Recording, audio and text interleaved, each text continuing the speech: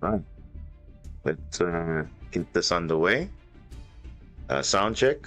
Just making sure everything is fine. You can hear me. You can see the game. You can hear the game.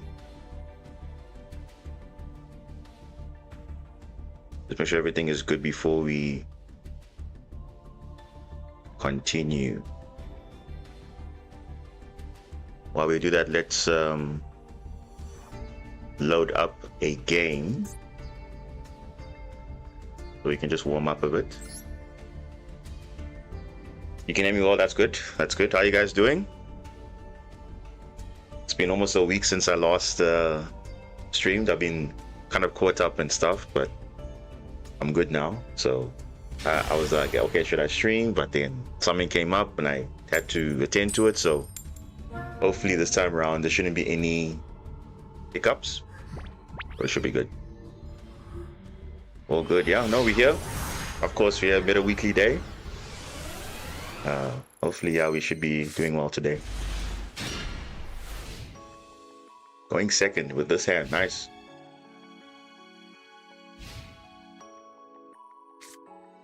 So yeah, new update came out. Obviously, branded is kind of the theme of the whole update, pretty much. So much so, they even introduced the overframe mirror jade. I was quite surprised about that. I don't think anyone expected overframes to come this early, because you were anticipating that it would come with like the 5th anniversary, but I guess they are slowly but surely releasing them. It seems like with the mirror jade and dominus impulse, so it's quite surprising, yeah. But yeah, I guess that's kind of like the shocker, because no one expected that. Also, surprisingly, no Dark Lord. Oh, Jesus, I think that opponent messed up. I mean, they're playing Toons. I think Toons is not good right now. So, yeah. Yeah, Toons can FTK, ironically. So, yeah, I think they messed it up. But yeah, I mean, I'm glad that overframes are in. But I thought they would release it, you know, with all the other overframes, maybe in like a separate pack, or I don't know. But it seems like now is a limited time pulling in the packs for alternative art, which they're treating it like that. They're treating it as alternative arts. So, yeah, that's quite interesting. Oh, look at this hand, though. This hand is all trouble here. Well, we can do a few things, yeah. But yeah, let's see. What do we do with this hand? This hand is quite interesting. Literally a lot of normals. But obviously, we have a good normal here, very good one here. But I think let's start with chaotic elements. Let's see if he has an Ash or a Droll, because we do already have like kind of the combo already. Oh, okay. Let me see something.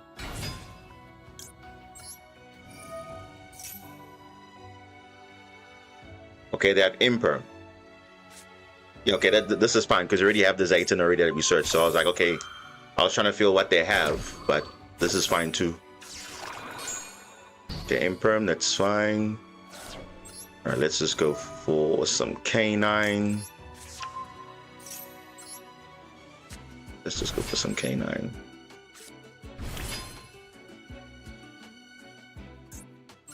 If you get Drolled, yeah, it's fine because you can still play the game.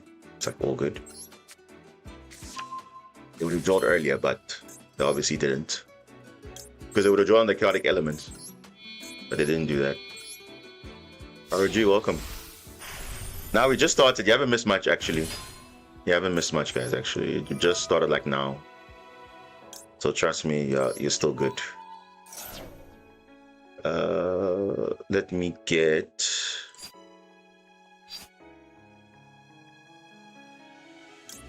Let me get this. So I can search for Izuna.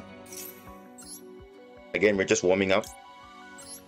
It's easier to warm up in casual match than warm up in ranked, because otherwise you have to now scoop if you actually now leave your tournament, or if you have to leave to go to a tournament. So it's better to just practice in casual match.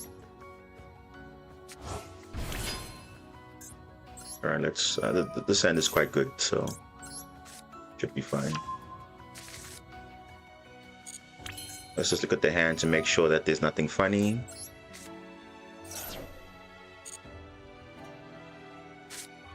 Oh, speaking of branded, look at that. Say, what? Why are they playing this one?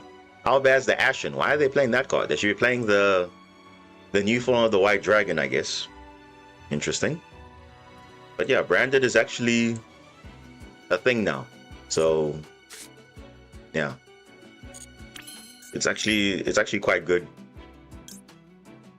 because the new support actually like fixed the issues a lot. But yeah, it's good. But here's the nice thing about branded. We don't really care about branded. Just to spoil it for those that think, oh, we lose to branded. We don't even care about branded. We literally don't care. Because yes, they have a lot of interactions now because they have Follow the Virtuous, the new quick play spell, but other than that, it's still branded. Yes, they have the new, you know, Ecclesia, the Dark Dragon, all that stuff, but it's still branded. So yeah, it is. It is still there. Let's see.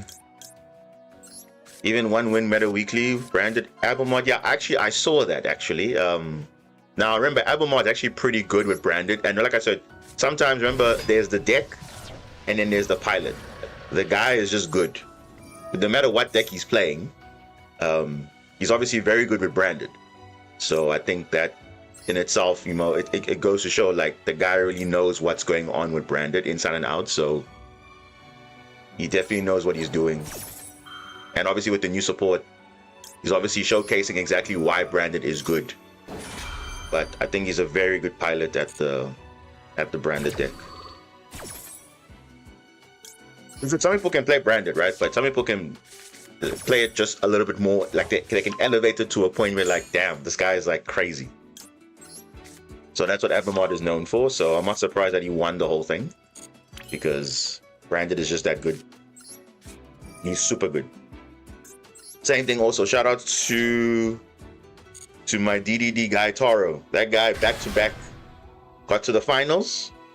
He unfortunately bricked in the finals. Then he went again now Thursday. Got to semifinals, he bricked again. But that guy piloted DDD so well, because imagine, remember I told you, if you know your deck very well, you don't care about certain hand traps. And that's literally, he showcased that the whole time. He was putting on literally like a masterclass of DDD. So you see why I say, if you know your deck very well, you don't care what the meta is, you're just gonna either adapt, or if your deck's already solved, it's fine. You don't need to adapt anymore. So shout outs to him, because he definitely has surprised people about how to play, you know, the deck in a way that you wouldn't expect him to play. But that's what that's. Remember I told you guys, that's why I know how he is, because he's been that pilot of DDD. I don't need anyone else that has played DDD better than him. So yeah, and luckily it's the format for him now, so it is fine. Like I said, if it's your format, then it's fine. So no matter what it is, because the nice thing is it's an unknown deck. So if you're playing an unknown deck, people don't know really how to interact with your deck. So you think, oh, the normal hand traps would stop this deck, but actually it doesn't stop this one. So you really have to, you know, understand that, you know, sometimes the person playing the deck also knows what's going on. So like I said, it's unfortunate that again the guy bricked in the finals of 227 or 226, I think 226 meta weekly, and then he on 227 he also now he bricked up again in the semifinals. But you see, only when it mattered, the game decides to let him brick. It's ridiculous. Like, I don't understand that, but that's what happens, guys. So you see what I'm saying? You just play your deck as it is. It's not you. It's definitely, you can't say, oh, Taro's deck is bad, he drew in the finals bad, no, or whatever. Like, the deck was fine, but the game just screwed him over. And that's all you, what more can you do? So that's it, just play your deck. If you believe in your deck, go for it. That's why I also got back-to-back as well, because I believe in my deck. I don't need to optimize it according to how my playstyle is, because you're adapting it to your playstyle. So I'm not saying mine is the perfect way to play the deck, but I'm saying for me that's comfortable with the deck, I know the inside and outs of it. I know the strengths and weaknesses. So I've built the deck in such a way that I've gotten success with it. Ah, Enyacraft. There we go. Also, Enyacraft is also in play here. But yeah. Like I said, just again, if you believe in your deck, you can achieve anything. And like I said, he definitely surprised a lot of people because he was making some crazy plays because he understands how to optimize his combos specifically under those cards. So if you're good, then that's it. But obviously if you don't draw the cards, it is what it is. But if you do draw the card combination, you can pretty much play through anything.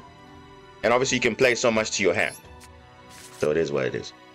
But yeah, that was actually quite, nice to see, that someone who actually plays his deck religiously, understands his deck very well, and you obviously showcase. And the same thing, even the hero players also, they always are showcasing like, look, you can still adapt in the meta, but you just have to obviously, trust in your deck, and that's it.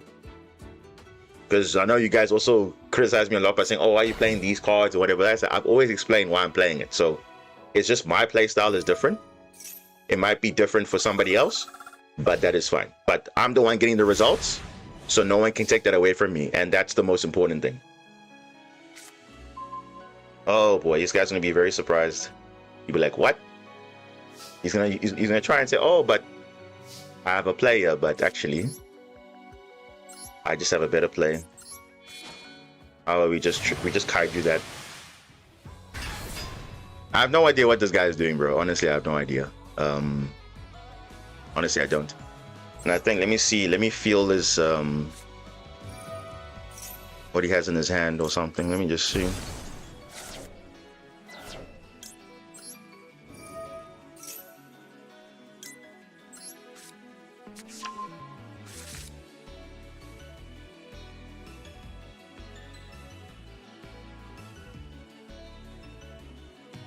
I mean, this is also fine.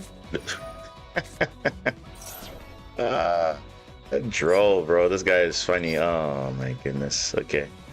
Yeah, it's fine, bro. Like, you see, I literally don't care. You see I don't care about this? I literally don't care about it, bro. I literally don't care. Yeah, we can check his hand, but I don't think there's anything there. But I'm actually gonna take control. Because why not? Because I don't think his hand is that like amazing per se, but I mean, I could take control of the kaiju, try and push for lethal. I don't think Enyacraft plays the Bureau and those type of cards, so I think, nah, it's fine. Let's have some fun, guys. Let's have some fun. Let's have some fun.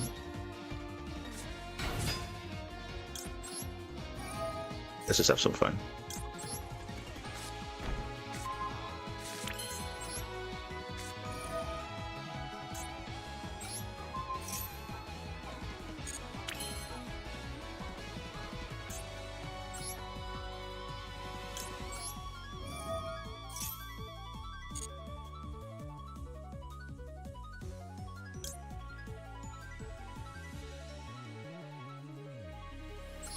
Let's go for this. We don't need to break any boards here, so we just go for Ouroboros so we can use Zayton.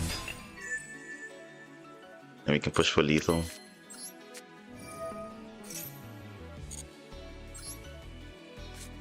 I mean, if he has Nib, that's fine.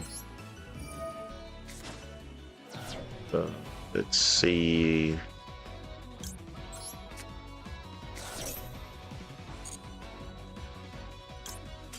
Yeah, just gonna scoop it up anyway.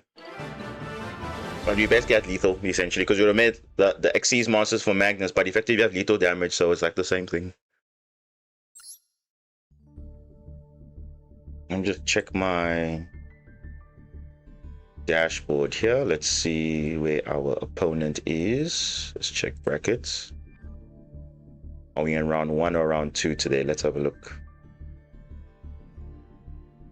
Yeah, there's a lot of people here today. So what's the predictions for the top minute weekly? I think, you remember now, at this point in time, I think the World Championship qualifiers is coming up. So obviously looking at the top 4 decks, I think based on the new update and everything. Obviously, Kill Tune will still be there, ironically, because they haven't really hit the cards per se. But definitely Branded is up there. Also, Branded Draco Tail, because Draco Tail is technically back, but obviously it depends on the pilot. But effectively, Branded Draco Tail is playable. And then what's the other deck that I forgot? Sky Striker. I think Sky Striker is underrated because it is actually good in the Kill Tune meta. Because remember, the whole meta is warped around Kill Tune. So if you have a good matchup against Kill Tune, aka Sky Striker and Branded, then those are the best decks definitely, along with Kill Tune. Branded Draco Tail, they're also there, but obviously remember they are obviously not full power per se. So I would say the top three would be Kill Tune, Branded, and Sky Striker. I would say if you're going for World Championship qualifier purposes, those are the decks you would take. If you're playing like competitively. Let me just see. Let's just go and see what this bracket is. Are we in round 1 or round 2? Let's have a see. Okay, so we're in round 1. Okay, that's fine. Khalid, welcome. You predicting top 8 today? Yeah, like I said, let's just do the baby steps. Let's do it one step at a time, like we did last week. Oh, yeah, last week. What about the structure deck Sharks? Oh, I saw that. I'm surprised they actually remembered Sharks and they gave a whole structure deck for it. So it's actually pretty good because the cards you actually play in the structure deck is what you play. So that's actually a very good a deck. But you see, again, unfortunately, it does need a big setup. You can play Sharks, but in the current meta right now, it's very weird because remember, especially with Kill Tune, modulating your levels and stuff, it's very weird. But if you're going first, of course, it's literally unfair because you can steal their monsters, destroy their monsters, no problem. But it just has the same issue with most of the decks, is that they can't really keep up with the modern stuff. But the structure deck itself, the cards are pretty good from what you're getting. So I think it's actually quite weird. So I'm actually thinking about in the future like disenchanting my Shark stuff because all the Shark stuff is in there. So that's actually quite nice. So it's always there for the future. So if you're going to learn Sharks, that's a good place to start. Power Patron Doomsday. Alright. Wait, do I have... Yeah, let me just play around Droll if he has it. Oh, we can play around the targeting.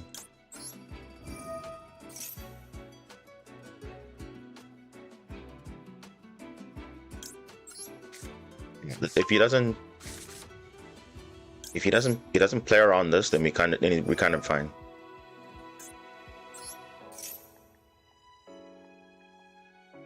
Yeah. You playing 2 blue? Yeah, I only play 2 blue. I don't play 3 blue.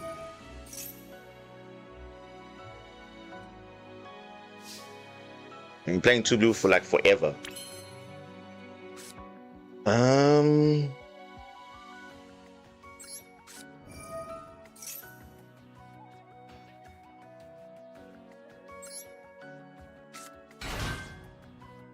Is 7? I don't think 7 Tachyons in there. I think it is not in there.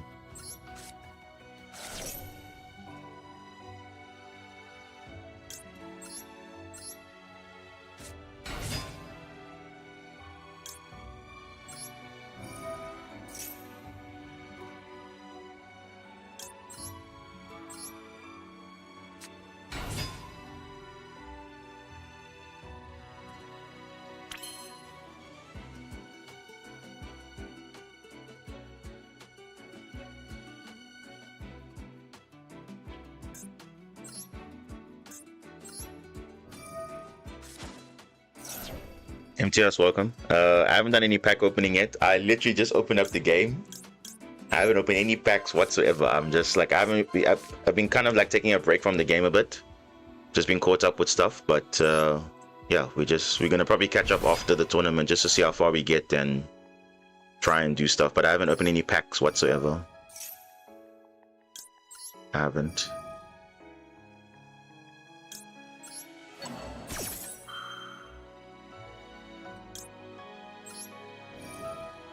Yeah, so.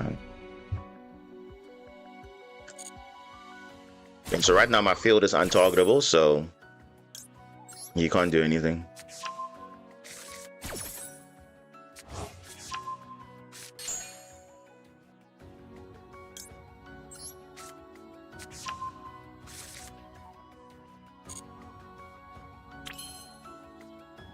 Wait, what? You notice my normal summon is still available in case he has something, so let's just see. Just see what he does.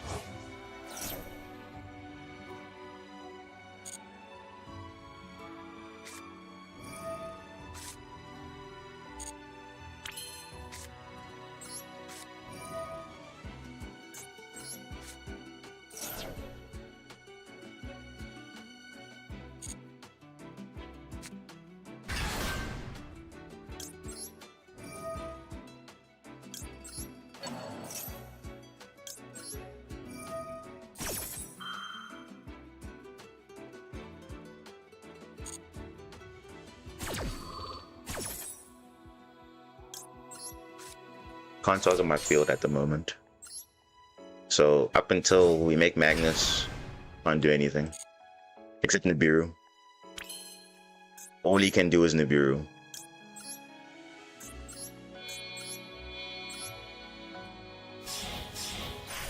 So this is actually quite important because against Branded, Full on the Virtuous does nothing. Because it targets a face-up card. So they have to activate it before. Because during main phase 1, you can't target any of my cards. So they have to know that. So even the field spell, the trap, anything. Once it resolves, you cannot do anything. Don't need this anymore.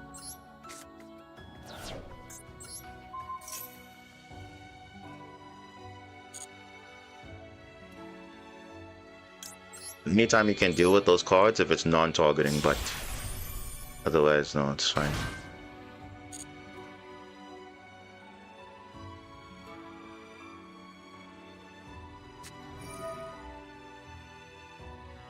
Super Poly. Okay, that's fine.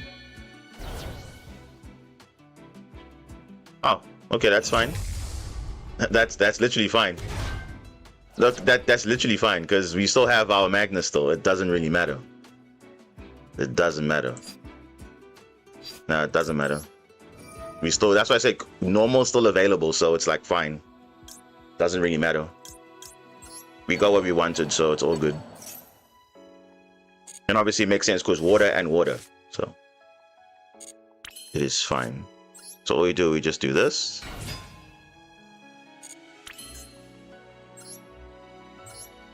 It's still good. Still the same.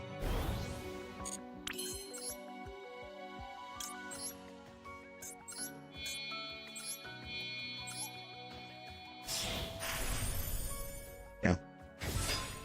Still the same. And just to add salt to the wound, we can attach one of these. Do you want to attach a red? Yeah, let's attach a red.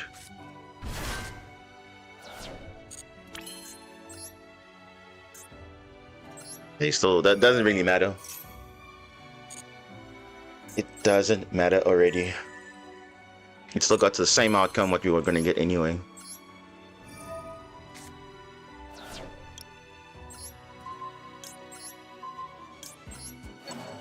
It's still the same outcome, whether, you know. The thing is, how do you fuse two Super Quan XCs though?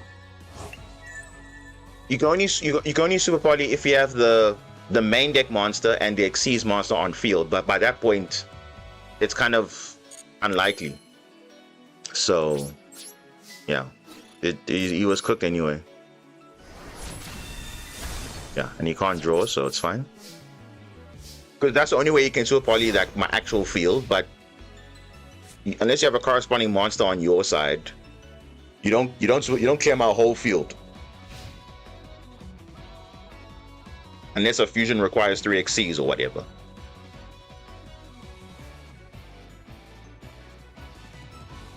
I used the Grand Pulse and what's the other one? Grand Pulse and my Shizuku, yeah. Oh, there's Shizuku. Because they're both water machine. So it's the same type but different attribute. Yeah, Sky Striker, you guys are cooked. Now, luckily for them, my tournament's about to start, so I'm probably gonna scoop if it's not done before then. I'll give it like literally 5 minutes. Making Typhon. So funny, bro. Typhon's not gonna save you. Definitely not. Yeah.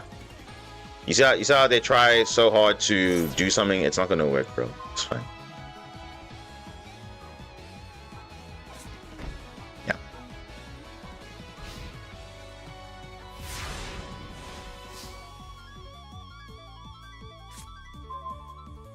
Oh yeah, for sure. This is like mega over.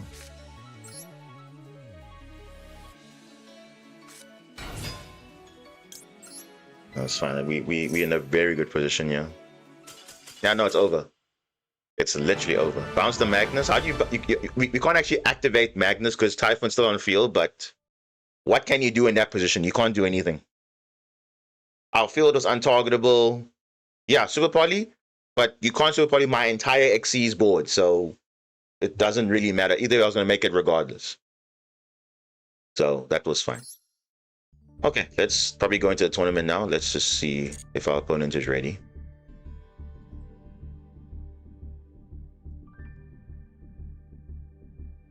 Mistakes die to Joel, might as well die to Magnus, exactly. I mean, we saw last week, right?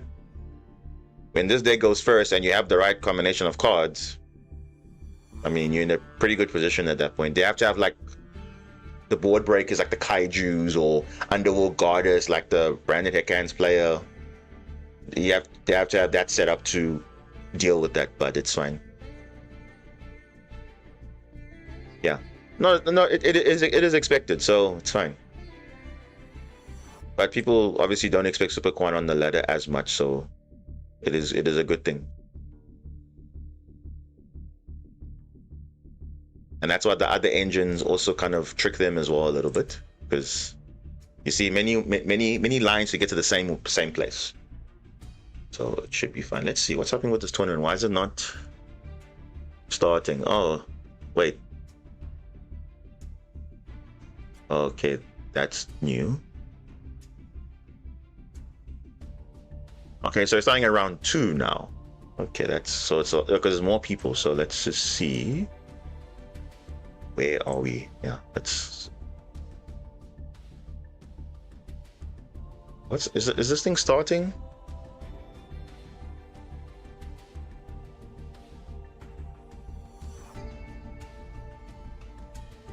And remember last week, we even drawed ourselves last week and we still made 10 material Magnus, so don't think that we can't self-draw ourselves. If we need to, we can.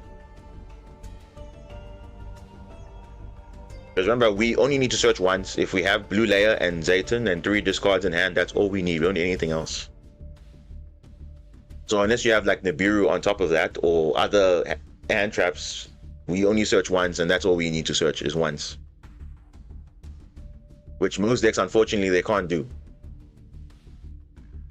So, luckily, Super Quan is one of the rare decks that can actually do something after the first search.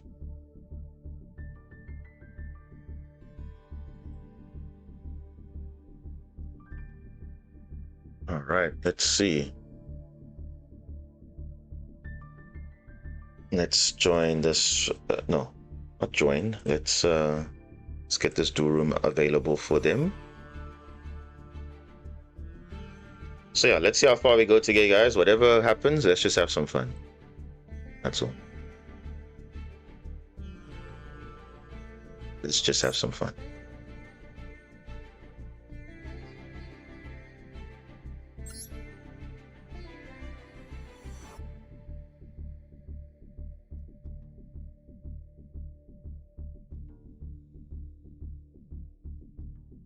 Yeah, well, look, you see, draw is always dependent on obviously how good your hand is, but in most cases, if you don't have really much, then you need to search something. Then that's it. So that's the only thing with that. All right, guys, let's go. Our opponent's in. Let's go.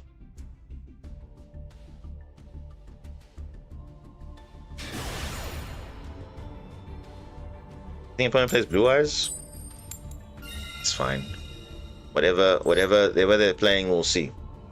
So we're going first. Do we get a good hand? That's the question. Do we get a good hand, or do we get a trash hand? That's it.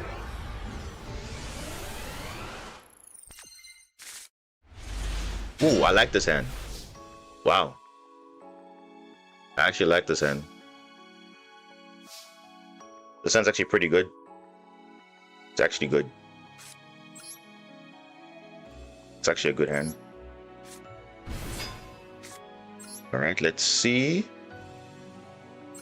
Let's see on the search what happens. Do they take the bait? Swen. Okay, no Ash, no Droll. That's a good sign. I mean, why not? Let's just take Vision. Do I need to draw 2? I don't think so. But doesn't look like he has anything, but better be safe than sorry. I always say better be safe than sorry. I could have gone for Grand Pulse, but you better be safe than sorry. That's why you run it in the first place. So, yeah. So we're not going to use Ilara here. So it's fine. We're going to use a normal of Alphen. It's just better. And worst case, if he does have something, we have a counter for now, Cast of Shadow, so it's fine. Should be good. Yeah, no, now we're in a good position now.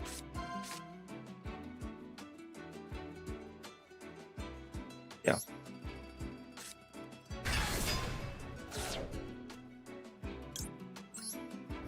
Let's see, we have two attributes on field. Now we're missing the third one, which we'll get now very soon. You can change to draw. Yeah, of course. We'll see what they're on, but for now, I think it's fine. We'll just see. It doesn't look like they have anything at the moment, but it's fine. We'll just see.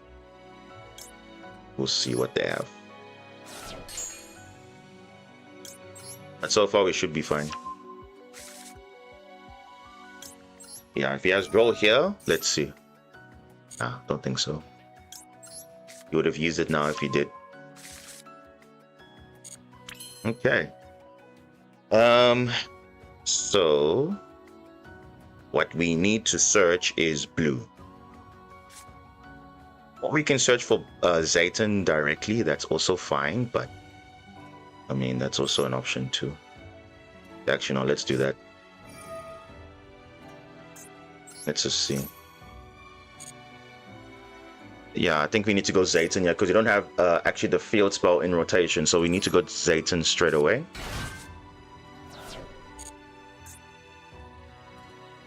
Yeah, it's fine. At this point... What? Radiant Typhoon? Ah, it's fine. It's fine. It's literally Radiant, guys. Do I care about Radiant?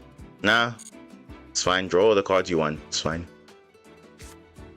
It's fine. Do I care about him searching too?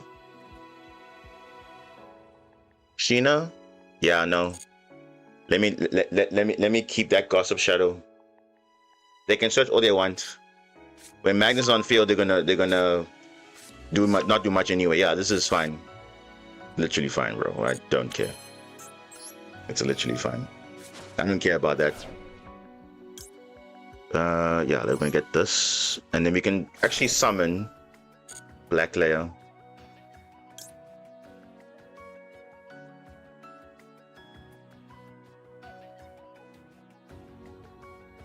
Oh, actually, no. Wait. What can I do here? Search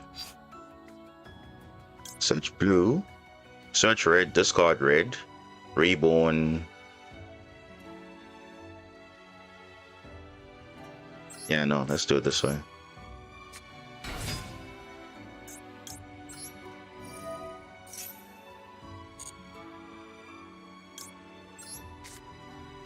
Yeah. It is fine. Yeah. Should be fine. Yeah, I have to think about what I'm doing. I can't just make plays, eh? I have to assess everything.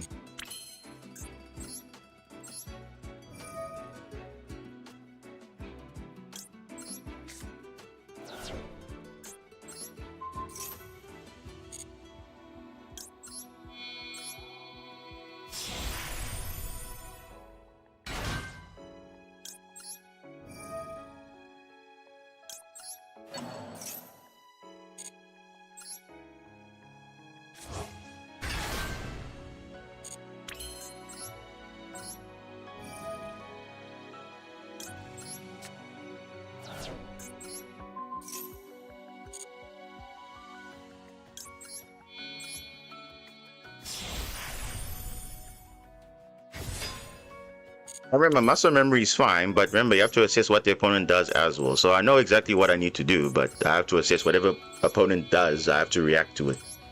You can't just ignore it. So that's why muscle memory sometimes you have to deviate from muscle memory. You know my combo, but you have to adapt to whatever the opponent does. Because that's what basically a muscle memory is. Muscle memory is basically like a spreadsheet that you memorize and you say, okay, if you see this, do X, Y, Z, but doesn't take into account if you get disrupted or whatever. So, let me draw 2.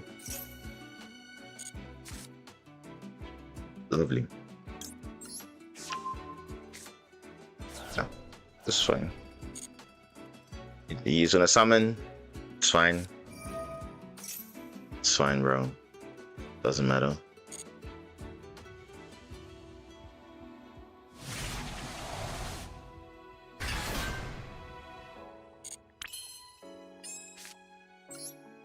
Yeah, it's fine. He can super poly the Gossip Shadow, but your Gossip Shadow is a normal monster at this point, so it's like irrelevant. It is fine. And I can actually use it as a droplet send for cost, so it's not actually a bad thing. I know he has MST and another card, so it's fine. The thing is, he might super party this, so worst case, I actually want to just keep the bodies available. Yeah, you see now? Yeah, the thing is, small rod I actually want to keep.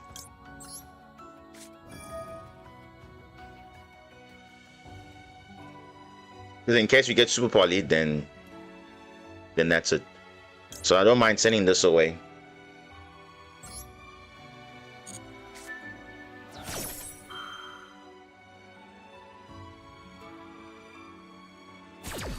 Yeah. When I get Phonics, it does nothing. Yeah.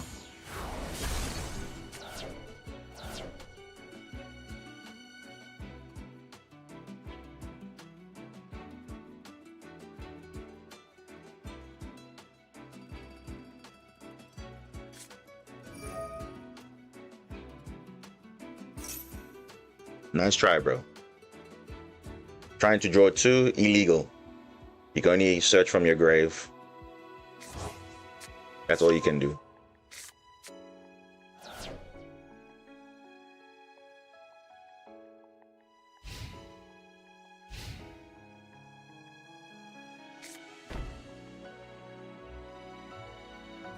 Oh, would you look at that?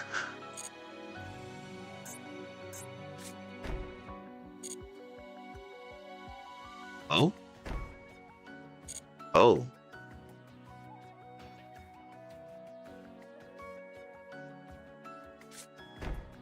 Oh, look at that. Set 4, guys. Whoa. Set 4.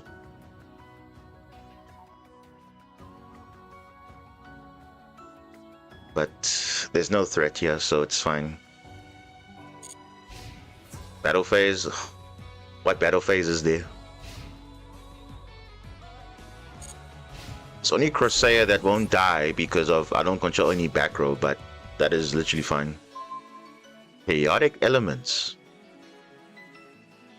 I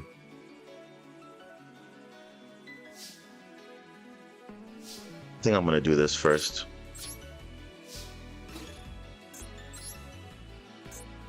I'm gonna crash Phonics.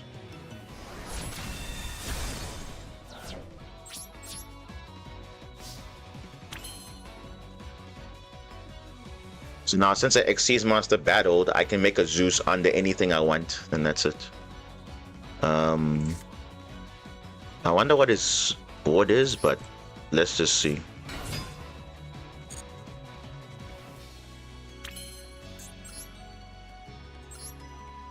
Now, an Xyz Monster battle, so he can make a Zeus over any Xyz now at this point. So it is fine. Oh, only have 3 targets in the deck. That's... whoa. Alright. That's a problem. We need to fix that.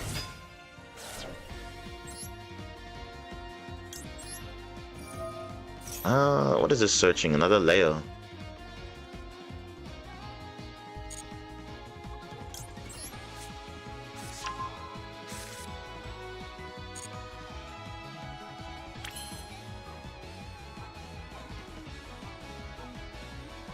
Yeah, honestly, because I don't have targets, I need targets, bro.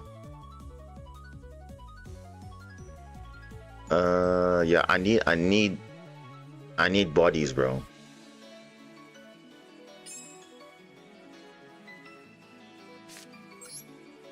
Now, let me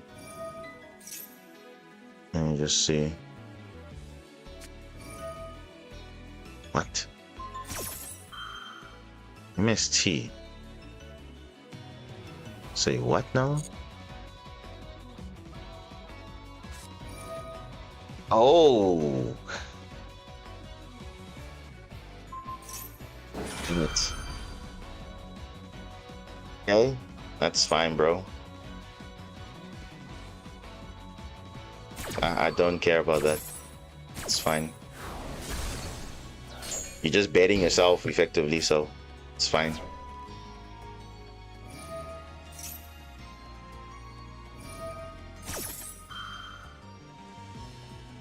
The question is, does he have a second one?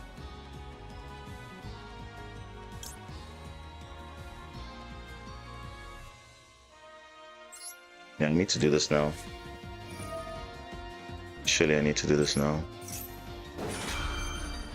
Because I need to have some stuff.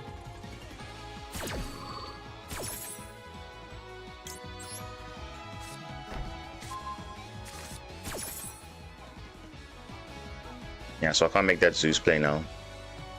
That was the plan.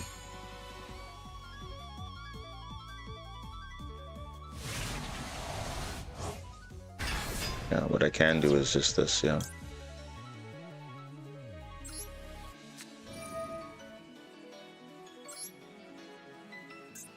If he has MST, it's fine. Yeah, it's fine.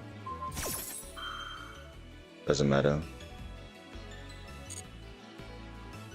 He's low on resources anyway, so it's like fine. Doesn't change anything.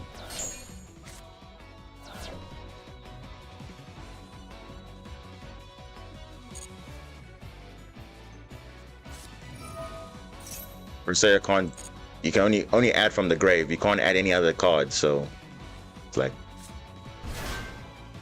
yeah, we blew a recycle, but I just want to see what his resources are. But it looks like he doesn't have much.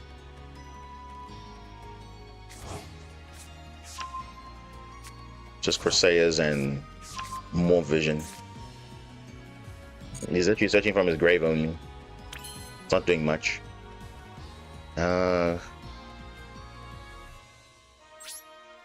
Yeah, no, there's no real threat though, because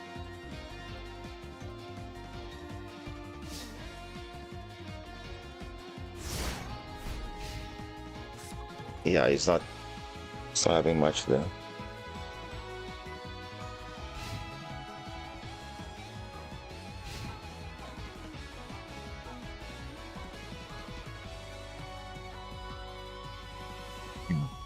End of main, yeah.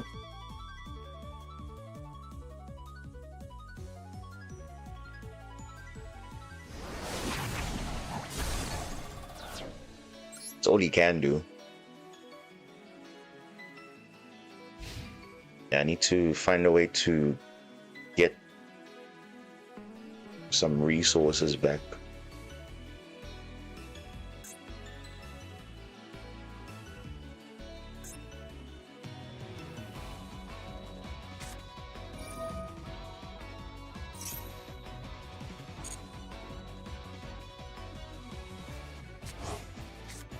He currently has two in rotation. I don't think he has a third one.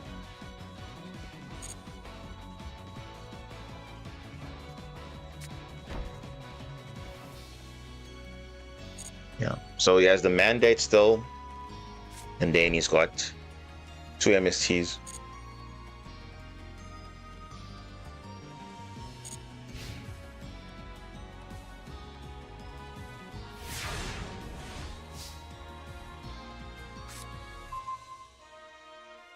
Can I small one into that?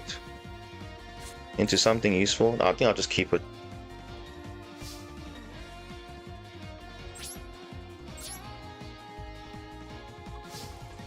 Because this will just be a grind game now. Literally, it's just a grind game of, okay, he's got Phonics in rotation. I don't want to spin anything early. Right? But that's the only option, yeah. Because I can't kill the Corsairs by battle.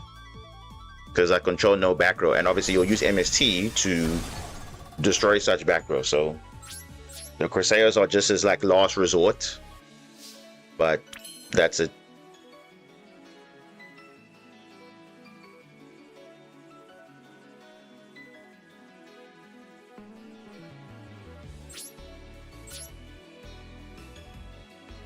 Because I have 7 materials, I don't have like resources to spare though.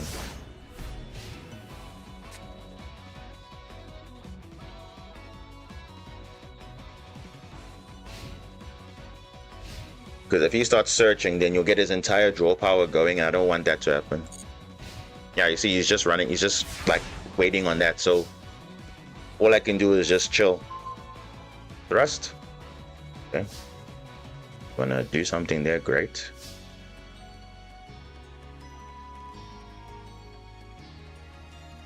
Yeah, because I don't really have good targets though. Yeah, like. Okay, let me set this. I want him to trigger. Okay, he's not gonna trigger. Okay, that's fine. Okay, he is. Okay, that's good.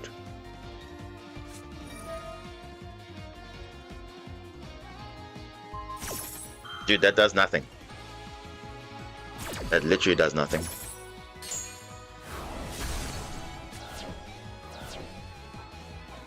I mean, it's basically what Skystrike would have done also, the same thing.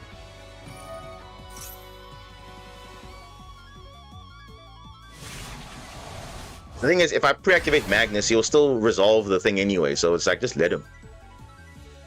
Let him do his thing. Cannot be sure better or card effects. So yeah, like it's just a cycle of no return, eh?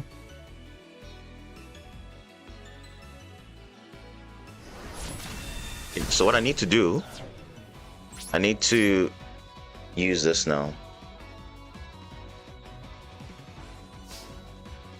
So I got thrust available.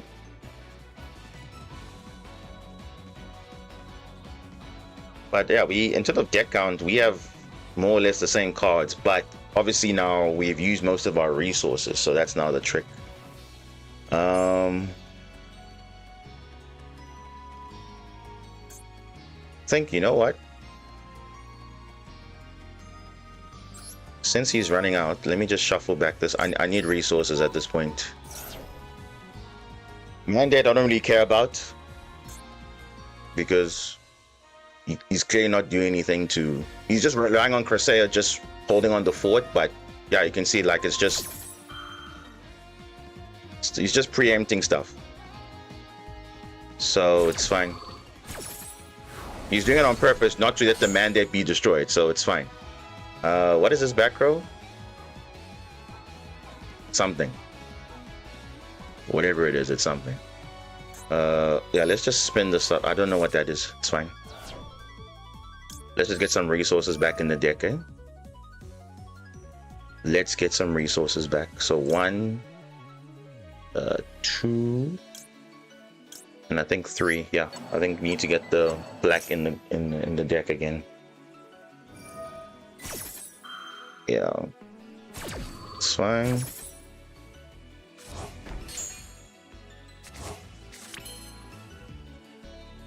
What can Thrust do?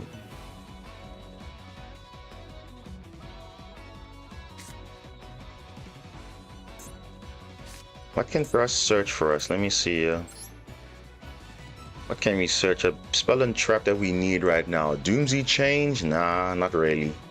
Illusion Gate would be nice, but nah, it's a bit too soon. You know what? I think I'm gonna YOLO this now. We need that piercing damage. Oh, he's got Ash? Say what? Oh, okay. He just got Ash the whole time. Chilling on an Ash. Yeah, that's what I was thinking. Put Soul, because at least it'll get piercing damage going. That'll also put some pressure on him a little bit. But he's got Ash, so it's fine. It's fine.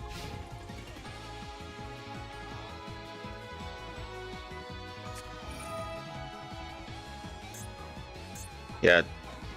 At this point, he's trying to be smart here, but he's not, because he's trying to shuffle, but he can't add. He still can't add. Like, hello? He can't add. Like, you can see that he literally can't add. So he's just shuffled all his MSTs now, and then that's it. Now, if I have a spell or trap, then that's it. So let's see. Let's see. Oh, mini mon. Yeah, like he knows already. Like this is gonna be a. I'm gonna literally OTK him like right now. Like he thought he could shuffle back, but that was a mistake. He messed up there. Because now mini mon is gonna summon blue layer. Everything's in rotation, but yeah, he knew it was gonna happen, so it's fine. All good. Wait, what? Oh wait, what?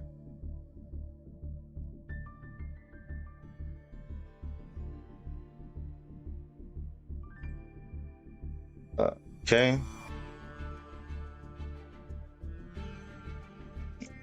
Let's think glitch now. What's happening? Yeah, so it's Radiant Typhoon. So I know how to deal with Radiant Typhoon. You just have to track the MSTs. You track the chain link blocks, all that stuff. Should be fine. Because Radiant Typhoon cannot grind with the Magnus on field because they're not searching anything. So it's like whatever they have, they're just, you know, playing with whatever they have on field. But that eventually is not going to be worthwhile because I'm not going to obviously spin back every single time. So yeah.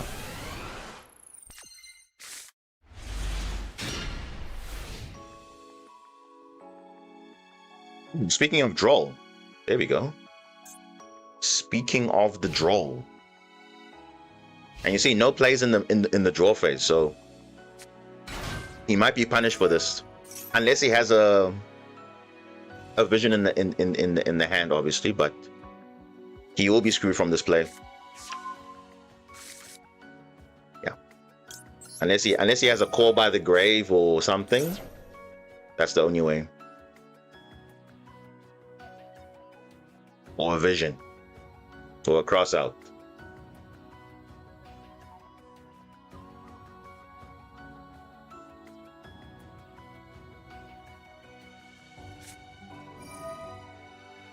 Huh?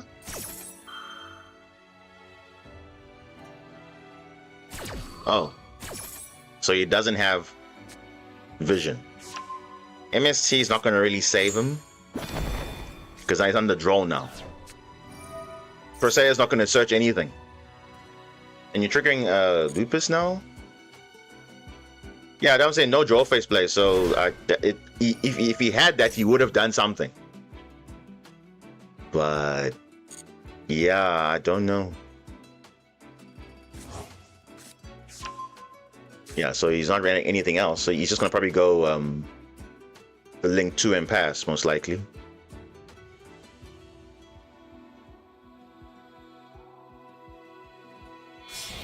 Yeah. He's gonna go for that play.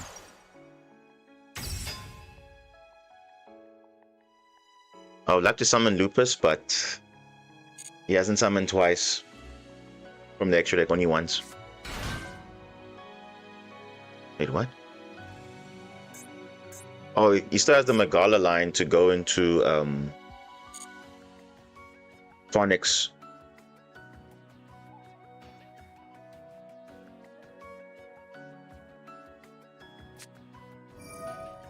Yeah, he still got that line at least. So he has some sort of play here. All because of this. And also the Megala will summon another body from the deck. So he's actually fine. Oh, and an MST, yeah. Yeah, he can still get access, because that's what he's got the perfect combination to kind of not really be impacted by the draw. Because once he got Mandate set up and the Phonics, I think then he should be in a good position. He'll probably go for Totem Bird as well. Maybe. But it's fine. Like, you see what I said? Draw is always dependent on how good their hand is. So let's see. Because they definitely had this. And they also had a quick play, which was important for them. But the question is, do they have another MST though? That's the question. I don't think so. If they do, then Mandate is fine. If they don't have another MST, then that's a problem.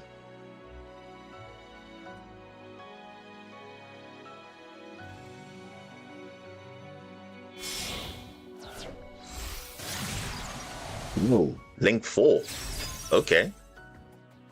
This can actually counter my Zayton. Oh, wait a second. Hold up. Wait. Did he just Ah, okay.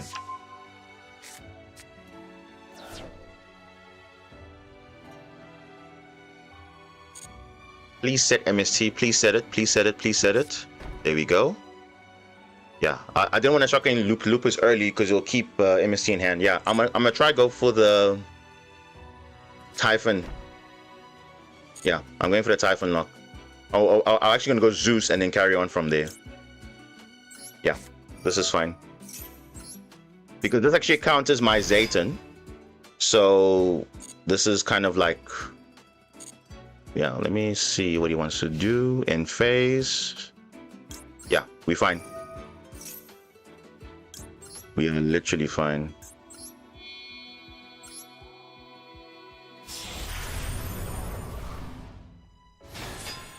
Because now you can't necessarily target me.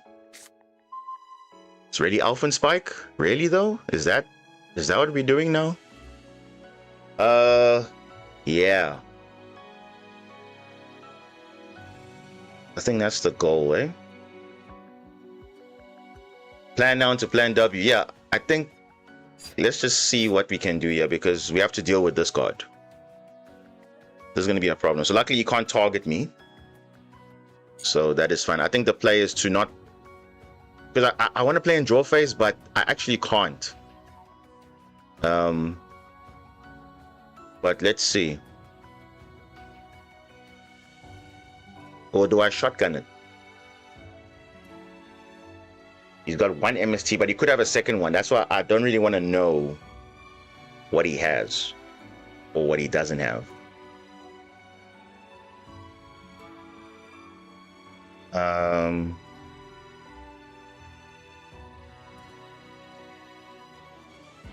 Do I have Zeus? Yeah, I do. Wait, I think, you know what I'm gonna do? I'm gonna cross out. No, don't do that. Don't do that. I have to think, guys. Wait, let me just think of it. If I cross out first and then I use Italy, then I miss the window for blue layer to trigger. So I don't want that. I need a third one. Yeah, I don't. Yeah. So triggers also same. Yeah, I think, you know what? Let's just leave it. Let's see what happens. Let's see what happens. Let's just see what happens. Because I need to get rid of this card. This is actually a big card I need to get rid of. And I'm probably gonna crash into battle. Because Mandate cannot negate Typhon, because as long as Lupus is underneath, it can't do anything. So if I can get to a Zeus play, then we should be fine. Because this can't do anything. It's useless, but this actually does counter my play, so I need to actually get rid of this. I need to get rid of this card now.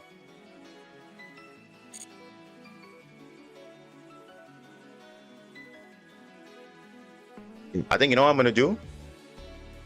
I'm going to crash into this.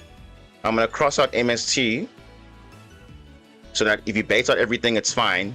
He won't be able to target my Typhon. Then I can make a Zeus comfortably, and then that's it. Then once the field's cleared, then I can make my combo with Italy. That will be the play.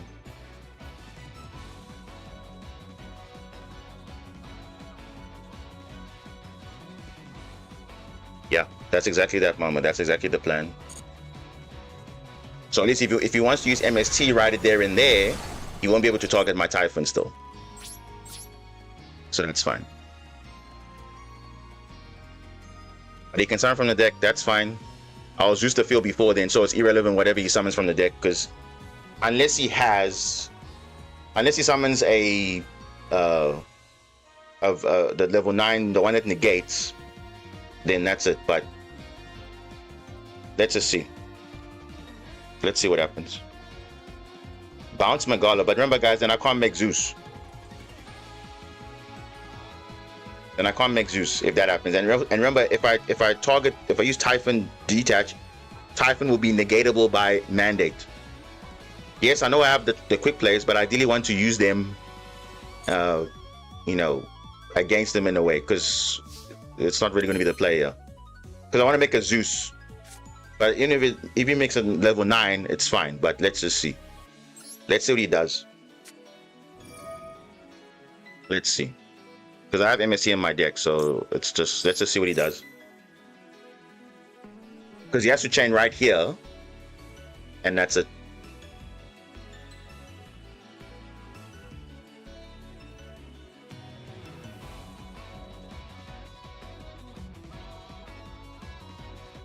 Okay, you see, he doesn't know I have Zeus in my deck. So you see, based on this, he's not doing anything. So now MSC will be that, so it's fine. Let's see what happens now. Let's see. Let's see now what happens. He can negate still, but let's see. Let's see. Let's see what happens.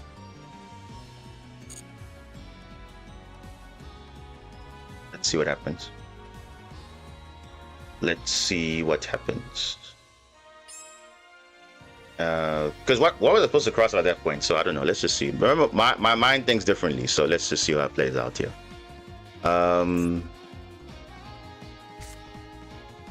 Let me go.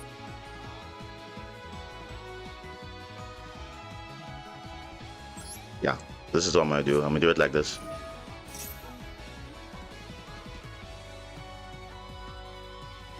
Okay. So now it's chain link 1. So whatever happens. Yeah, now this is it. Now we do this.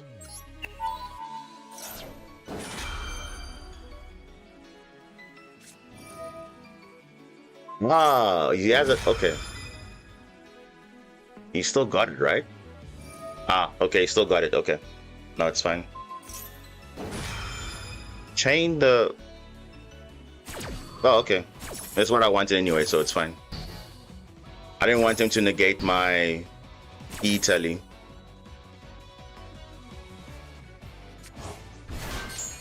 Alright, that's fine. Let's see what is gonna happen here.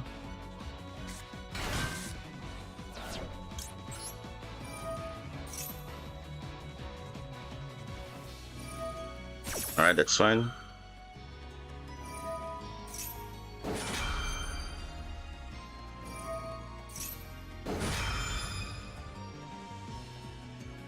Okay. Let's trigger that. So in case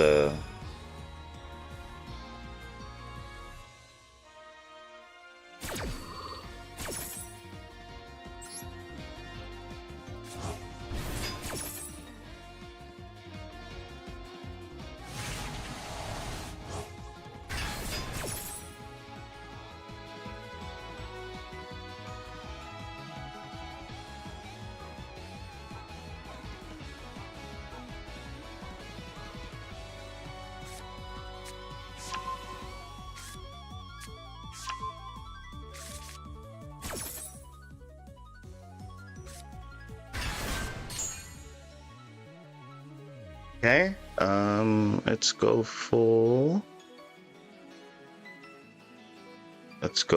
this.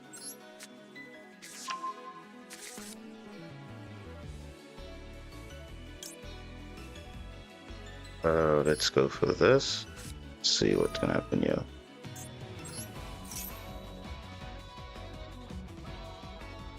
I know Phonics will spin back, but I just want to see what happens.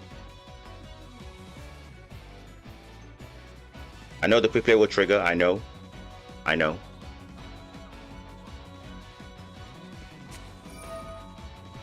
Fallen of the Virtuous.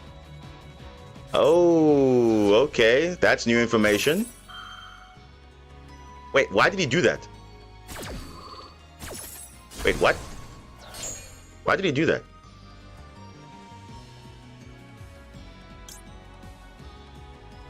What? Ugh. Okay. That's fine. And let's do this now.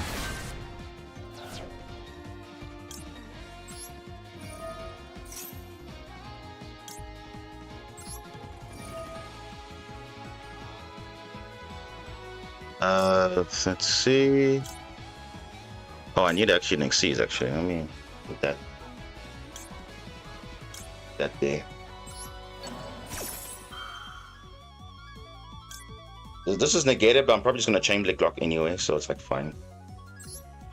It's gonna be negated already, but I'm just chaining Block. Let's see. It's gonna Phonics to spin back. He's got yeah. So that's fine.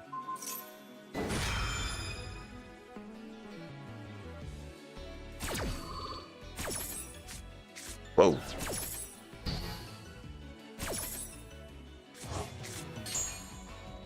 And we drew the layer. That the spike's not really ideal, but it's fine.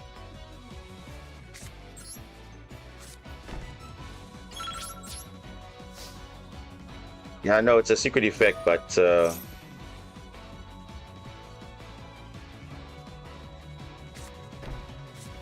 oh, the Virtuous. Okay, so now I know he's playing that.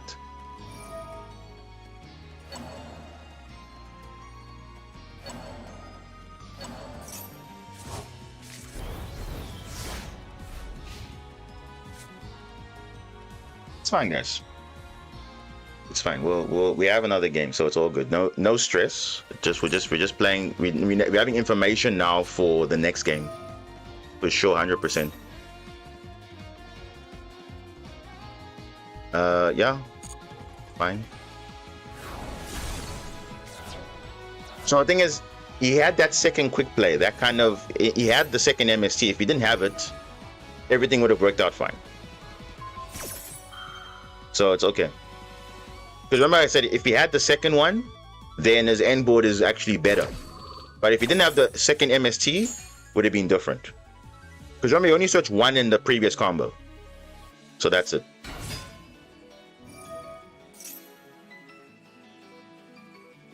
Well, that's the thing. I didn't know he had a second one. So it's fine.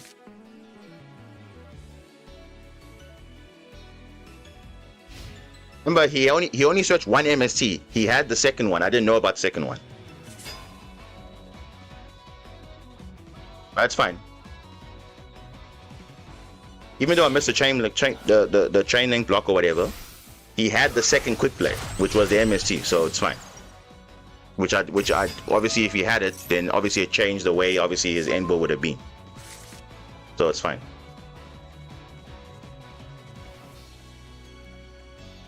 Because only I counted for one MST, not for two.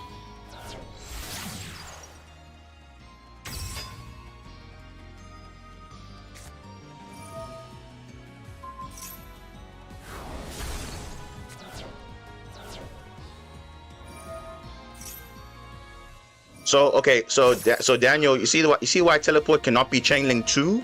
Because blue layer will miss the timing. That was the only problem with activating teleport in the second chain, because it misses the timing. So I couldn't use chain link 1 because if I use teleport, it will miss the timing. So teleport had to be chain link 1. Because blue layer activates on a when, not a if. So yeah.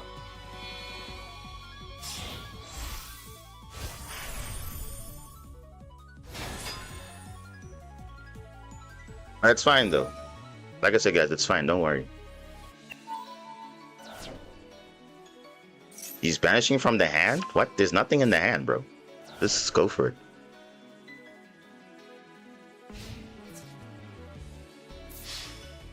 Yeah, this is round 2 actually.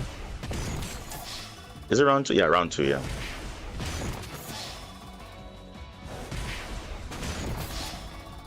It's fine, we have game 3.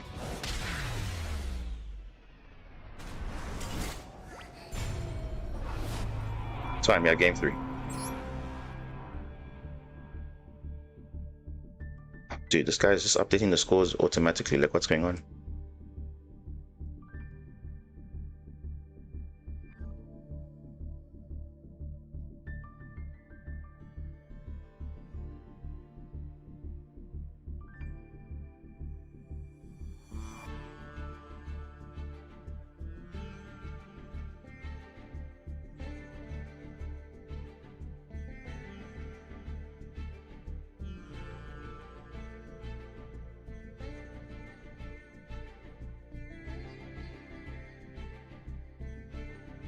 Okay, let's just update this.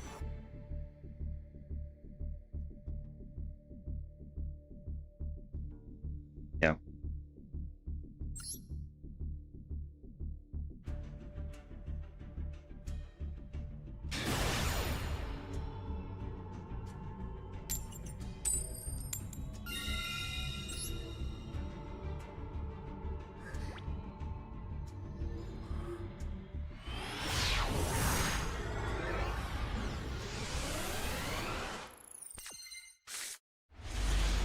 Whoa. Whoa. Okay, this hand is interesting. Very, very interesting. Full loss, we might have to self-draw ourselves, eh? We may have to. But we don't have to. Let's see. But the hand is good, but he's got a full loss. But we don't really care because it is what? It's Radiant Typhoon. No, he didn't make talents live. He activated it in the draw phase, I believe. So, but yeah, let's see what happens. If he has draw or not. And we need to search for chant here. But remember, he's under full loss, so he's not going to draw at this point. So we just go for the next best thing. Yeah, we're gonna have a board, guys. Yeah. Okay, now he's just brother. What are you doing, bro? Okay. Okay. Let me just let me just let me just do this, because in case you have something I'm not supposed to know. This is probably for Sheena. This is probably Sheena. Because what else could this be? This can only be Sheena. What else could that be? That could only be Sheena, guys. Look at that. You see a win monitor on the field? That can only be Sheena. So, like, he just gave it away now. So, now we're going to do this now. We don't care anymore. We literally don't care now at this point. The Fua and everything, we don't care. I'm not even going to self-draw myself just yet. I don't even need to look at the hand. I know there's a Sheena there.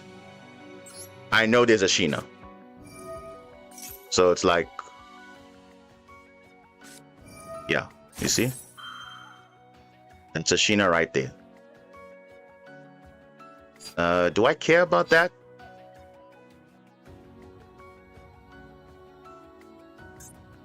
No, I don't care about that. I don't care about case for K9. You can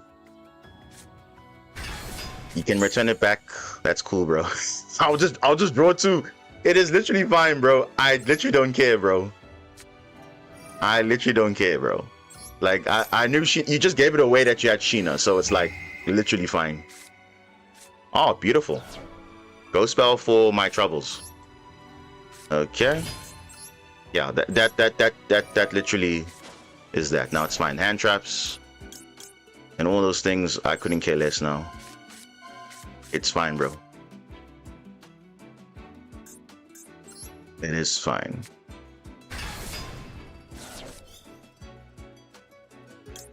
What's this? Now,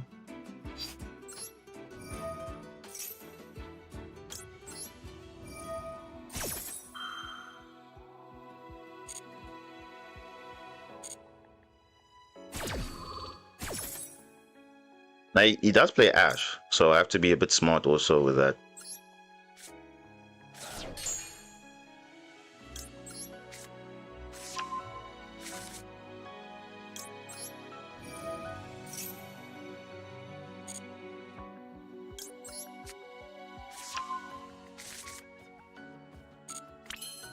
Yeah. Okay.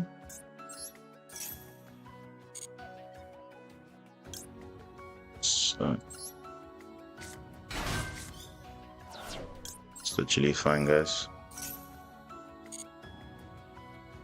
Guys, if I need to solve draw, I would, but it's Radiant Typhoon, so it's fine.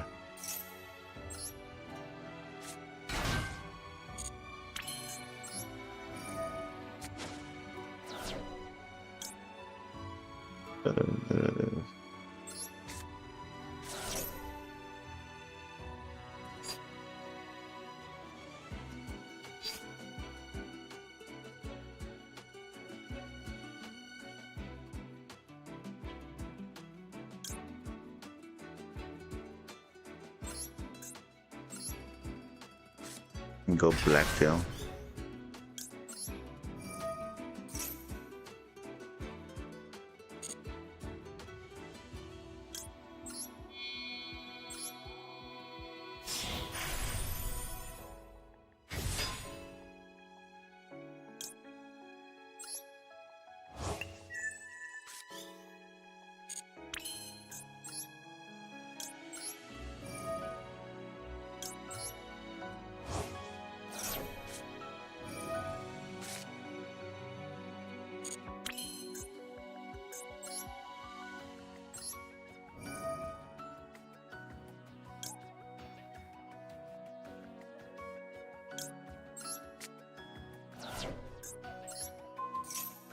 It's Supercon playable in Genesis, 100%.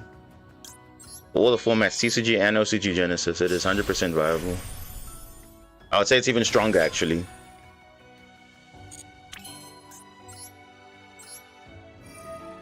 I would say it's stronger, yeah. Do I need draw? No.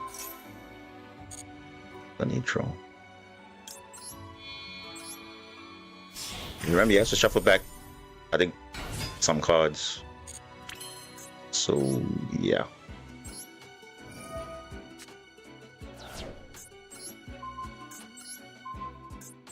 And it's the same thing as game 1. Make a Magnus and see if he can beat it.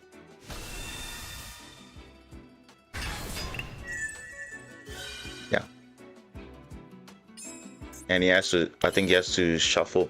He has to shuffle back 1 card, I believe. Yeah.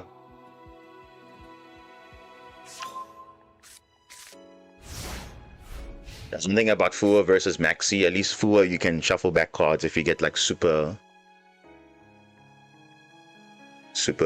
like, you know, draw power, whatever. So let's see. You could have a Kaiju, who never know, but let's see.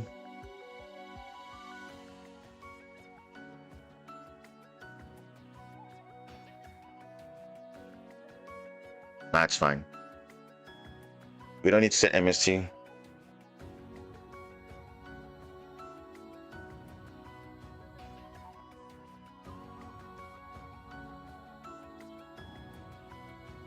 And remember, MST triggers his own cards as well.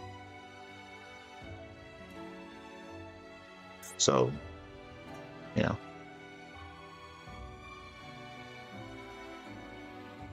You can use Gossip Shadow for Super Poly. Oh, look at that. Sheena in defense? What am I seeing here? What is this? Why not crash into Gossip Shadow? Because I can make a Zeus from that. Oh, he doesn't care about that? You can just crash with Sheena. Why are you putting it in defense, though?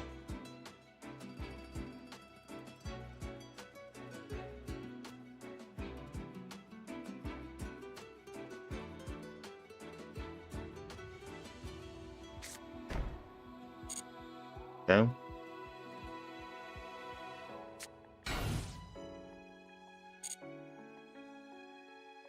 He's trying to win for time, but remember we don't have the same we have the same life points. So yeah, it's not about that. You could have just crashed with this. Like you could have crashed Sheena into the Gossip Shadow because it's 2600, 2900. And we still have plenty of time in the round, so there's nothing about time loss here. End of May? What? That's... Oh, Droplet. That's a very good pickup there. Very good pickup, yeah, no. Let's hold on to that. Yeah, we can make a nice big fat Zeus now because clearly he's just giving me like all the fuel now. So great. Let me start with Case of Canine.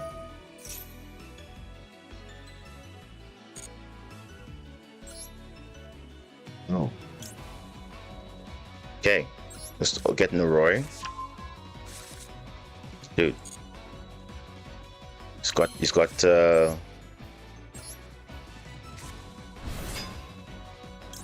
anything? No? Nothing? Okay.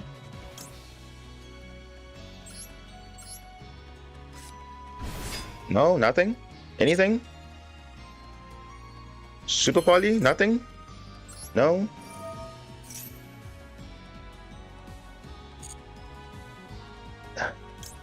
Or is he fearing that Gossip Shadow is gonna do something? Say what now? Is he fearing Gossip Shadow? Is that why he's not doing anything? Okay.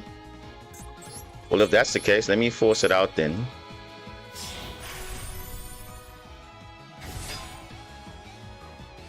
See if he has something coming. Come on, you must have something. You must have something. Right? No, not Jax to wear off, no. No. You must have something, right?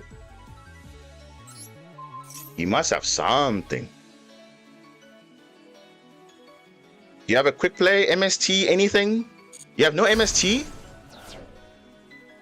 You don't have it? Okay. Do I need to force out Zeus here? just to make your life a bit more interesting. Yeah, I think let's force out a Zeus here because clearly he doesn't want to do anything. So let me just force it out of you. I mean, yes, I could go werewolf and all that stuff, but let's have some fun with it, right? Does he not have anything? Because he could have just crashed into... Ah, there we go. I was going to say now, like, whoa, bro, like, you must have something there. That's fine. I still have a Zeus play. Doesn't matter. Wait, what? Magister's Chorizo. What the hell is that? Who's playing these cards, bro? Who's playing these cards? What? Who's playing these cards, bro? Honestly, I don't know. Who is playing these cards? Okay. Opponent's trying to be funny, but okay. It's fine. Wait, let me just read this card quickly. You can negate the attack. Nah, bro. Just stop. Just stop. I mean, yeah, it's a good... It's a very rare super poly target, but... Okay. Let's just crash into this, bro. I don't want to deal with this card at this point.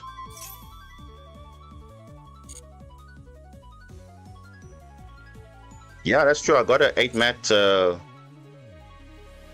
Zeus play.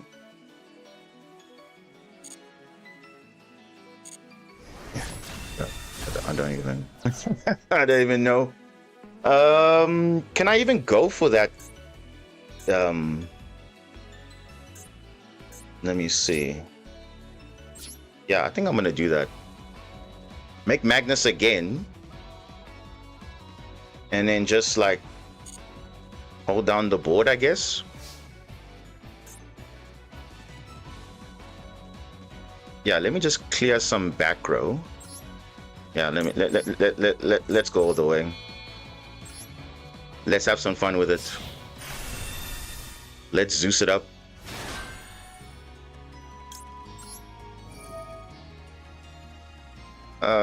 Let's do this.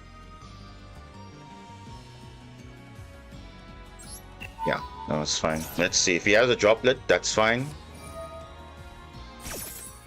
Draw 2 cards. Alright. That's fine. I got Ghost Spell for your Crusade anyway. Level 6 or lower. Add MST. Alright. That's fine. Nope. I don't care about that. It's fine. Your field is gone. Yep. Yeah, and at this point now...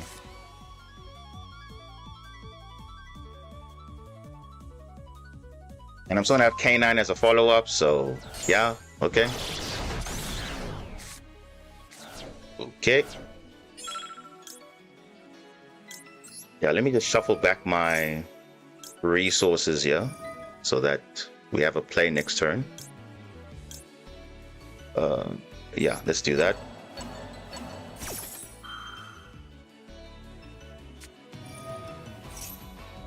That's fine.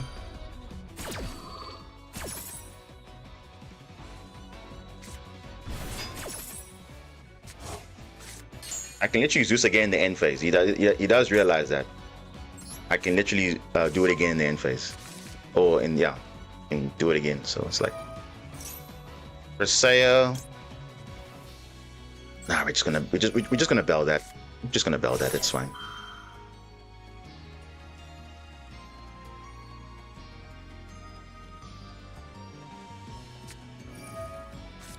Do I care about draw, mate, at this point? I don't care, bro.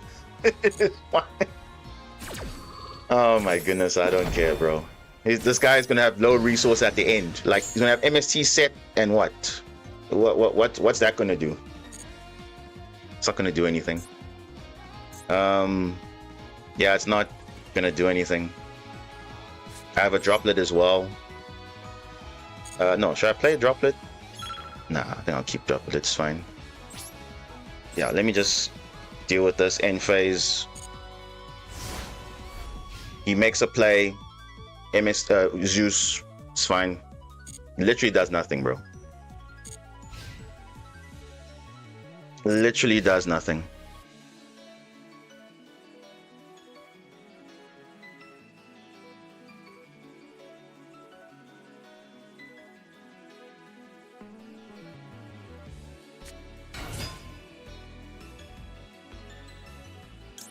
Yeah, no, this is like literally.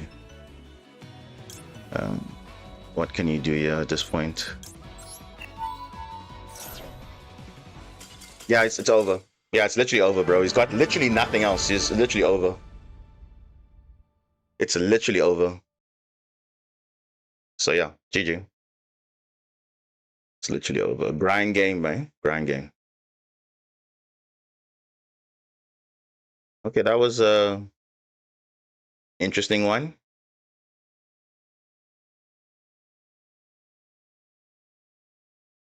All right, let's go next round.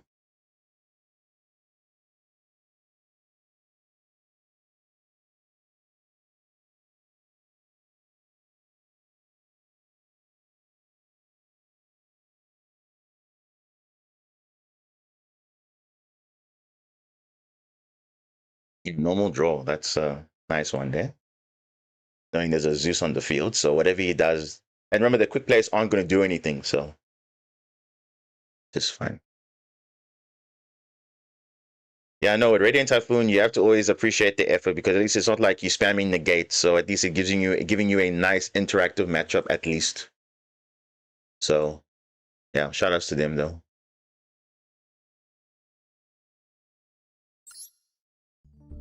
K9 and what? Superquant. Superquant.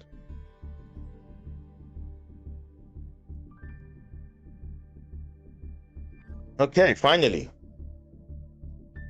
Done with that. Of course, still good, yeah. It's good in my hands. Let me say that. It's good in my hands. So I can't obviously yeah, others that also play Superquant as well, but for me, my deck, I'm fine with it.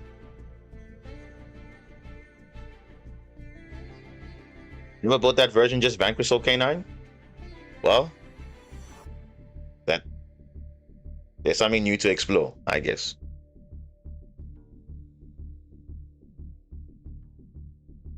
Of course, Vanquish Soul K9 is more complicated than Superquant K9, I would say.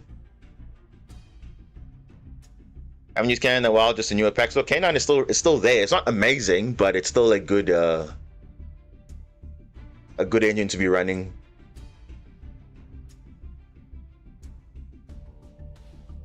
Okay, let's check in.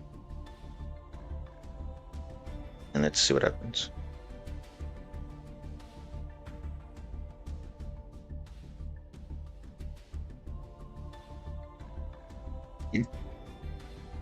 Let's see.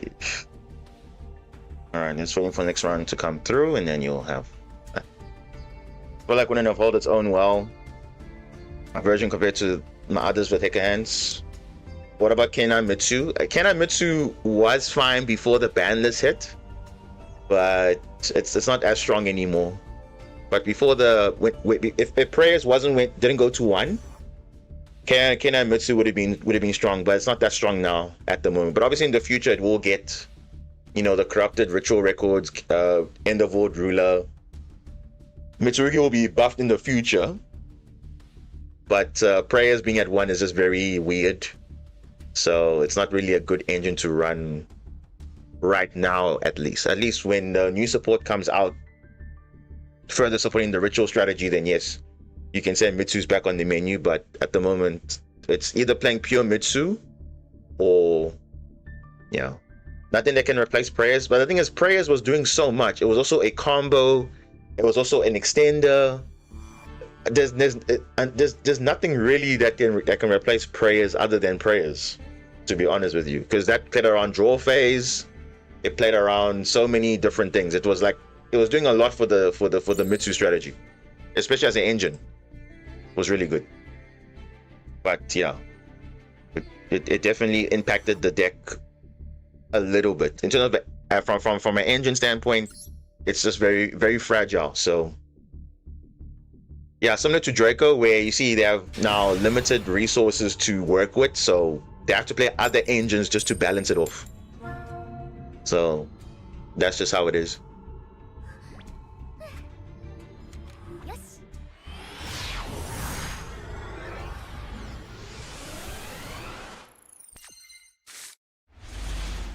Ooh, going second with this hand. Okay, I like it. Let's see what they're on. Wait, I recognize this player. Let's see what he's on today. It's either branded or branded Draco Tail. One of the two. But I know this guy was playing Draco Tail before. Oh, okay, he's still playing Draco Tail. Okay. This is interesting. I haven't played Draco Tail in a long time, but let's see how we fare. We do have K9 in rotation, so that is a good thing. Let's turn my toggle off. It's over if it's branded, not really. You have to just play your cards right.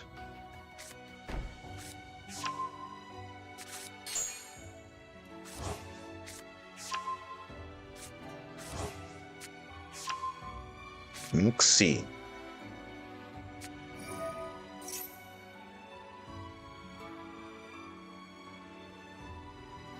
So he still has access to Femina fusing.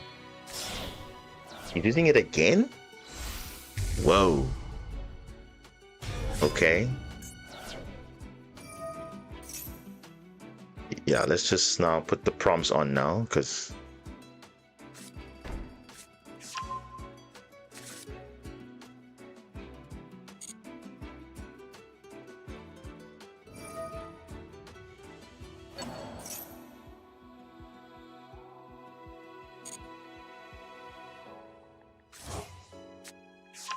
all right.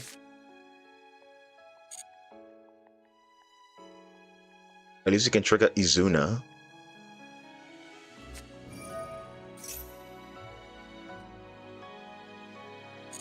Okay.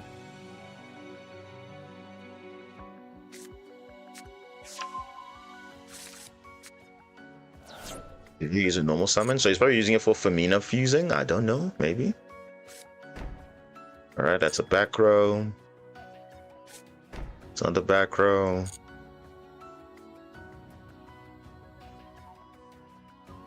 Yeah.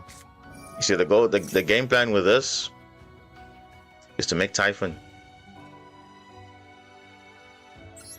Unless he activates Femina early. That's the only way that he can play around this. Yeah. Gonna have Lupus here. So you're gonna wait, do this in the end phase. Don't do it in the main phase, do it in the end phase so that Femina cannot trigger.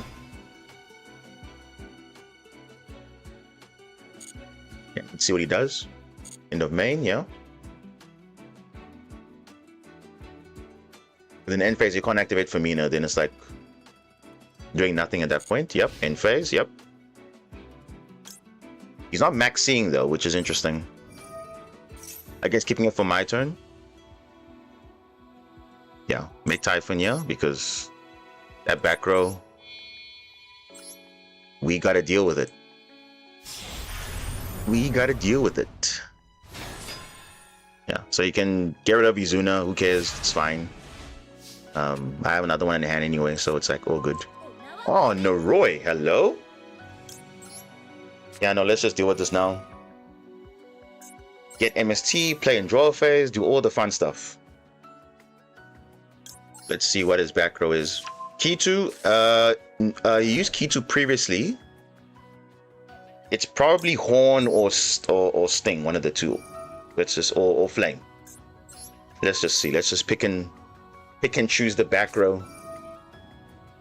It's fine, we are baiting out the cards. So I'm literally fine with that.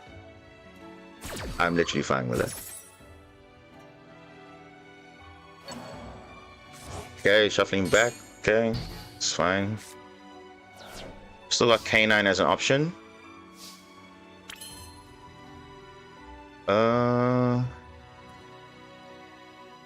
Yeah. I think let's go battle phase.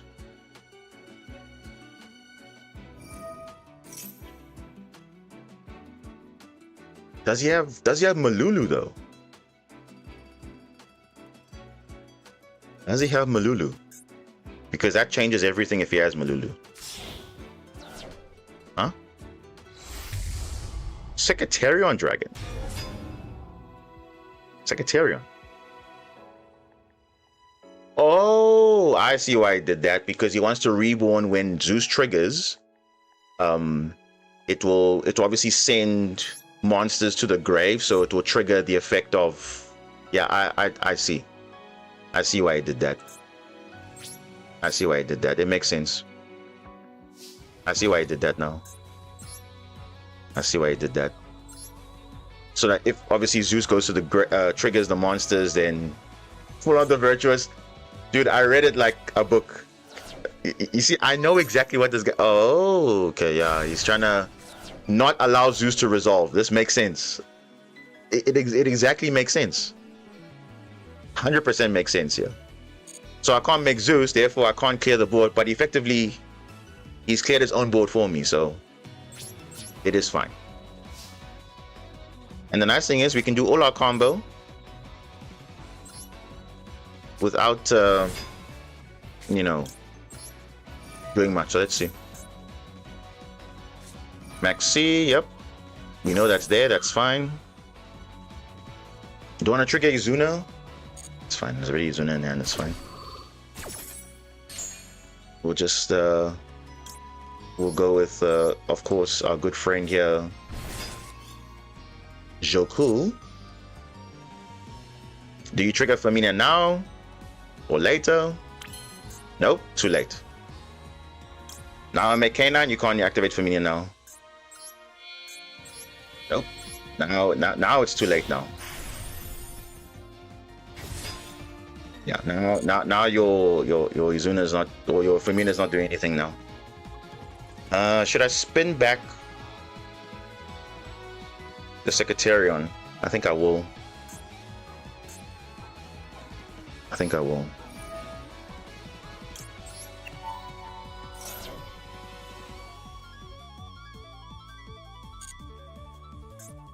Let's just do that. It's fine.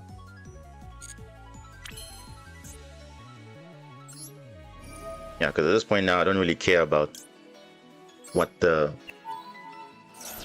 field is now. Let me search for. Oh wait. Do I care about Troll? Nah, I don't care about Troll. Set a card. Yes. Yeah, I don't really care about Troll.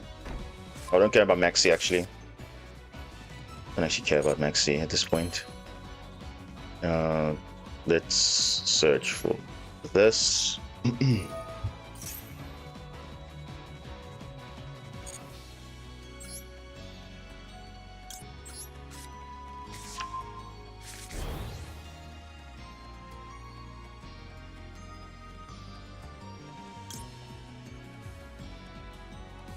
Yeah, no.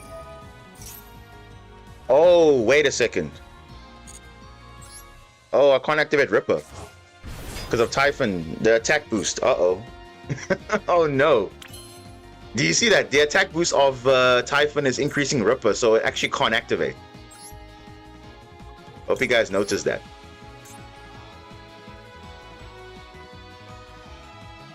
It's actually kind of interesting, eh? That is actually interesting. Let's have some fun, guys. It's fine. It's on the Maxi, yes, but what's the best we can do here? Yeah, Typhon, I should have. Oh, okay. No. Yeah, I know it resets, but you see, this is the window that you can actually activate Famina if he doesn't know that it actually doesn't activate. Like, I hope he doesn't realize that too soon, but yeah.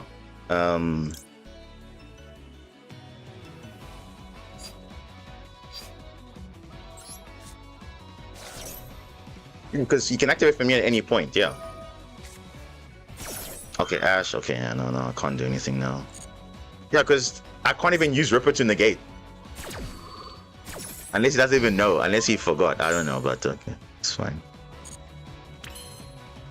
Let's just stop. It's fine. Did he forget that Firmino could have activated there? You still got Follow the Virtuous and all of that stuff, so we'll see how that works. Oh, Branded Fusion. Whoa. Okay. He's getting follow-up for next turn, eh? That's what Follow the Virtuous does. Okay.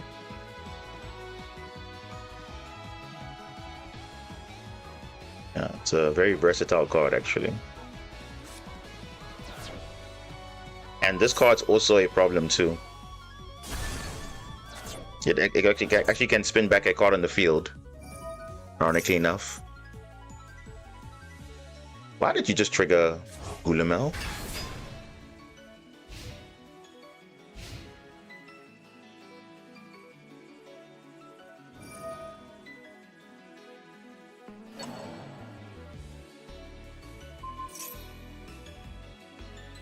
What? Okay. And mind you, we're under Maxi, so we don't want to commit too much there. But if Maxi wasn't in play, it would have been literally just fine.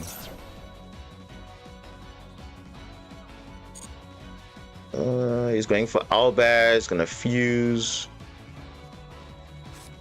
Yeah, let him have fun. Let him have fun.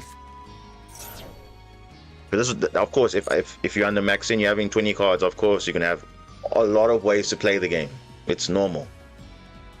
Imagine me having 20 cards in hand. I'll literally break any board. Literally any board. Okay, he's going for his Dragon that devours the Dogma. His own towers, by the way. Yep. And that should be game. Or is it?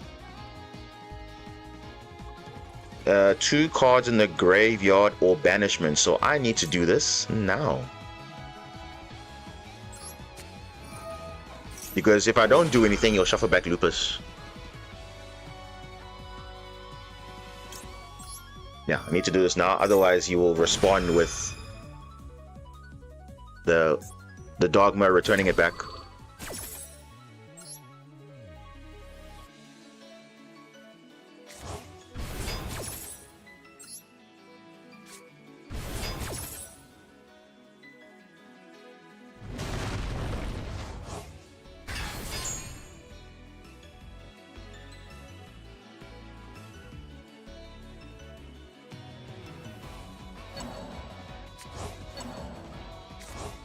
Yeah. Plans have changed now. That's fine.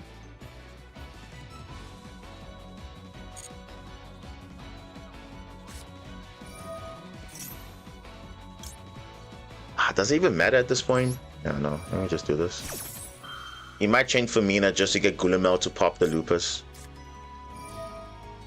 Driplet as well.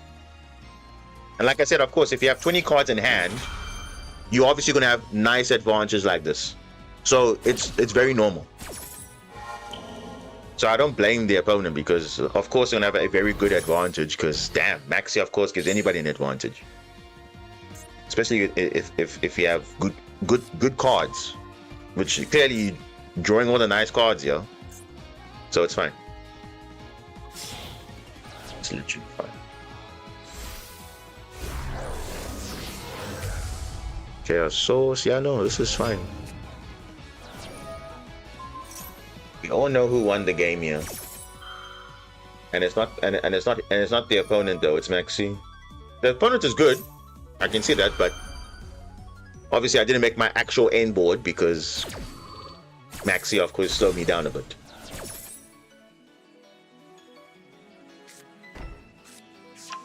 So it's fine.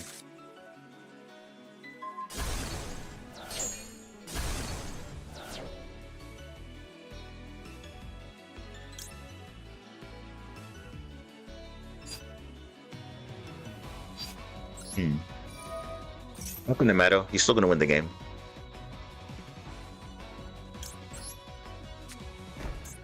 That's what Maxi does. So Maxi with against good decks means that if you don't deal with them, they're gonna clap you next turn, which is what's happening here right now.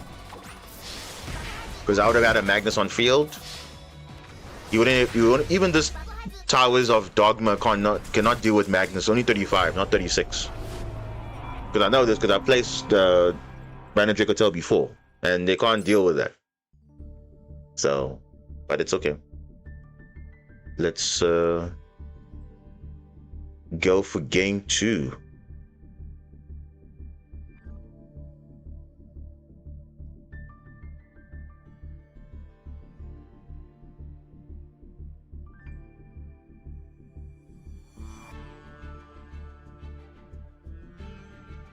Like I said, we're having fun. So me, I'm having fun. I don't know about you guys, but I'm having fun.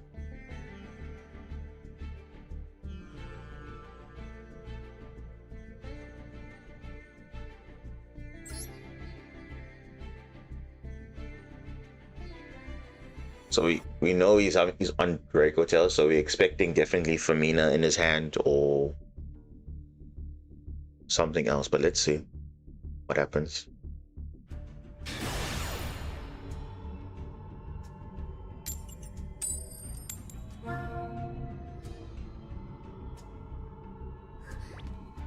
The top hand is good enough.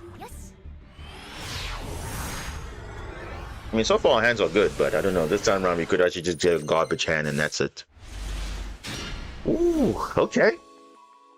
One card which is scary though, Italy, and that's it. If he has Ash, it's game over.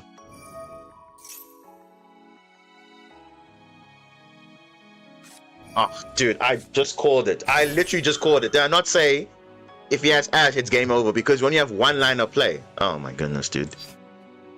That is sad. Really is. Yeah, that I can't do anything about that. That is unfortunate. I mean, I do have Ash, I do have Ghost Morina, but I don't know. That's not good enough, eh? So you see the danger of having only one line of play. There, your 1-for-1 hand traps will actually matter, but oh boy. Okay, this one we can deal with though. This we can deal with. Yeah, we're just gonna more into that. He probably has another play, fine, but we have stuff. So let's see what he does. Malulu. Oh, okay.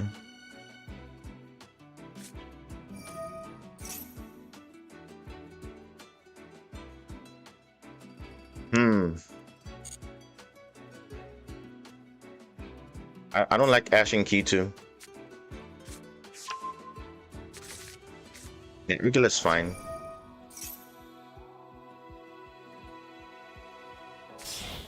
But how is that a brick moment? Because if your only line of play is Italy, doesn't matter if you have 40 cards or 60 cards, it's the same. It's only one line of play. Got nothing to do with the number of cards in your deck. Literally nothing to do with that. Because if you also drew one line of play and you had hand traps, it's the same thing, right? That's also considered a brick technically, because if you have hand traps on any one line of play, it gets ashed or stopped. The same thing. So it's literally the same thing. It could have literally been hand traps, but it's still a bad thing because it's only one line of play.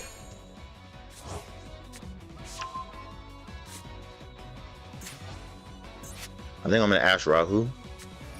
Yeah.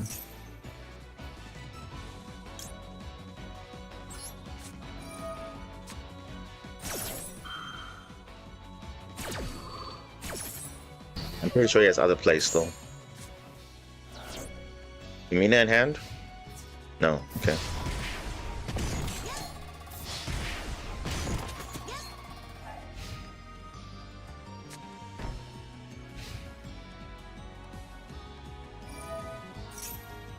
Ooh, and he's got Fall of the Virtuous as well? Yeah.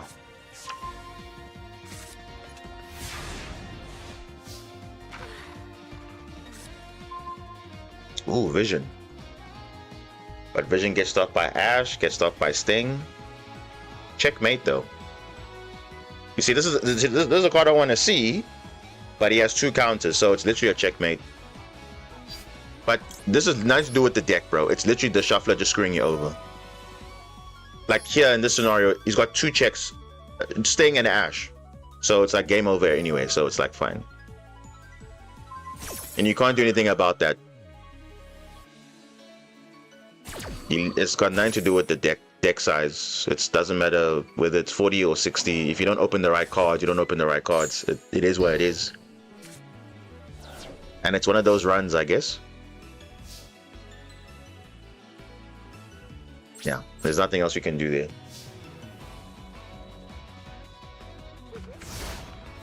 I think this is the only game in a long time that we actually had a bad line of hands, because he had obviously answers for everything.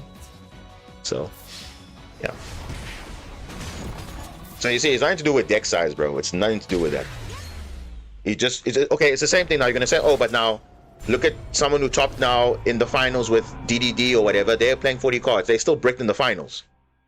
Or you can say, oh, because you're playing 40 cards. No, the argument for me doesn't make sense. It's just a shuffler issue. It's just a shuffler. It's got nothing to do with the deck size, bro.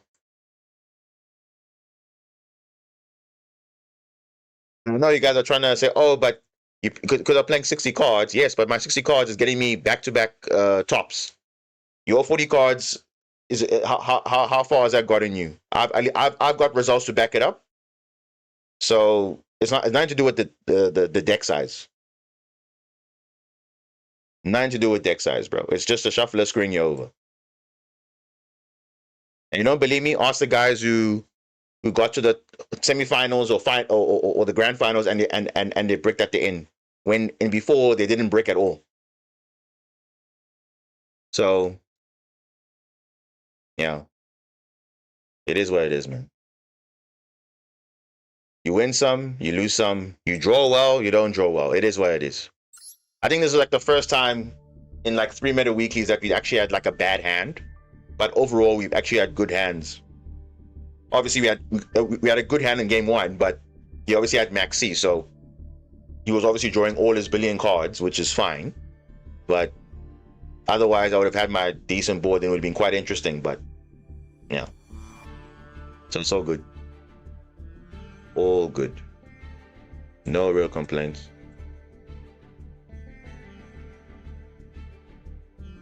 Check Discord. I want your opinion on a deck I made. Let me see. Did you post it now? Or did you post it like a while back? Maybe you posted it a while back, but I haven't been checking. So I apologize for that if you did post it a while back. Let me just see here. But yeah, shout outs to my opponents. They definitely know what they're doing. Yeah, hopefully they get far. But yeah, unfortunately, game 1 was we managed to clear the board with using our stuff and their stuff, but you know, Maxi was in the play, so we all know Maxi how it is. So yeah, it is all good. But yeah, let's see how it ended up going. Let me just see how the other brackets are looking.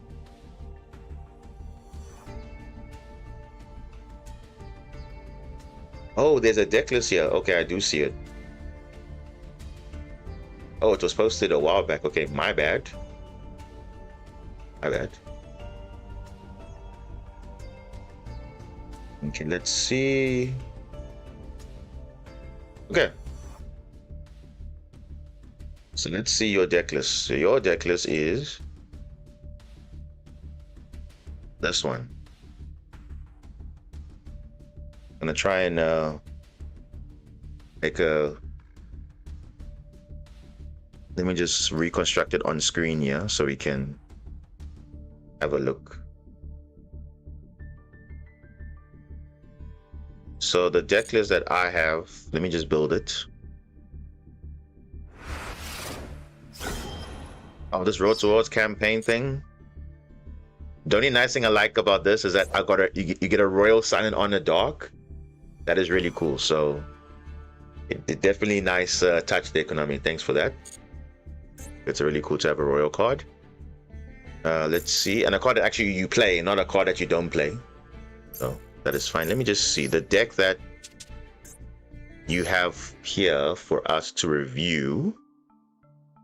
We might actually try it on a rank, we'll see. But in terms of the Super Quant lineup,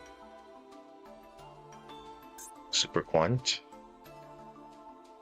lineup, you have 2 Alphen. You're on 3 Zayton now, that's good. You're on 3 blue layer. Okay, 3 blue layer. 1 green, 1 red. Whoa. Okay, 1 white layer and 2 black. Interesting. 1 field spell, spike, and you're on 2 of the layer 19. No traps, okay, that's fine. Then you have Super Poly. Wait, let me just check. Italy, yeah, there we go. Luckily, Konami now has filtered it out. Okay, so that's 20 cards in the, oh, and you're playing K9 as well. And K9. But the very minimal K9 package. So you're playing 3 Izuna, 1 Lupus. And that's it. That's all you need for K9, which is fine. Your extra deck is Ripper and Nash Knight. But Nash Knight without Masquerade, though. Interesting. Okay. Alright. No force release, no case for K9. Well, why would you need it? Because that's fine. Then the rest is just hand traps and board breakers, right? So you're on the new Fallen of the Virtuous. Let me just check. Fallen of the Virtuous. Let's see. You're on 3 of this. I haven't even opened any packs yet, so we'll interrogate that in a moment. Which means obviously you're playing also Albion. And you're playing also the Dark Dragon, because you needed to shuffle it back. And then Super Poly targets. Let me just see. Super Poly. This Mirror Jet I have to see if I can get it. No. What am I doing? Overframe Mirror Jade. Can you believe it? Finally in Master Duel, but you know what's funny? In MD Pro 3, Overframe's already there. So it's like, oh, is it really new? Because I've seen this how it looks before. And it's more or less the same thing. But it's still pretty nice though that it's finally in Master Duel. But I mean, if you have MD Pro 3, you can just play it with Overframes already. You don't have to wait for Master Duel to release them. And then you're on, obviously, Radiant Typhoon Vision, which I don't have 3 copies of. I only have 2 copies. Wait, where's my Vision? Wait, Radiant? Wait, where's Radiant? Oh, there. Radiant Typhoon Vision. I have 2 of them. But you're playing 3. You have 3 droplets. I only have 2 droplets. So I think I have to maybe deviate a little bit from the list that you made. So here's how we're going to do reviews of deck lists. We're going to test it out in game, and then we'll see after how it feels. So I think that's a fair assessment, because you can't just base it on the deck on face value. How does it actually work in game? So we're actually going to do that a bit on stream. So any deck list you submit that you want me to get my opinion on, unless you have replays, I will actually play it myself and see if I like it or not. Let me see. Is that let me see. Is that, what card is that? You have only 1 replay? Is that a good enough replay to, because because I have to give people credit where it's due, because yes, a replay is fine, but I also want to actually give you a fair chance, and I'll actually play the deck myself and then give you an honest review, but I may have to change it up slightly based on what I have. But as for Fall of the Virtuous, I'm probably going to craft this, but not as a 3-of though, because I feel like that's, because my logic of 3-ofs is like, the problem is if you open multiple, then it feels very awkward. But yeah, I don't know what is happening there with that. Oh, if you have a replay, okay, that's fine. Let's maybe look at that deck list then. Maybe if you have it there, I can just copy it instead of doing what I'm doing here. Trying to see, I wish Master had a way to kind of import things quicker, because right now it's only like via the Duel. I think the navigation of ticking via some link with the neuron or whatever, the link deck list or whatever. There should be easier ways to import stuff, like, you know, from a YDK or something like that. Then it's faster. But no, you have to go look at replays of somebody and copy it. It's kind of annoying. But okay, let's see. Where are you?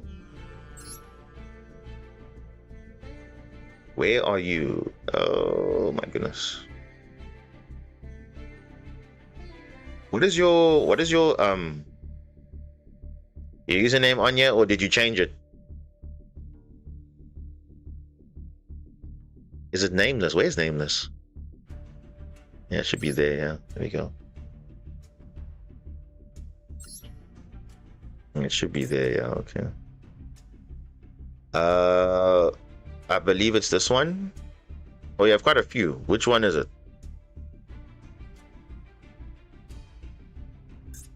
This is from June 1st. This is from June 1st and June 6th. So which one is it? Where the deck list is? The first one. Okay, let me copy the list. Let me see your deck.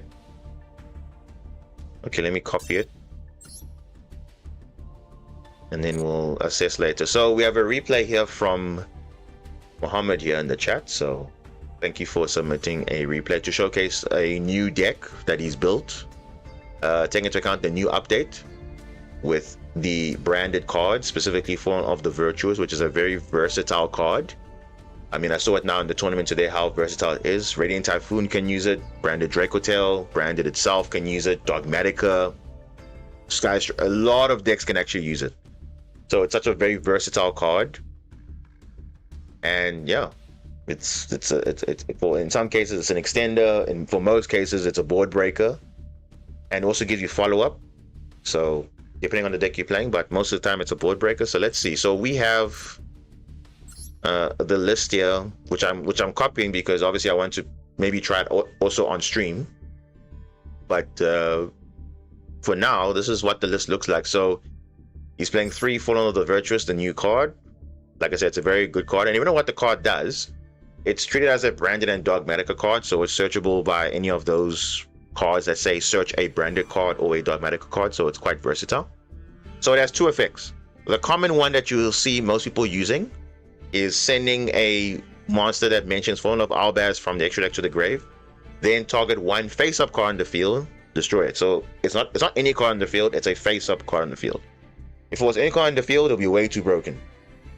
But they had to make it balanced by making it face-up. But it's still a powerful effect because it's also a quick play, so it helps you dodge things like, you know, Imperm or Veiler, or, you know, if a card wants to be fused, let's say for example stopping a Lupus or stopping an Albaz itself, then it is a very good card to counteract that. So it's actually a very good card in that sense. But there's also another effect, which if you're playing the Ecclesia monsters in the main deck and everything, then if you have an Ecclesia monster on your field or grave, you can target a monster in either grave, summon it to your field. So it acts like a Sanctifier, but without the funny stuff. Because on your turn or the opponent's turn, you can only activate one of the effects, you can't activate both. So it doesn't work like Layer 19 where you can activate all the effects in the same turn, but only one of the effects you can activate per card that you have available. So that is different there. And you're also on 2 Vision because you're playing a lot of quick play, so it's definitely something that you can use there. So that is fine. to obviously search, all your cards in your deck, because remember it's a draw power engine, and you're obviously not playing MST in this build, so it's just strictly for the draw power, right? So you see, this one says you can use both effects in the same turn, but you can't use both of them at the same time.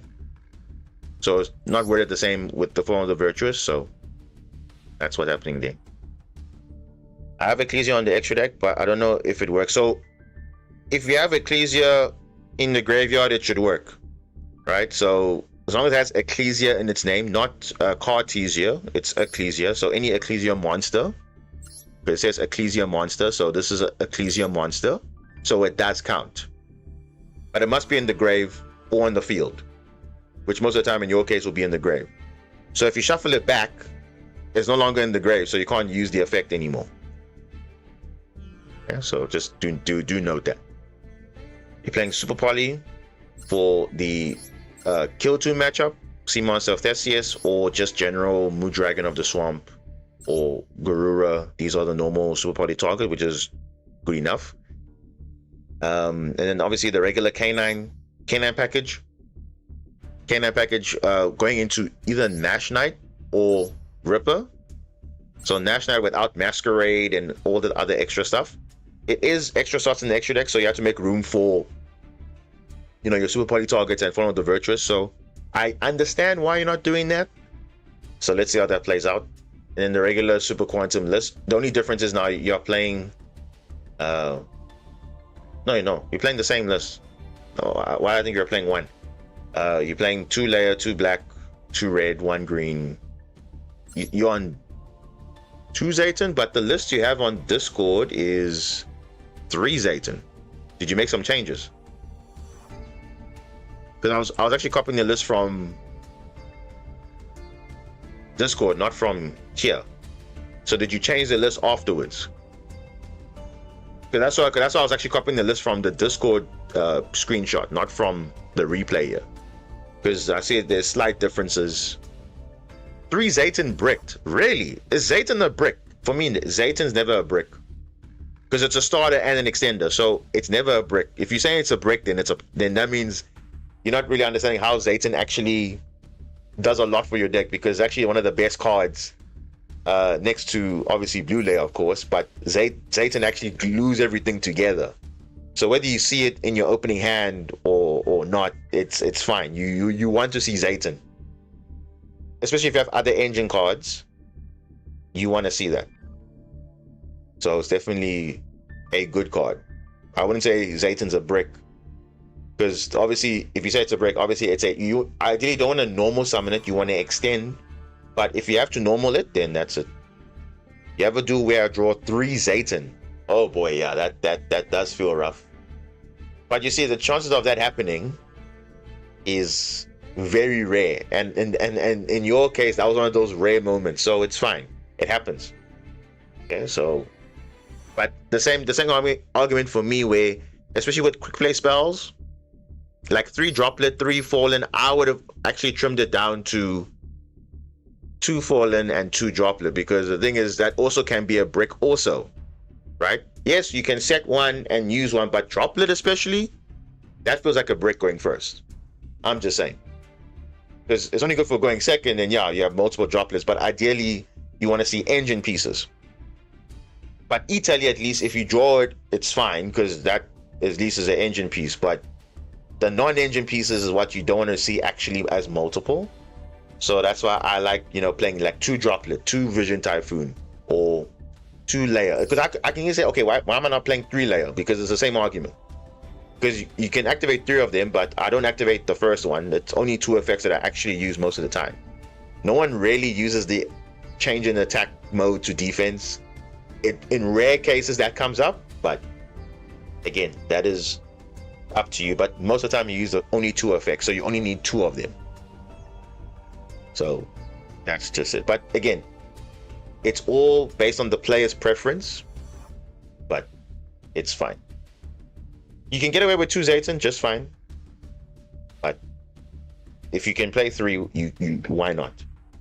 Especially if you're playing a higher count of a higher deck size, you want to play 3. If you're playing a low deck size, then you can get away with it just fine.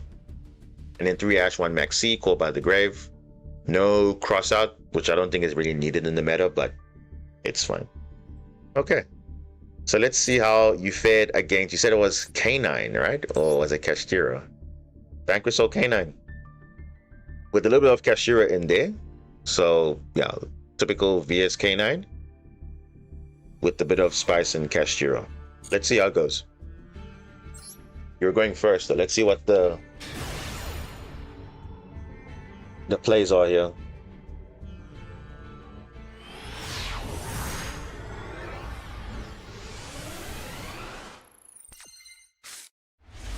Right, so opening hand is actually quite good here because you have 2 lines of play. You see, this is what I'm saying. You see, if we had a hand like this against the Dracotel matchup, it would have been actually fine because at least you got 2 lines of play. You got E-Tally. If it gets Ash, it's fine. You still got white layer discarding green. That's a play still. But if you only had, let's say, Maxi, 2 other hand traps, Super Poly, and E-Tally, it feels bad because it's your only line of play. And you can't do anything about that.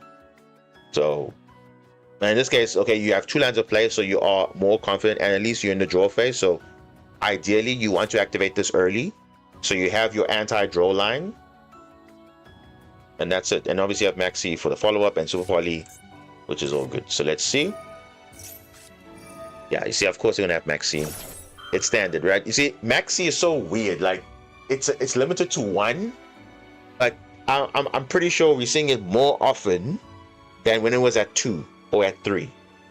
Like, I'm sorry, but I think that in itself just shows how broken this card is, because damn, it's like in your face all the time.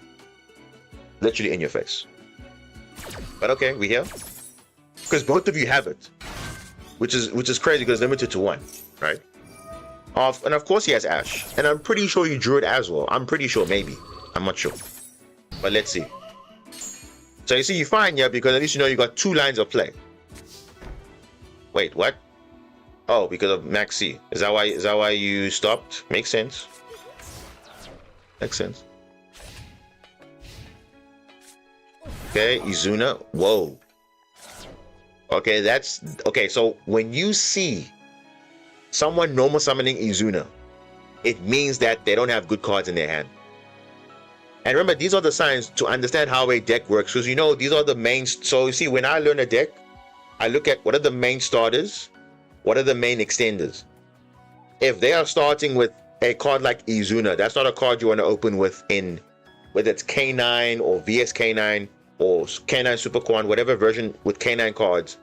You don't want to start with this because it's actually one of the worst cards to start with, unless you have like another level 5, like how would I say it?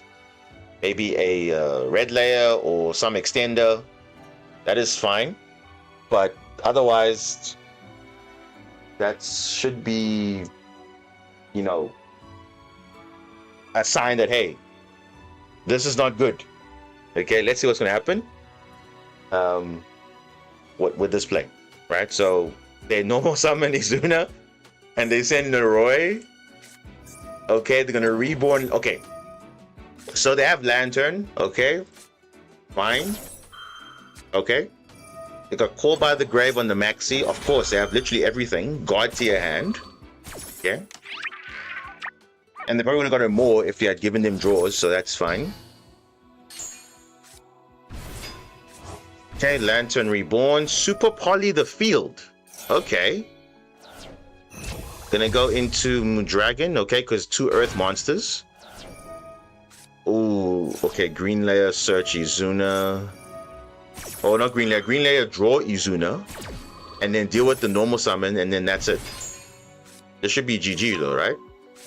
Because he's gonna send Lupus. Lupus gonna go into Nash Knight, suck it up, GG. Yeah. I think so. This should be done. This should be a wrap. Yeah, Nash Knight?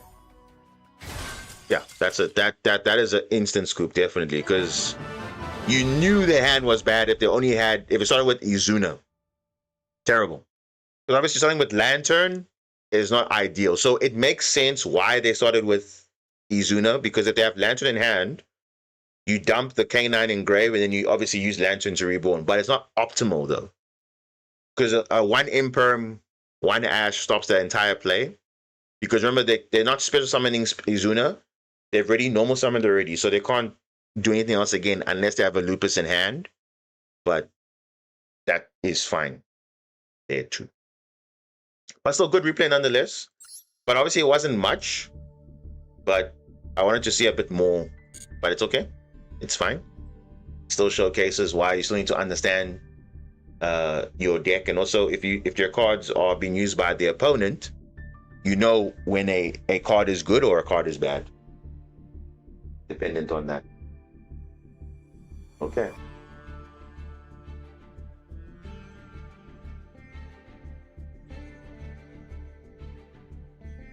Let's see what's happening here.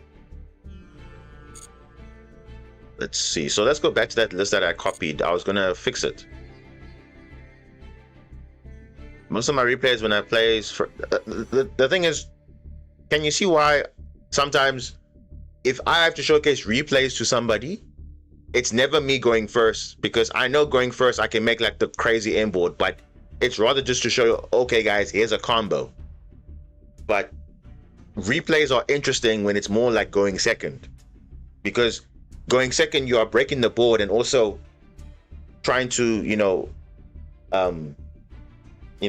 you're showing the strengths and weaknesses of your deck, but by going second, because it's not the same approach you do going first.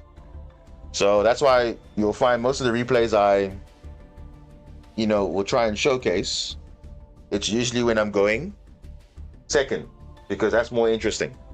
Going first, you guys already know what I can do going first. If I have a God tier hand, Magnus solos most of the time, but how does it fare going second? If I'm not making Magnus, what else am I doing? That's how you can tell a deck is good or not.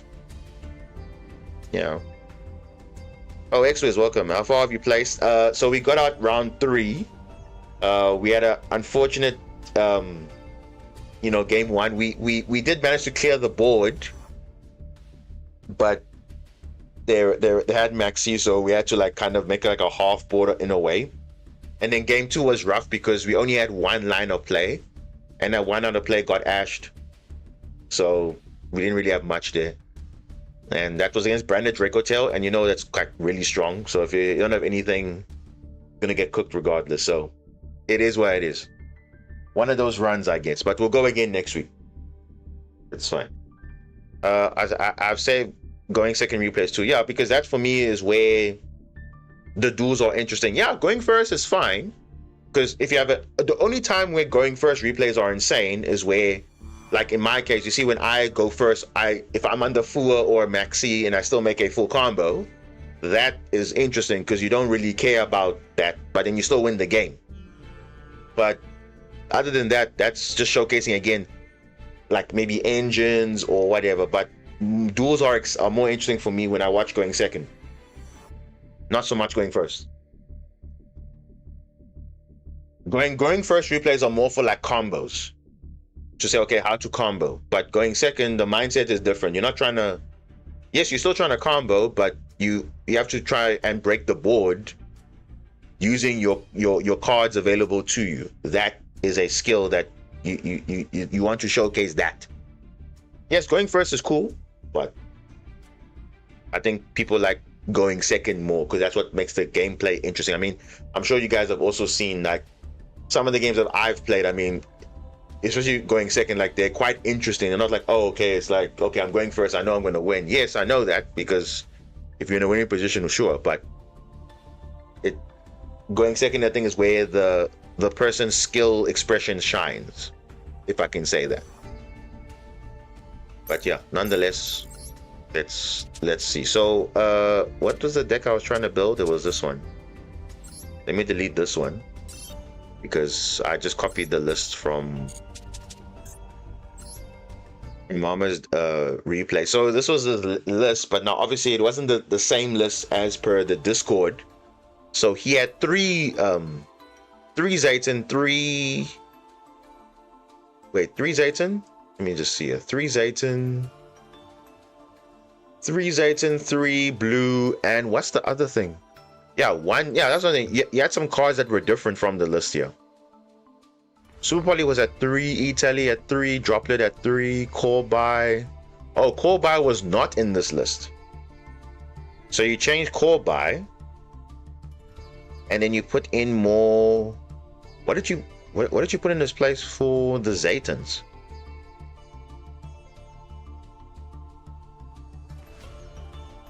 Yeah, I'm trying to think. Okay, I think we'll explore this now. Let me just check the new stuff. I haven't checked all the updates, but I know the structure deck is what everyone's talking about. Let me just have a see what the contents are, because you know when the structure deck is good if all the cards that are there are actually cards that people will be playing in the main strategy. So let's have a look. Let's just see. Yeah, I literally haven't opened anything. Got some cards here, accessories. Any dual field that's new? Okay, just a mate base. Okay, no, that's fine. So Rage of the Deep Blue. This is actually a very, very good shot, because already I can see they're giving you Shark Drake Levice, which is like a very good card. They're giving you Le Virtue Dragon. Le Virtue Dragon is a really good card to pick up. And Darklight Nancer, like that. These are good URs, not trash URs. These are good URs that Sharks play anyway, so that is actually pretty good. Because most of the deck's actually quite cheap though. Let's look at the contents though. Dude, look at that. Beautiful. They're giving you 2 Surfacing Big Jaws. They're giving you Batunaful, which is fine. They're giving you Jet Shark, Hydro Jet Shark, which is a bit too much. They're giving you 3 Vice Shark, which is excellent. They're giving you a Abyss Shark. Now, to be fair though, these are SRs, so it's not bad in terms of resources, but they're still giving it to you. That's nice. Remora, Bustle Shark, Leaffish. Okay, we don't really play these cards as much as we used to, but the fact that you're getting 2 Surfacing Big Jaws, I think for 1k gems, you pretty much got the core of Sharks, essentially. Because that's actually a pretty good value for money, I think. And also, you're also getting, you know, the rank up magic, which some people want to have rank up magic. You got Chaos Draw. You got 7th Ascension, not 7 Tachyon. But it's still good, though. Because that you're getting 7th Ascension, all you have to do is just craft the 7 Tachyon. Remember, 7 Tachyon is a card you'll play in most Xyz decks that can play it. It's still a good pickup. The Armored Xyz stuff, okay, fine. White Mirror, okay. Aqua Jet Surface is a one-off, that's fine. One-off. All these cards you play. But look at the extra deck, though. Look at the value for money. You're getting the Virtue Dragon. You're getting Bahamut Shark, which is already good in itself. You're getting the number 101 Silent Honor Arc. You're getting the Shark Drake Levice, which is the boss of the deck. The second boss in the deck is Dark Knight Lancer. You're getting Shark Drake, C32. And you're getting Black Ray Lancer. You're getting Ragnar Zero. Full Armor, Utopic Lancer. Okay, Ragnar Infinity, that one is a bit suspect. But it's used for Small World, or it's used for 7 Tachyon if I can either search a level 5 or search a level 3. Xyz Armored Fortress, and then Crystal Zero Lancer. But also remember, you also got Silent Honor Dark as a royal finish, so you also play that as well. And Stealth Kraken is a legacy card, which I think most of you already have in your list. So actually, this is a very good deal, because if I had to invest 1,000 gems, I think I got pretty much everything I need, because I have the core set of Surfacing Big Jaws. I'll get, obviously these are all one-offs normally in the extra deck, but I mean, the fact that you got your core of everything, or even actually, you don't even need to even spend 1k gems. I would say get away with 500 gems and that's it. You can still play the deck just fine, I think. So yeah, I think definitely there's something I wish I explored more, was Canine Sharks, but obviously I didn't get a chance to do it, but maybe I have to revisit it because now there's actually a structure deck. Maybe I have to do a dedicated video for that, just to, okay, say with the structure deck plus maybe some canine cards, how does it actually fare in some games? I think that would be pretty cool to see if the structure deck's actually worth it or not, because I also play Sharks. I also love playing Sharks, and I know this guy got to master rank with Sharks, and that time it was in the meta of Blue Eyes. So that was a while back. I think that was about 10 seasons ago. Yeah, that long. I think it was like, I think it was the season 40 or whatever. That was a long time ago. But since then, Sharks hasn't been doing much because, again, it's a good deck, but it doesn't keep up with the modern strategy. So that's why it's not really like favorable. But when it comes to like, you know, like Genesis or whatever, this is a pretty good, you know, deck to build. But of course, Bahamut Shark obviously is a lot of points, but the deck itself is still playable. And especially for like, you know, toned down events like Dice Rally or whatever, this is also a good option as well to run. So yeah, good on Konami for dropping nice cards for a change, because geez, some of the structure decks have been weird. But yeah, Canine Sharks, actually, I might explore that actually to see in the current meta now how it actually fares, but I think it's a good deal. All right, oh, there's a lot of updates here. What is this? Yeah, like I said, the main thing here is obviously the introduction of the overframes, which they didn't actually announce anything. I think that was kind of like a big shocker for everyone, because I thought we're going to wait for the overframes for the 5th anniversary.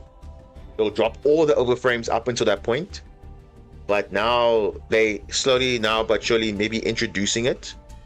And they start off with the Albaz stuff, and you can see it's even got an animation as well. So you can see like the little frame of the card when it comes out. You can see there it's Mirror Jade, but now there's like a frame in the background. So it's actually really cool to separate regular Mirror Jade animation and overframe Mirror Jade. So that's actually pretty cool. So yeah, I actually like that a lot. So it actually makes a small detail. And also there's alternative art for fusion deployment, which is pretty cool though. And then triple tactics thrust. Now, this is the thing I was hoping they would not do, but they're doing it. They're putting it as the same as an alternative art. In other words, you have to pull it in a pack to get it.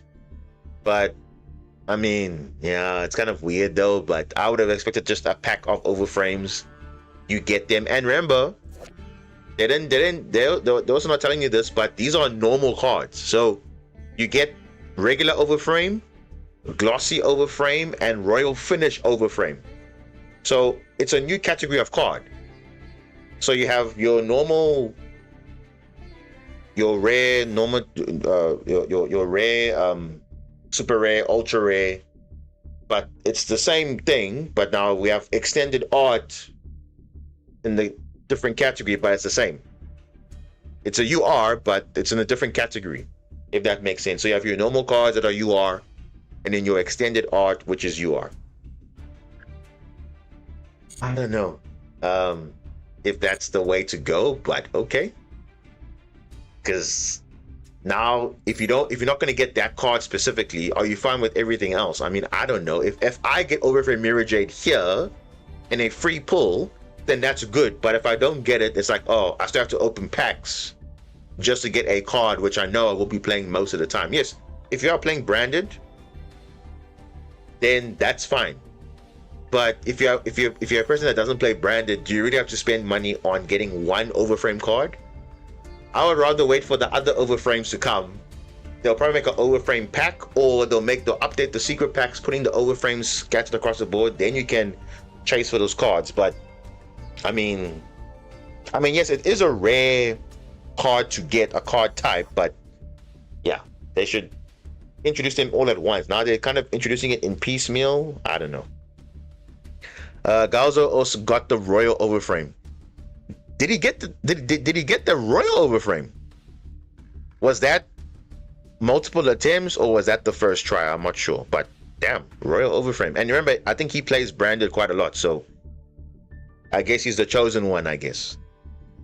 So, but yeah, let's see if we are lucky with our one. So Overframe Mirror Jade, if it's your time, you'll give us at least an Overframe. Even if it's not Royal, it's an Overframe. An Overframe is just as good as a normal card. So let's see. Let's see if we are lucky with our pull. Oh, okay. You see, we got baited. You see, there's nothing interesting here. So now you see, they want you to open another Alba Abyss pack just to get a card that you probably not gonna. Because look, if I get an Overframe card, I'll keep it. But to get a Royal Overframe, that's a bit of a push, though. Literally first try, really. Well, I'm saying if he's a chosen one, he's a chosen one because I think he plays branded anyway. So that is fine. And remember, if they made, for example, let's say a Magnus Overframe, I would literally spend money on that. I would literally spend it. I'm not even kidding. I would actually spend money getting it. But if it's not a card I'll be playing a lot, then yeah. Galzo, Metagames, GX, and April. These are all branded players. Why am I not surprised? These are all branded players that you're mentioning now. All of them. Time Tree Rip, nothing. Yeah. They're trying to scam you. They're trying to scam you. Round 3. Oh no, yeah, round 3 we fell out of. To branded Drake Hotel. Yeah. It was kind of unfortunate because he had Maxi game 1 and we broke his board and that was kind of rough, and then game 2 was even more rough, but it is what it is. I would spend money on the Orbital 7. Yeah, the Orbital 7, that's very good for the Galaxy's the Galaxy Eye strategy. Any other free packs here? Why is this a secret pack? Upgrade. What is in here? Oh, the new Tri Brigade Spring Ends kit. Okay, that makes sense. But you're telling me you made a secret pack just for this? Okay, well, let's see.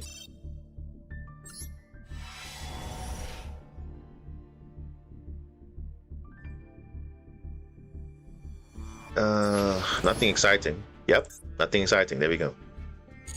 Nothing exciting. Let's see. Alliance, the Iron Alliance Sworn in Blue? What? Oh, okay, it's just the other stuff. Okay, let's just see what we're getting here. This is just a scam, guys. Sometimes you get lucky, other times you don't. But in some cases, you do get lucky. Haunted Treasure Trove. What? Mimighoul is getting a secret pack before most decks. That's... You know what's funny? Like, how long did Marensis cards have to wait to get in their secret pack? Where some of these decks now are like not even like a year they're getting their secret packs in. I'm very surprised on that. The new Mimighoul Flower, is that in the game? Isn't that in the OCG? Where is that card? Oh, there. Mimighoul Flower, there's a new card. Alright, there we go. So they made a whole secret pack just for Mimighoul Flower. Okay, nice. Flip-based strategy. Yeah, Tri Brigade is got the alt art. That's the new thrust card, yeah. Ooh. Oh, bro, not even a valid UR that's actually it's interesting. It's just a Subterra Guru, which is like, it's actually quite bad. Because flip decks are not good. Except for Enyacraft. Enyacraft is different. But flip decks, no, it's not that amazing. What else is here? That's it. That's all. 10 crafting points. I need 30. When you talk about crafting points, you only talk about the conversion. We don't talk about it in 10, 10, 10. We talk about 30 is a card. So let's see the new pack actually. What actually came in here? So Enyacraft, Atari Mar. This is the good card. Archfiend. Archfiend Emperor.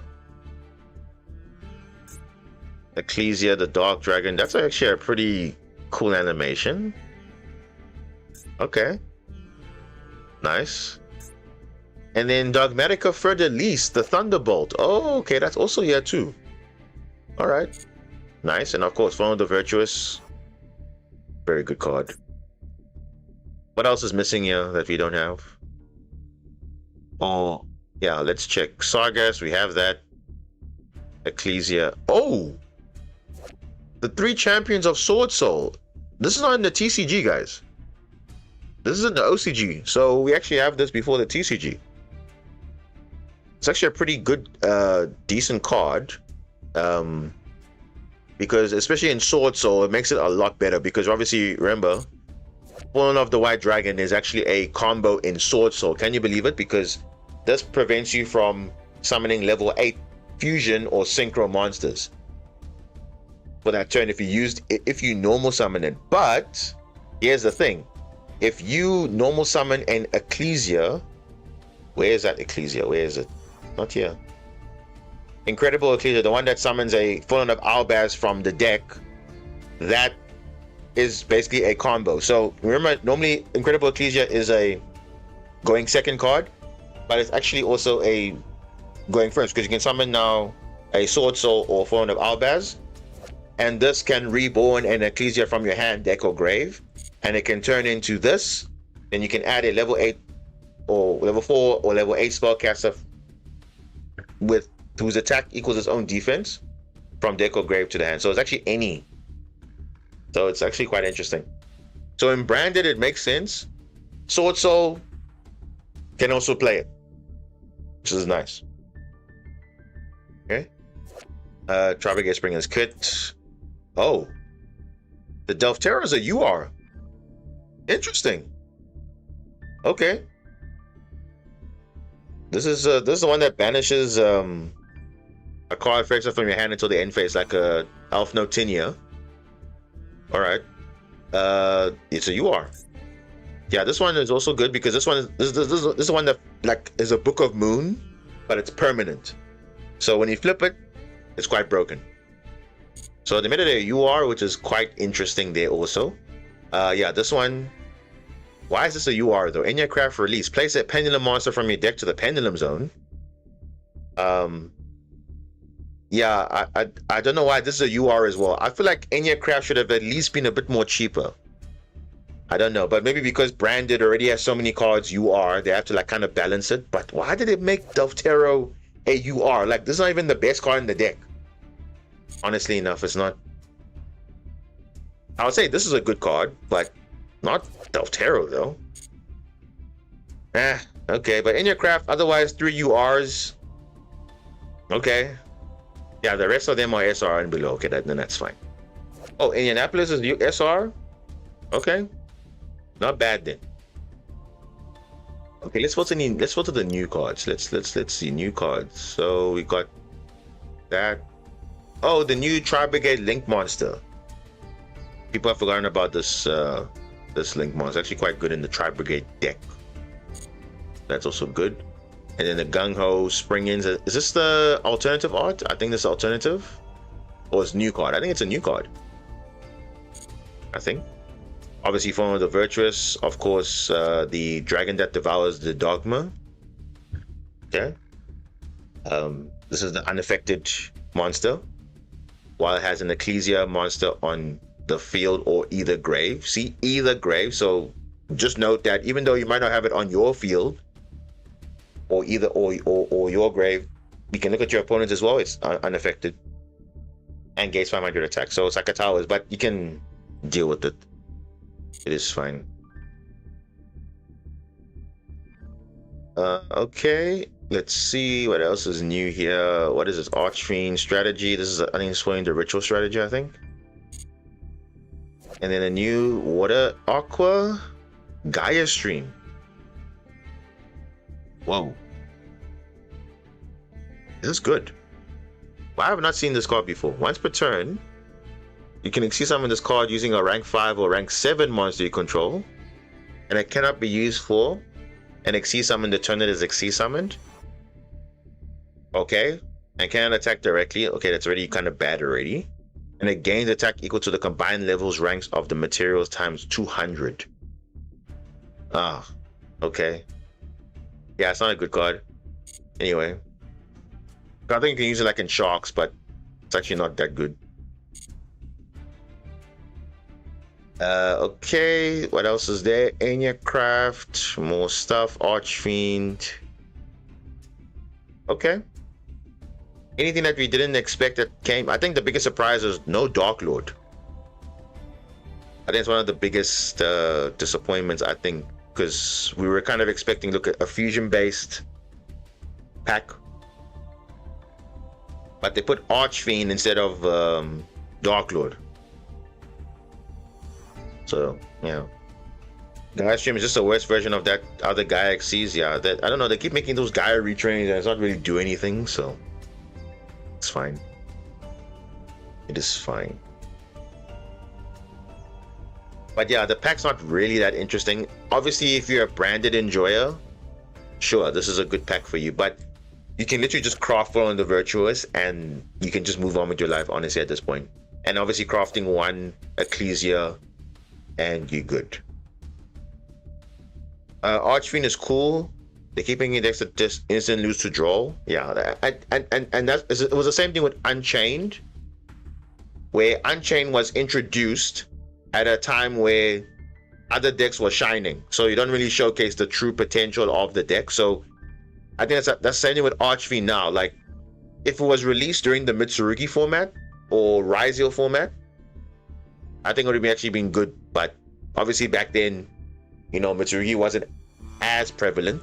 But I mean, even that time, I think it was Malice format. It was just terrible because you're not playing Malice. What else were you doing? But yeah, nowadays every deck now is susceptible to draw, or they can play around it very well.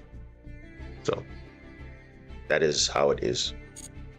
But yeah, like I said, the pack is not amazing, but I mean, people. I think someone said earlier. I saw it, but I didn't have a chance to respond. But they said they spent almost 13 or 11k gems and they got like not much. So yeah, kind of scary though. Wait, let me just check that comment. Let me see. Where is that? I think it was Mustafa, I believe. I saw it, but I didn't have a chance to respond to it. Yeah, it's gonna be. Yeah, he has 12k gems. Okay, so he says he has 12k gems, but he doesn't know how to get Mirror Jet overframe without messing it up. How do you mess it up if it's literally a gamble? It's literally a gamble. You can't mess up a gamble. It's either you get it or you don't get it. That's the luck of the draw, I guess. But yeah.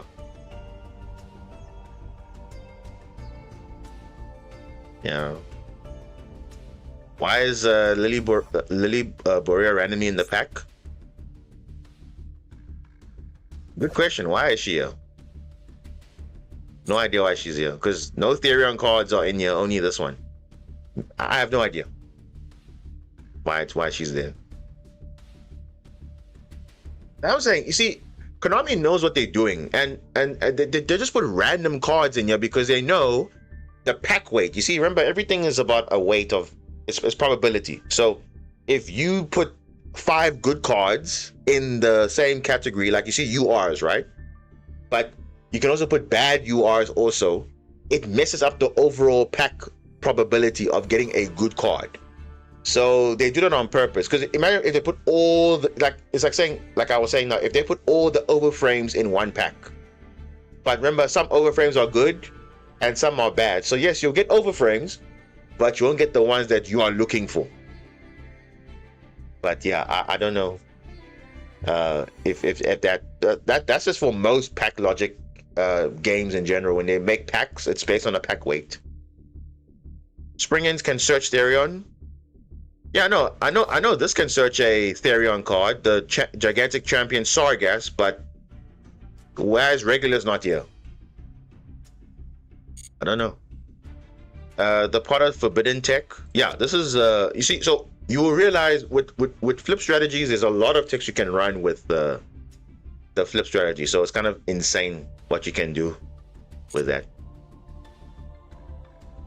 Oh, you're saying the Gung Ho can search a Therion monster. Oh, okay, I see. Okay, I see RBT. Okay, I see now. But I'm saying this, cannot Gigantic Champion do the same thing? Because this also can search a Springens or Therion card as well, which can search this too. So you see, they randomly put this here to dilute the UR, or to dilute the pack weight, because it's 85 cards, and you obviously get how many cards in that pack? Let's actually count this, because I'm gonna do a pack pull just to show you how many cards do you actually get out of the pack. Oh, are we gonna get scammed now just by opening this? Okay, no. You see now. You see what I just said? I don't want this card because I already have it. Okay, this card is fine, I'll keep it. But this card, I don't want this. But they put it as a UR on purpose because they want to dilute the URs that you want to have. Would it be nice if you got one Sargass for Doomsday? I got two though. So I already have a Sargass already. So I know when Doomsday comes around, I'm fine with that. But I don't need another Sargass though. But you see, how many cards do you get here? You get 6, 12. Let me see. 1, 2, 3, 4, 5, 6, 7, 8, 9, 10, 11, 12, 13. So how many packs is that? So that's 13 times 6 plus 2 cards. So that's 80 cards from 10 packs. So 10 packs. And how many does a pack give you normally? 8 cards, right? So 8 cards per pack, essentially, because there's 10 packs and you get 80 cards. So in the pack weight, right, you're getting 6 cards per pack. 6. So let's do this. So if you do 1 pack, this is the thing I don't like about this. You see, you get 8 cards, right? But look at the pack weight. The dilution is crazy because now you see you're not even getting URs in this one. You're getting SRs and random cards you don't want to see. Okay, because you want to see the UR cards, the 1, 2, 3, 4, 5, 6, 7, 8, 9, 10, 11, 12. 12 URs. Okay, so 12 out of 85. Okay, because remember 85 is the pooling of cards. So there's a 14.2 or 14.1% chance of getting all the UR cards in a pool. But now the problem is you're only drawing how many packs? You're drawing 10 packs and you only get 80 cards. So actually it's 12 out of 80. Actually. So in a 80 card pack pool, because you're opening 10 packs, you get 80 cards, there's a 15% chance you get at least 1 UR. You see? 15% chance of at least one. At least one. There's obviously 12 in the whole set, but in terms of pulling the pack, 15% chance. But damn, that's very low. And you saw now, the card that you're looking for is not even what you want. So they do it on purpose by diluting the UR count, which is kind of weird. Yeah, Bacon, I saw that. That was like the first thing I did. I checked the Mirror Jade pack and I looked at it and I reviewed it. So I didn't check. Where's the Dominus one? Where's the Dominus? Oh, here. Dominus is here. Dominus Impulse. It's this the same Dominus Impulse. So again, I don't want to be spending my gems on getting overframe cards, because for me, it's like, yes, it's nice to have, but the thing is, I can't craft it. I feel like You know what Konami should do, right? Wait, you pulled which overframe did you get, Time Tree? Which one did you get? Did you get the Mirror Jade or did you get Dominus Impulse? Because you're lucky. You know what Konami should do with the overframe cards? If you want to pull it, it shouldn't cost you 30 UR. It should cost you 60. I think that's fair, right? Just to put it in its own category, because if you make it like a normal UR, then of course it'll be easier to do. But just to make it more special, for a extended R to craft, make it 60 UR. If you want to craft it, if you don't want to pack pull it, make it 60 UR. I think that's a good trade, guys. What do you guys think? I think that's a fair trade. That okay, if you don't want to spend gems on it, I think that should be there. Fun fact: Dismantle is still 10 UR. Well, you can see even for the normal one, you can dismantle it's still 10. It wouldn't be special if it's 60p. Well, is it special that you have to spend 20,000 gems and you still don't get a overframe card? So what's better? Because I feel like if you're making all these alternative art cards in a pack, the likelihood of people actually going to draw that pack means you have to spend money, which I understand. They want to obviously make money from the game, but I know that's what they want. Yes, that's what they want. Spend money, but we don't want to spend money. Okay? Because I'd rather spend my UR material. You see this UR material here. I have like 600 UR material, right? Because I rather craft it. That's why it's RNG. If it was 60 crafting points, then people would just craft it. Well, why not? What is wrong with that approach? Because obviously now people are chasing the overframe royal. That's now a different story. But I'm not chasing a royal overframe. I just want the normal overframe. Does it make sense? Because I'm not saying to craft the royal overframe 60 UR. I'm saying just a regular overframe. I don't want the royal finish. Why can't I craft it for 60 UR? So, because remember, most people are not chasing the royal alternative arts or whatever. They just want the regular thing. So it's like, okay, I craft it. But if you want the alternative art, then of course you can spend your money. But I think for the overframe stuff, why can't you just adjust the rules slightly? Because if you want your royal overframe, you chase it. Because that's the same thing on the market in real life. People are chasing the Starlight Rare overframe. It's more expensive than the regular one, if that makes sense. Because obviously, if you know it's going to be UR needed, you will just disenchant everything. You will buy more packs to get as much UR. It's the same thing. You're still spending money. So I feel like it's a win-win for Konami at the end of the day, because for you to get your royal overframe, you still have to disenchant UR material anyway. If you're searching for a normal royal finish.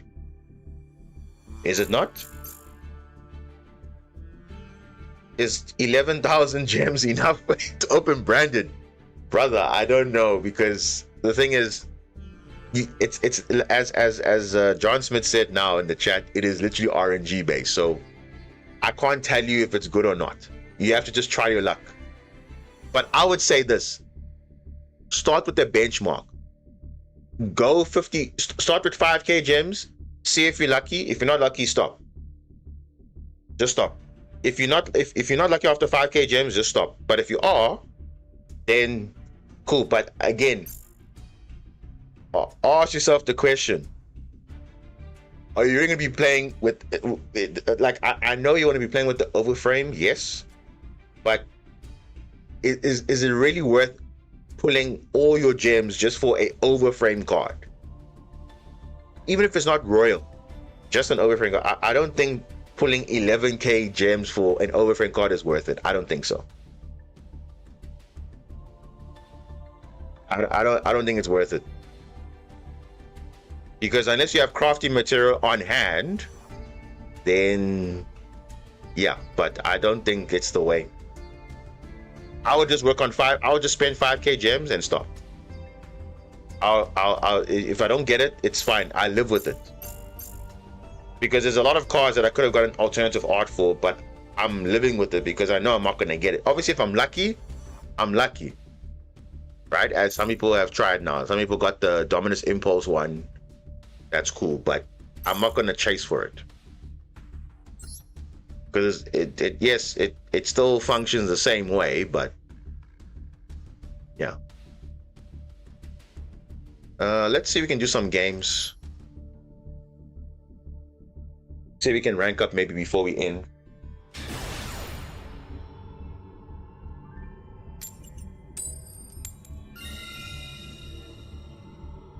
Yeah.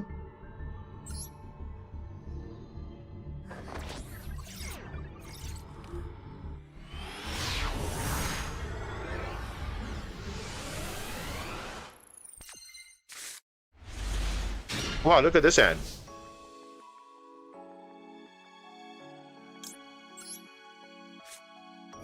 I have 3 lines of play here. You see? Look at this hand. If I had this hand against Draco Tail, it would have been just fine. You see how the game loves me, guys? You see how the game loves me? Like, literally, if I had this hand against Draco Tail, it would have been just fine. Yeah. I would have been just fine against Draco Tail. She would have been fine. Because this is not my only. I don't lose to 1 Ash anymore. So it's like, yeah.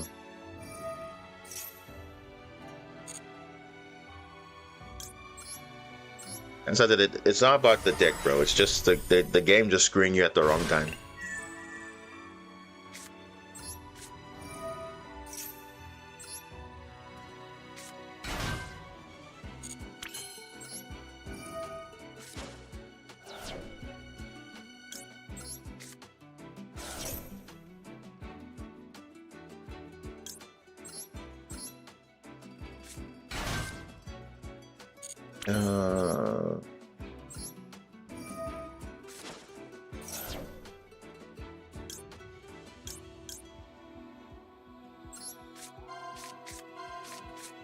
I have the field spell already in the hand, so we just need like 2 attributes. Ah, beautiful. Perfect. Perfect. Nice.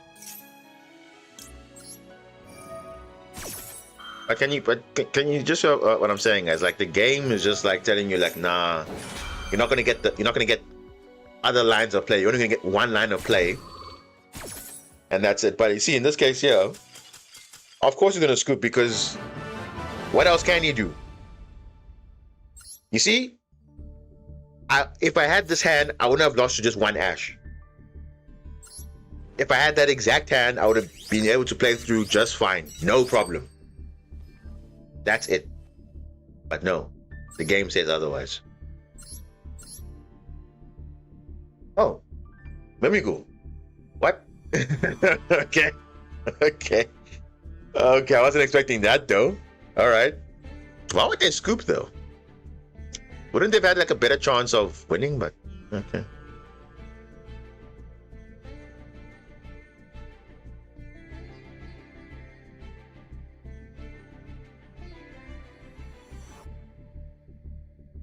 That's the difference. Your deck isn't versatile. Are you sure about that? Are you sure about that? I'm pretty sure it's versatile. Because like I said, if you don't make Magnus, you have other things to do, so it's fine. You still got good enough Xyz monsters that have quick effects in the opponent's turn. You still have K9 plays. You still have Doomsy, Radiant.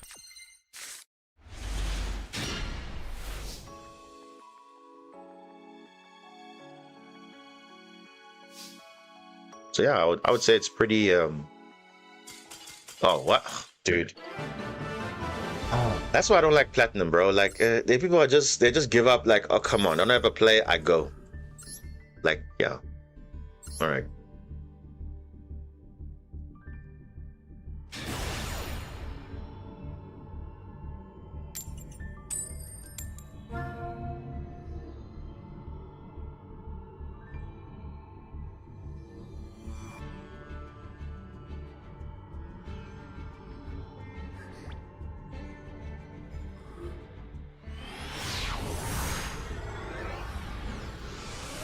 Magnus is immune to everybody except Super Quan cards. Similar to Like a Dancer, it's unaffected by everything except Lunar-like cards. So if your opponent also has Lunar-like cards, it will affect the monster. If it's Magnus, every Super Quan card will affect Magnus. Yes.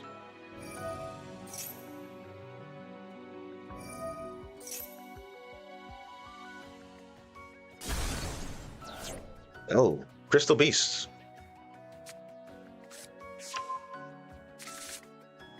Crystal Beast. Now I remember a very good pilot of Crystal Beast back in the day. That's like during the Tillerman format, but obviously now he's not playing Yu-Gi-Oh anymore. But yeah, it was very good. I mean, I know there's a content creator that still makes Crystal Beast gameplay, but there was another YouTuber that was also making Crystal Beast content as well, but he was also very good.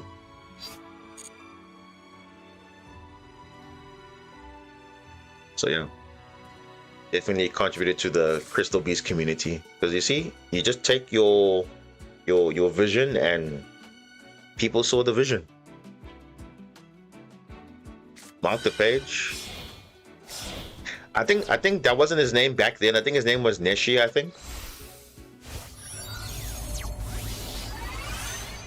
Because now I know the Dread guy is now making he's still making Crystal Beast cards, but I think the guy before was him, and then there was Neshi. But now Neshi, I think he switched now to religious practices now, because now he's using his channel for that calling, whatever. But he was also very good on that Crystal Beast deck. So those are the two known Crystal Beast guys, and also Jesse Cotton also plays Crystal Beast as well. But he's obviously known for being the Tillerman guy, but he loves other decks too, like that.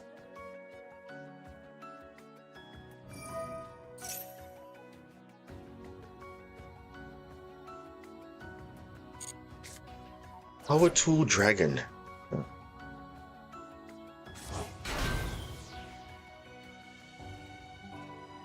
Why do I feel like there's gonna be some rank up shenanigans gonna happen here? It's always like that.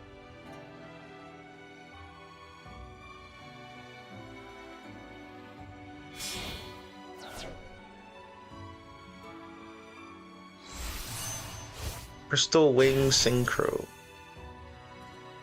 Crystal Wing Synchro. Okay.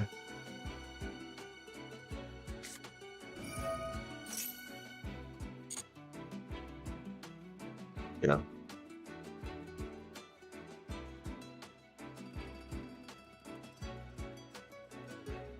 Nemesis Corridor? Oh yeah, it's there. It's fine. Yeah. Wave Kaiju and Illusion Gate.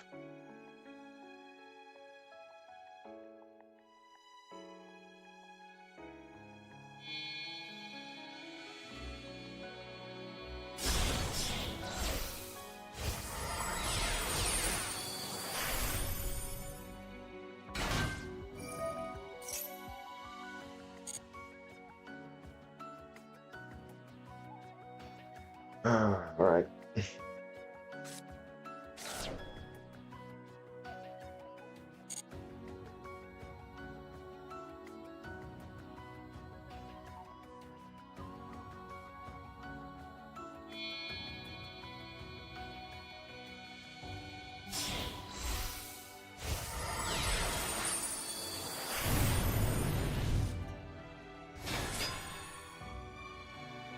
And there is a Champion Saw, guys. There it is.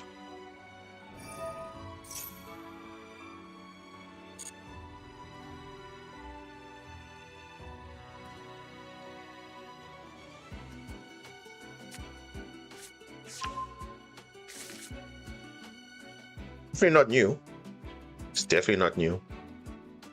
Been here for a long time in the game. Like I told you, remember there was a while where Zelantis was reprinted in a selection pack, and I got like 8 Zelantis cards.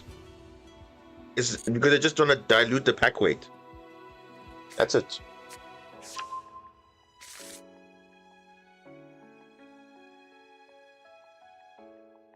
This is like spamming like 5 monsters or 3 monsters. It's kind of crazy. Yeah, but in most cases, it searches this card. It searches any Therion or Springen's card. So in, like, for example, Doom Z, you would obviously search Regulus.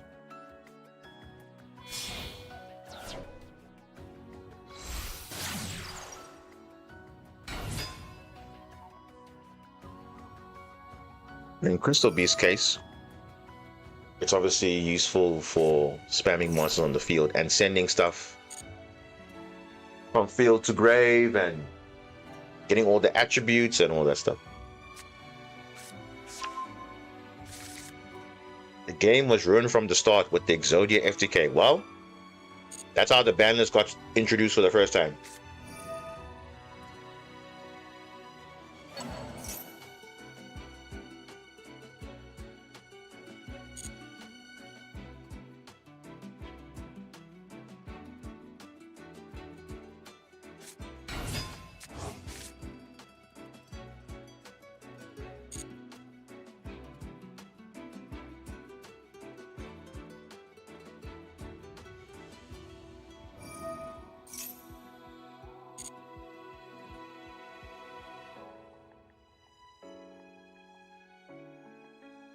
Well, let's see what the end board is first, and we can see if you've lost or not. Oh, Arch Nemesis. Whoa! Say what? It's Chatos. Interesting.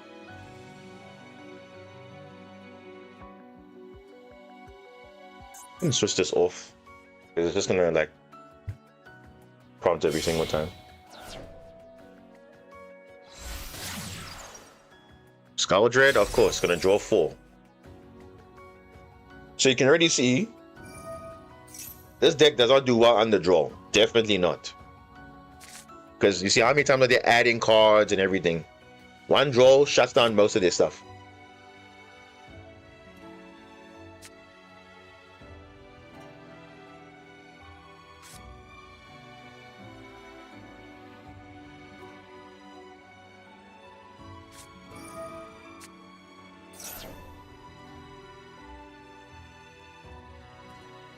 Why isn't that link banned? I don't know. You tell me. It was limited to 1 when the game came out, but for some reason they unbanned it because all the effects are not hard once per turn. They are soft once per turn per card.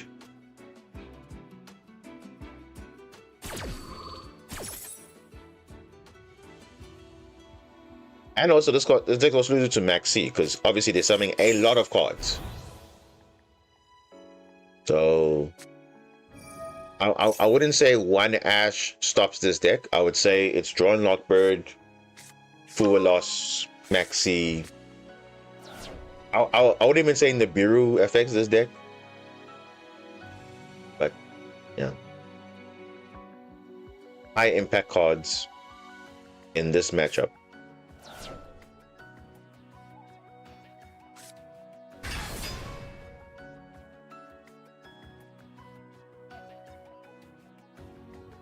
And you see he's having fun, so let him have fun.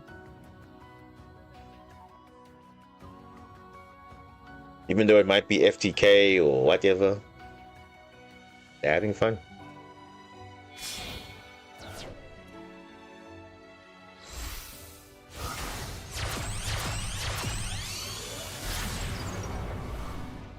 Firewall Dragon Singularity. Oh no, here we go. So people talk about combo slop. Like, what is this? Let's talk about what is the end goal here. How many things do you have to use to get there? There's like 20 decks in one at this point.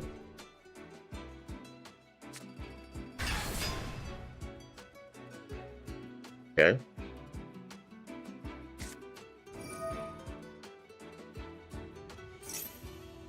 So Rainbow over Dragon.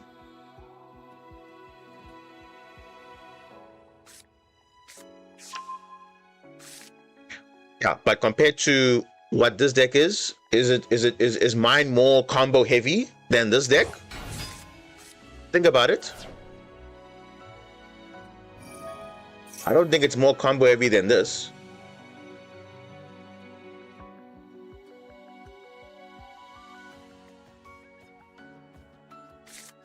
Because I'm not playing like, oh, this is 1, 2, 3, 5, 7, 8, 9. No, it's just probably like 4 suboptimal engines.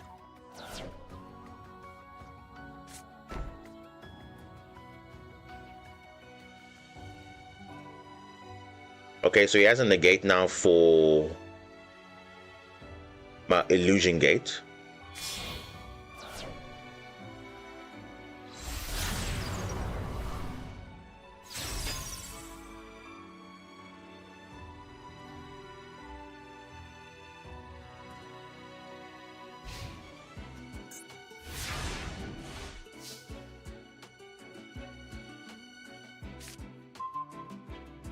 Talents.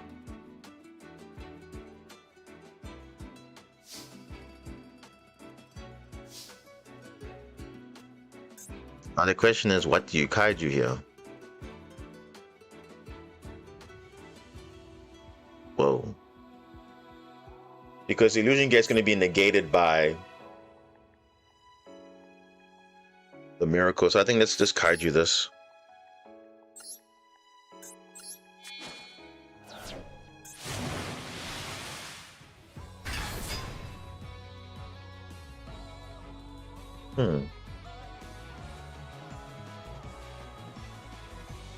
You see, I kind of don't want to lead him onto illusion gate. I want to like surprise him, I think, a little bit, which I think I can. Yeah, I think I'll do that. Let me start with this.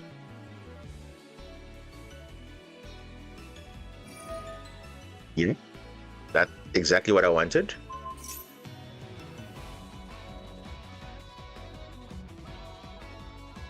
Because now you see he's used now a monster effect, so I can actually use talents. Yep, this is fine.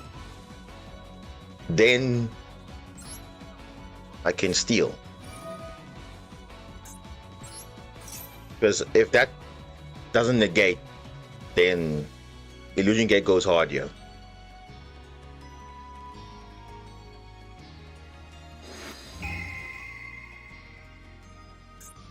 He's gonna allow this, dude. I'm gonna steal your overframe dragon, and I'm gonna tribute everything, brother.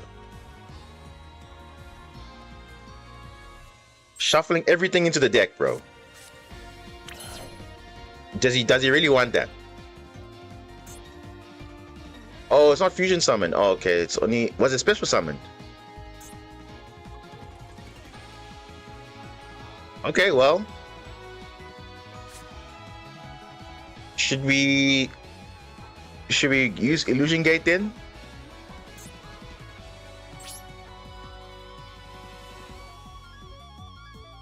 Because he didn't fall for the bait now. I don't want to go Typhon as a last resort. I want to see something else.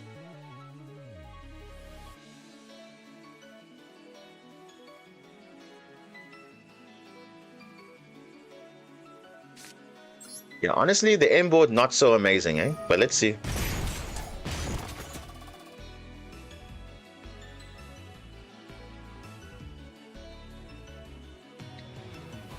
Uses Little Knight, activate Black Layer.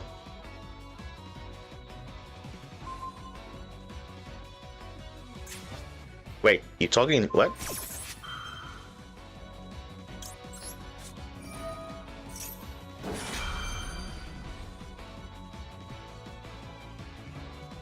Like he realizes he might lose, eh? Yeah. I was gonna say now, like, yeah. Let's see, what can I steal here?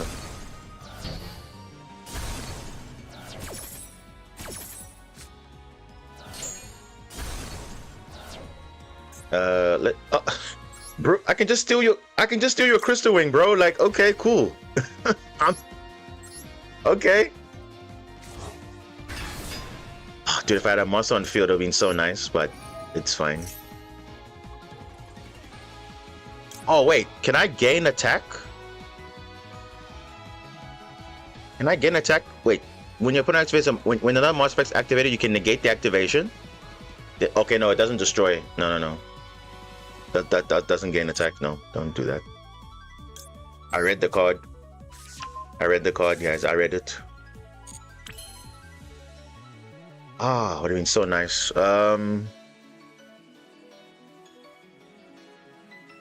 If I just had another monster on field, I could have at least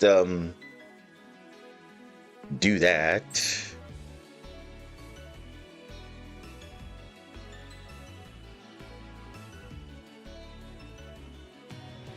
It's okay. And like a Joker or something would have been really nice.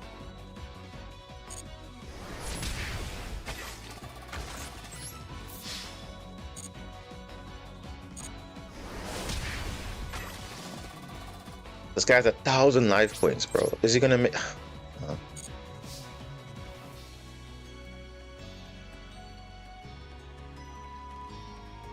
And remember, this card actually goes back to them. So what I need to do this.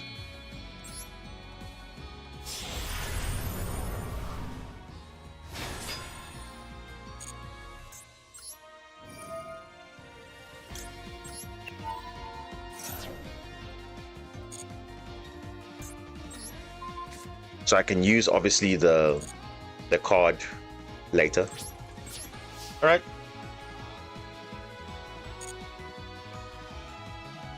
Knight was not there.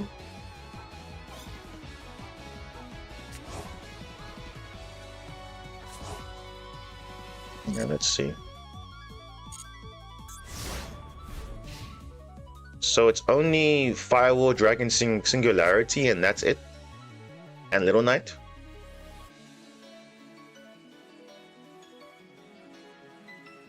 You probably go Battle Phase Crash. Or you will summon that big guy, the big rainbow dragon. Probably.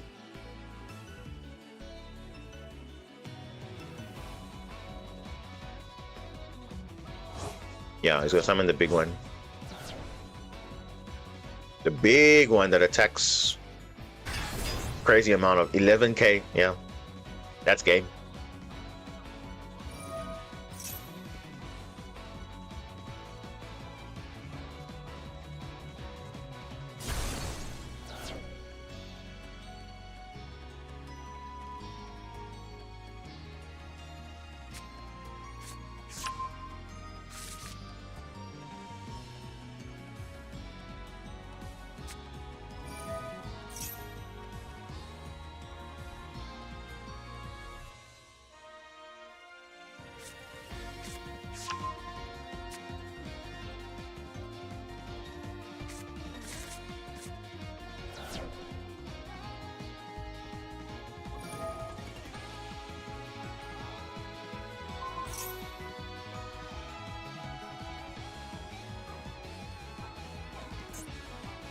Oh, it does that? Okay. All right.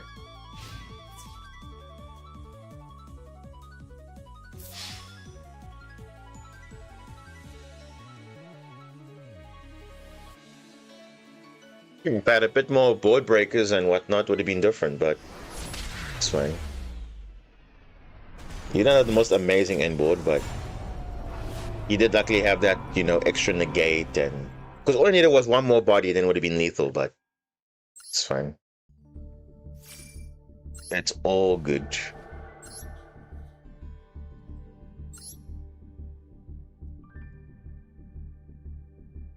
Yeah, that I'm saying you're expecting to do more, but based on how many engines they're playing, there's no actual like synergy in the deck. You're just playing cards with the hope of, oh, I can do this, I can do that, but that's it. Because I always say when I deck build, I at least have some identity there. Even though there's like 5 or 4 engines there, it's not like super emphasized. Oh my gosh, bro. I'm going first game.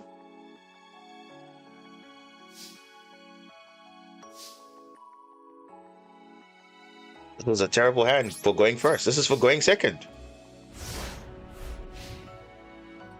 And I just said now how bad Izuna is when you have to normal summon that. That's not ideal.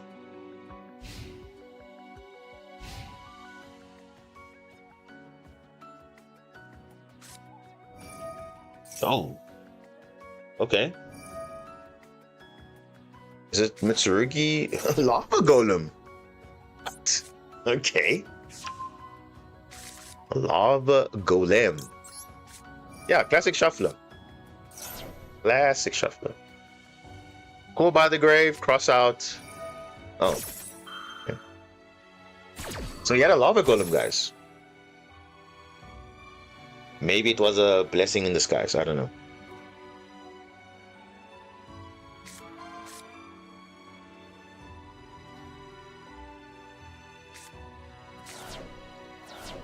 What? Azamina. Whoa. Big boy, huh? Straight into Azamina. Not even Saint Azamina, just straight into it. And it cannot be destroyed by card effects. Rip. Yeah, they're going all in here.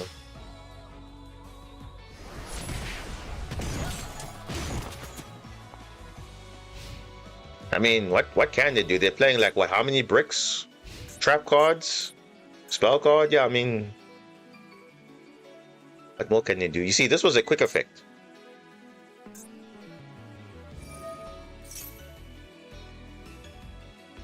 Yeah. If you don't open something here, we pretty much lose on the spot. Wow. Cross out designator. How nice. Yeah, we can't do anything now. Literally, like, bro. Gosh, bro. Like, what even is that, dude? He's just gonna win now. I mean, Illusion Gate is gonna do what? It's not gonna do anything, though, isn't it? I'm still gonna lose. Is it not? Why do you play that? The same reason why you play Maxi. Why do you play that? That's why. It's the same reason. Yeah, we still brick, guys. I mean, it doesn't help us. I mean, Illusion Gate would do something here, but I don't know if that's going to do anything, though. Because this cannot be destroyed at all, but obviously it's as possible then. So I don't know if this can actually do anything. Let's see. This doesn't do anything, though.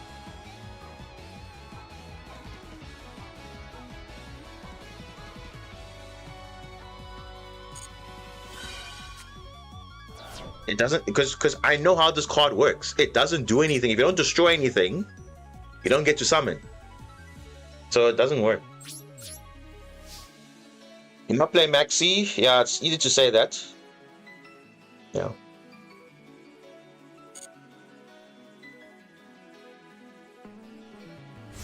Yeah. GG. GG. So first of all, the game says I go first, but with the going second hand. Then on top of that, this guy gets drolled and he still has to play under that. And I draw another card that doesn't do anything. Yep, bad deck building. That's the answer. Fact is that there's no way I can influence the shuffler. There's no way I can influence that. Yeah. Okay. Oh, bro. I went first, by the way. I didn't go second.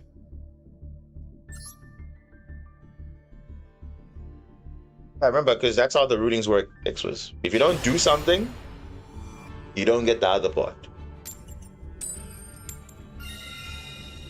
But yeah, bad deck building apparently. Yet I just proved it earlier why it doesn't really deal with that, but okay. Bad deck building it is.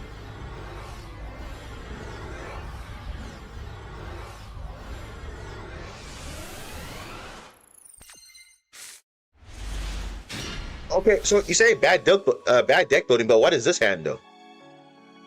We say the deck is bad, but look at this hand. So someone explain that to me, how the deck is bad, but look at the hands we're getting. Kind of interesting how this game works, eh? Very, very interesting.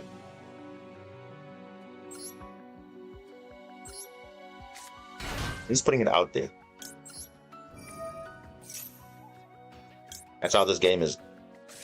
No. I'm just saying. I'm just stating the facts. I mean, this is now you guys are seeing it like on the screen. I'm not like making up anything, but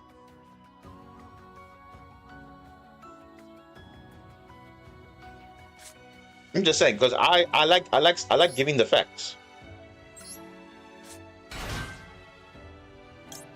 So yeah, it's all I can give you, the facts, guys. The facts don't lie. I don't want to search for you. I'll search for MST. Normal summon. That's fine. Go for that.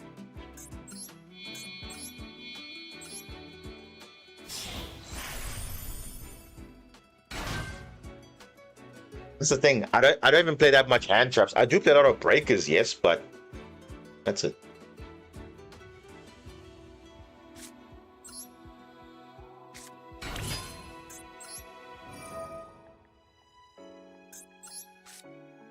I don't get offended, guys. I'm just giving you the facts. That's all I can. That's all I can give you is the facts. You can see it yourself. You can see how inconsistent the shuffler is. That's all I'm saying. But now someone doesn't believe me, so we go with the easy option of blaming something else. But you can clearly see it on the screen. I don't know how many times I have to say it, but that's what the truth is. And sometimes the truth hurts, guys. That's all I can say. Because if I got offended, I would be like, okay, let's now, like, I don't get offended because I know, and you guys know, the deck speaks for itself. It's proven itself in tournaments. It's gotten tops. So unless you have tops, there's no real leg to stand on. Because you say my deck is bad, but yet it got tops. So yeah. Because maybe it's not about the deck, maybe it's about the pilot. Ever thought about that? Because that's how I see it.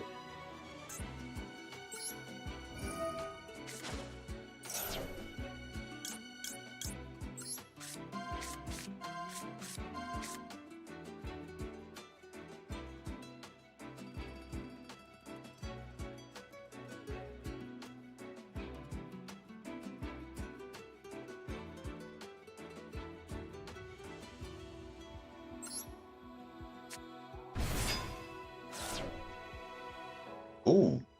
Okay, wait, there's options here. Let's do it.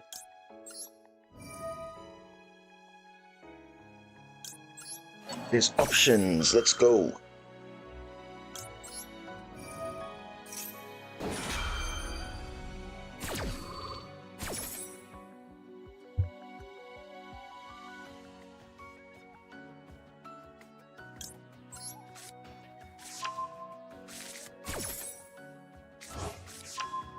I would say so, because if you pick the same deck as that person who topped or won the event, you're not going to get the same results. Say, oh, but I took the top winning deck list of Meta Weekly or YCS or whatever, but then there's the pilot.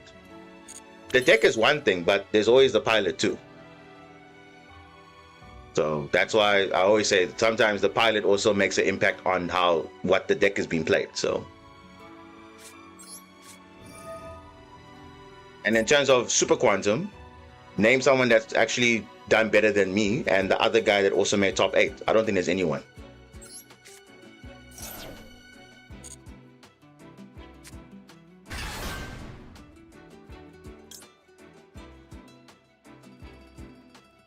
Because, an example, take that DDD player for example.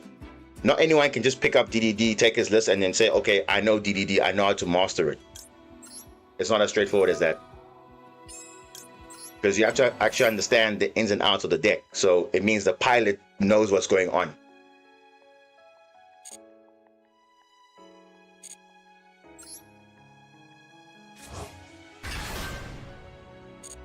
because again, there's other factors in play. But again, people don't want to accept it, but that's just how Yu-Gi-Oh is, guys.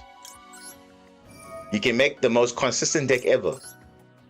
You can still brick.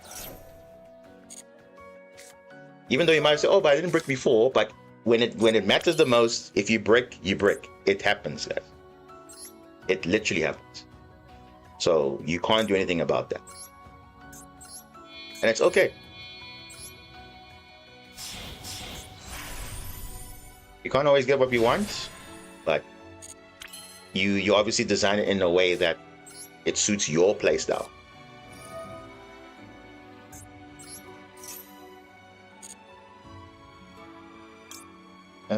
Let's see. Let's go with black here. Let's finish this end board.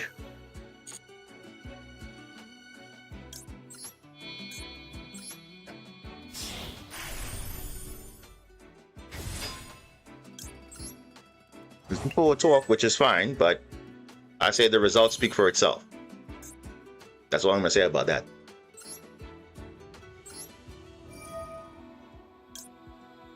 Don't even need thrust at this point.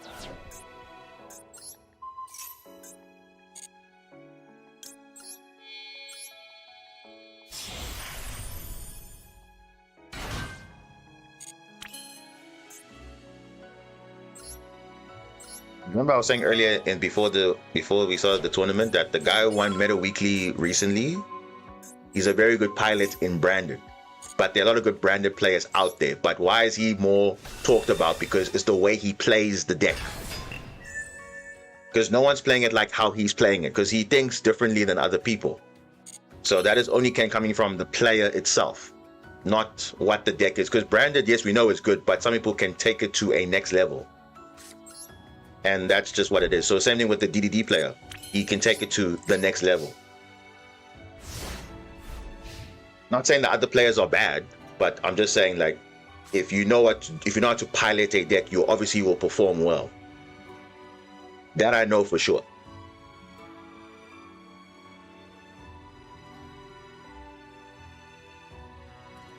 Because obviously on the face you might say, yeah, my deck is bad, but yet I'm the one piloting it. I'm the one getting the results. The same thing with Marincis. I'm the one piloting Marincis.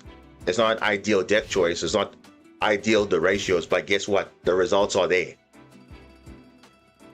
And everyone cares about the results, right? How did you perform? Did you do well in the tournament or whatever? Like, how were the tournament stats or whatever? That's what people are looking at.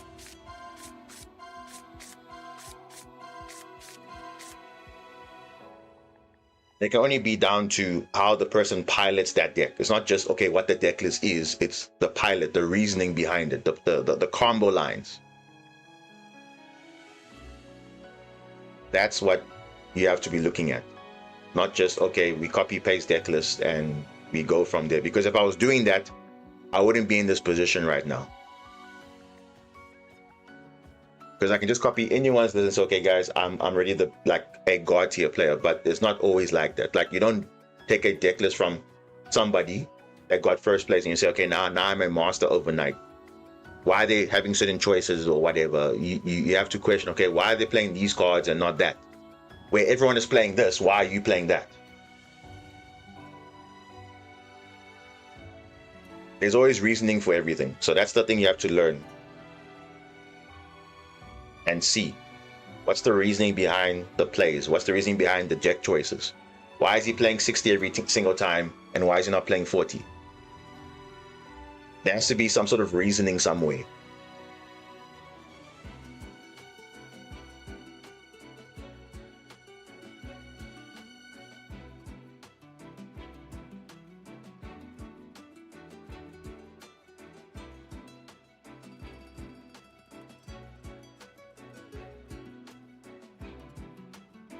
Why don't you use that spell to get K9? No, I already used Red Layer's effect, so I couldn't get it back. And also, this only searches Dark Pyro and Dark Aqua, or Light. So in the case of K9, it's only Joku and Lantern that you can search.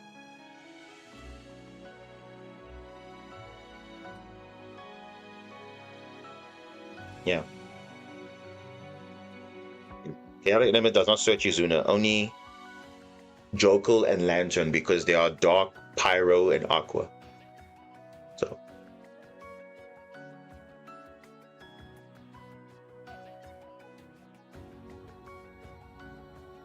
yeah, you would think so, but no, they made it very clear: light or dark, pyro or aqua.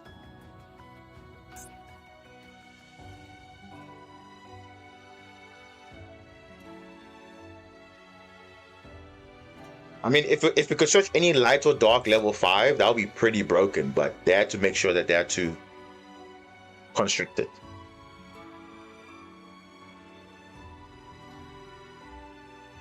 What are your thoughts on Tellarknights? To be honest, they're very good, but I cannot give an opinion on a deck that I don't understand fully.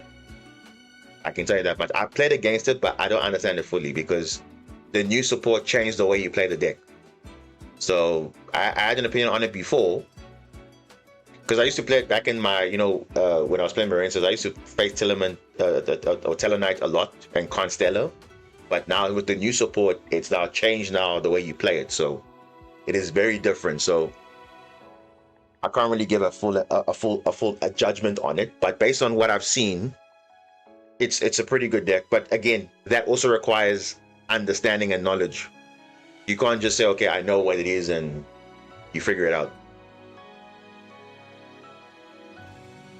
So, because some decks are very easy to kind of adapt and learn, but others are very complicated in terms of how to interact with it. Because I think that's the main thing that people want to get out of a deck if you're playing against it, is how to interact with it. Yeah.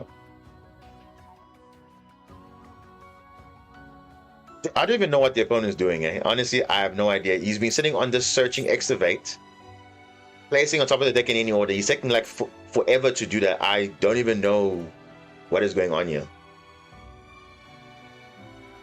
The branded mirror match is very complicated. Yes. And what did I say earlier about mirror matches? You have to know things that the other player does not. The small details. So I know this for sure because in the last Meta Weekly final, it was a branded mirror match. You obviously have to know what's going on for you to understand, okay, if I'm going first or going second, what cards are in play, the small details, all that stuff is relevant for mirror. So that's what people like. For me, that's why I can't really say what to do in the Super Quad mirror match because how often do I face Super Quad every day? Next to none. But obviously, if it was Kill Tune matchup, if it was, this guy is just stalling, bro. Like I don't understand. Yeah, he's just wasting time at this point. Did I find any Sky Strikers? Yeah, we faced a few Sky Striker players in Meta Weekly. We actually had a crazy 60-minute match.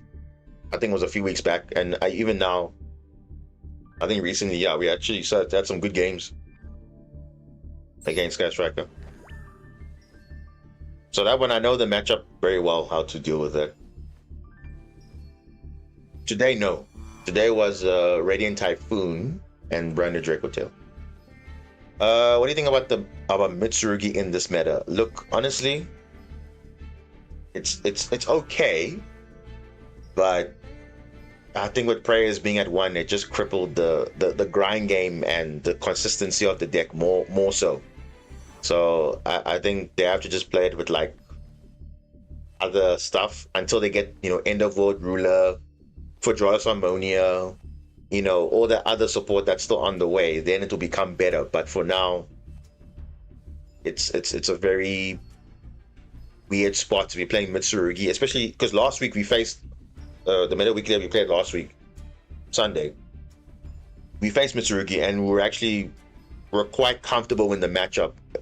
Obviously, if they had certain cards, they counted, but otherwise the matchup was straightforward. It wasn't like difficult because they obviously search a lot. So if you make a Magnus, they're not doing anything unless they have the Wuso already. But other than that, if they don't have access to it, what are they doing? They're just chilling, doing nothing. So Mitsu's in a bad spot right now. But again, you can obviously find ways to optimize it. So that's why I think it's an opportunity for you to now explore and say, okay, even though it's at 1, how do I make sure that I optimize it, even though people are not really necessarily playing it?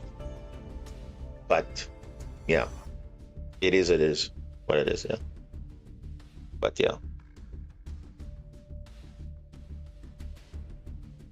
Grand Magus had a crazy match with Sky Striker 2. He almost won going second, but he got sacked by Widow Anchor and Talons on the crackback. Yeah. And you see, obviously, that 4K live half, that Hero Lives, it's a good card, but obviously has a very big cost, so it happens. It happens. What about Mitsuraizo? Yeah, Mitsuraizo's fine, but I mean, there's just better decks out there. Honestly, I think it's fine to play it, but there's just better decks out there. That's like saying, okay, why not? Why is no one playing Purely in this format? Purely is still good, it's full power, but there's just better decks out there. Like Power Creep, why is no one playing Sprite? Why is no one playing all these formerly tier 1 decks? Because Power Creep is real, guys. Power Creep is real. Some of these decks just can't adapt to the modern format. Literally, that's what it comes down to. It's just power creep. The same way why I say people are not playing Prank Kids anymore, because it's just no one's even playing adventure cards in 2026. I hope not, but I mean, it's just not optimal. It's just not.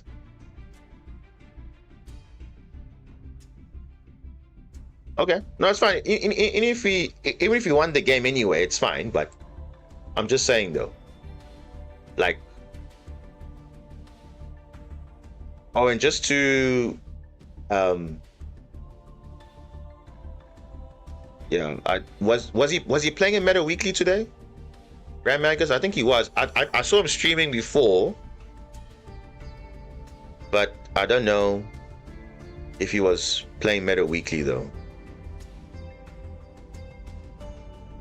Unfortunately, lost his 3rd game against a branded player. I can actually see who it was. Let me see. Because I have the bracket here. I can see who it was. Oh. It's not just any branded player. It's the branded player. The one I was talking about now. It was Abomod. Yeah. So, you're definitely going to get a run for your money there. Maxi and Fua both games, you see? What do you do? And you see, is that coming down to, oh, bad deck building or whatever? I'm pretty sure it wasn't down to that. It's just, if you have the cards, cool. But that's it. But yeah, that's just how this game is, guys. This game is very unpredictable. Like that, I'm saying, some decks are good, but they're just not relevant in the meta because it's just power crypt. They rather play other things because it's more modern, more adaptable, and that's it.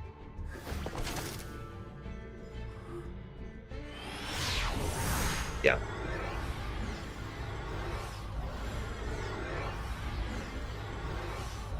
But I'm sure now you're asking the same question. Oh, why did you lose game in your round or whatever, Maxi, whatever? It's just that's what it is, guys. It just happens. Oh, speaking of, look at this. Look at this. Ash. No Ash. All right.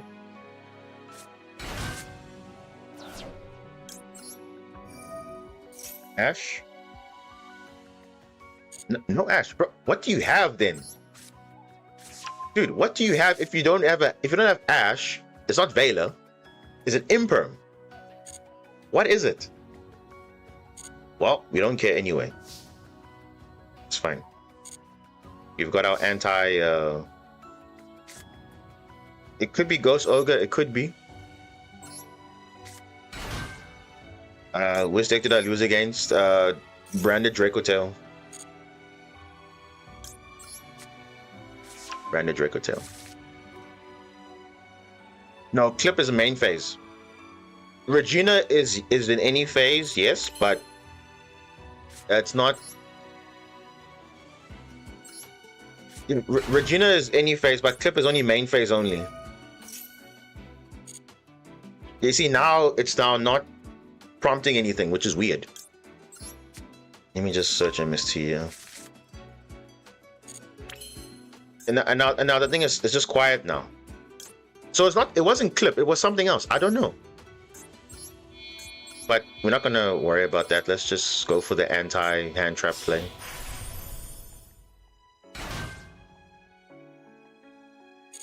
Draco Tail K9 or Yummy Pack out? No. It's not out yet. Because they're actually still missing some cards, ironically enough. All those decks are missing 1 or 2 cards.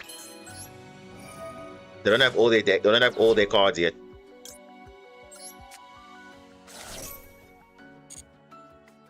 I'm very confused. What is going on with the opponent, though?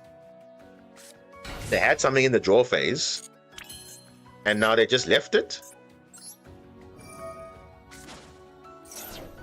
Very strange, though.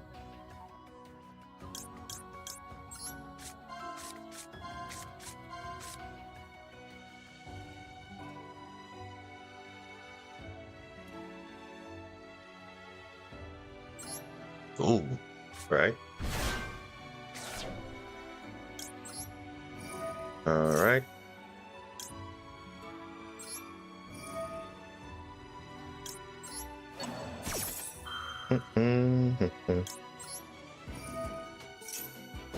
Yeah, it's fine.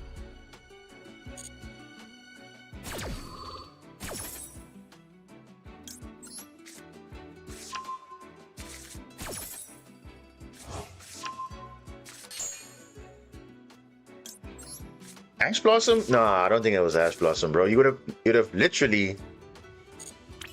I don't know. It feels so weird though. I don't know.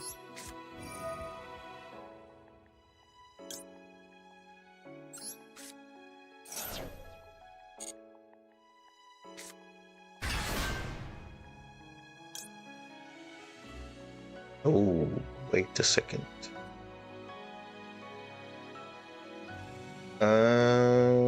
I need to.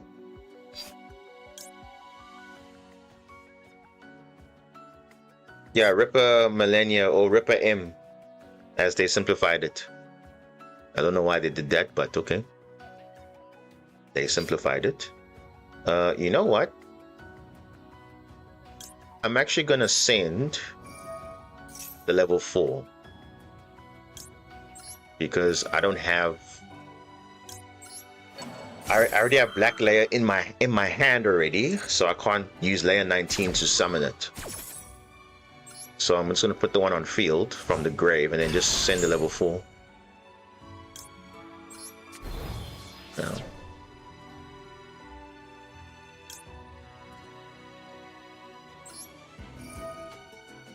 I'll just discard this. Get a free card, why not? Get something useful.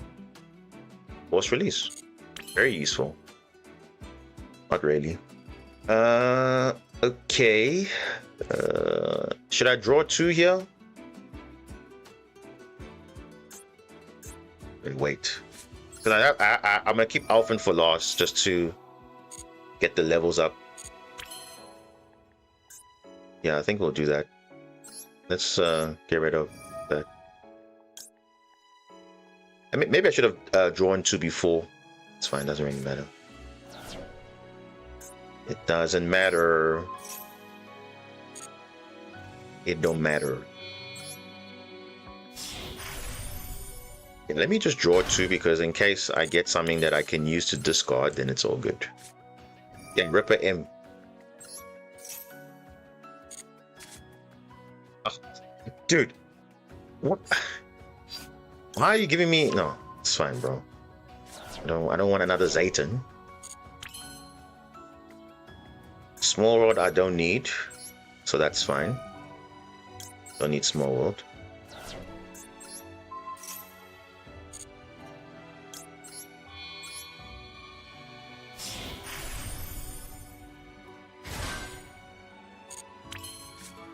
And that's that.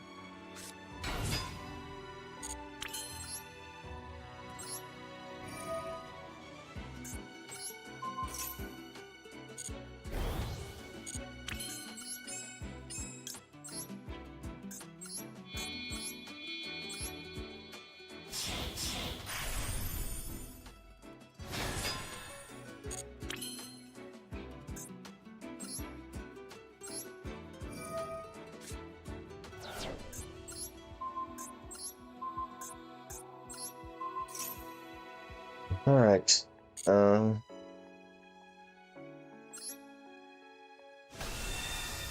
Let's see.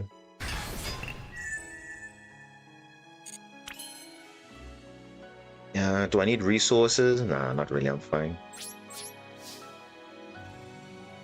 We'll just keep the layer in case they're playing something like some crazy back row or whatever. Yeah.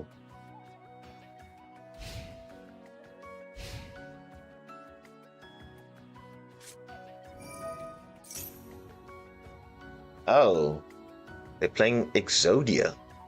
Oh, well, that would be easy. Because after this, they can't summon again, so it's a GG.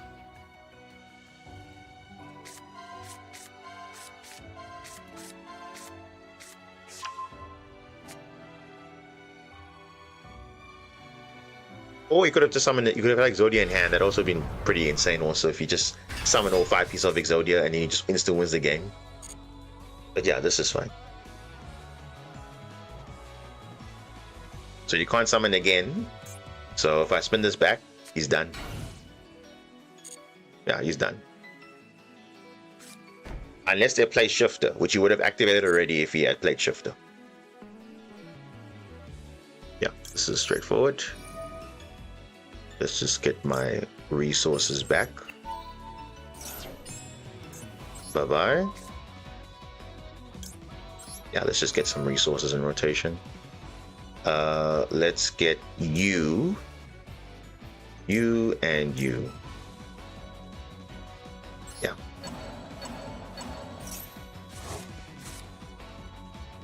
Yeah, he's done.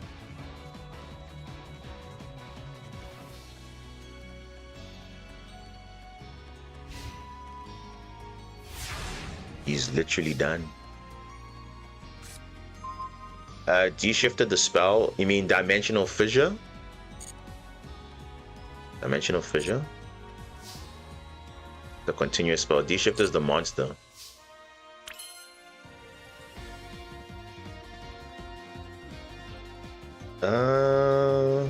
Yeah, that one. Yeah, that one. Yeah. Yeah, no, let's yeah, let's just spin back. Let's just close out the game.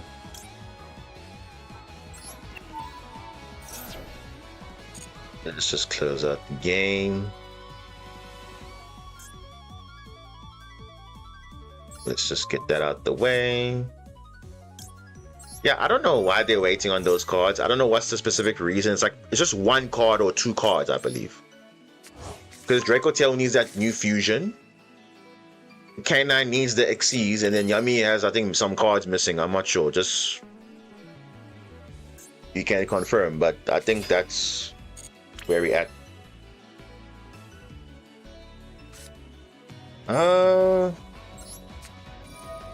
Let's see if we can close out the game.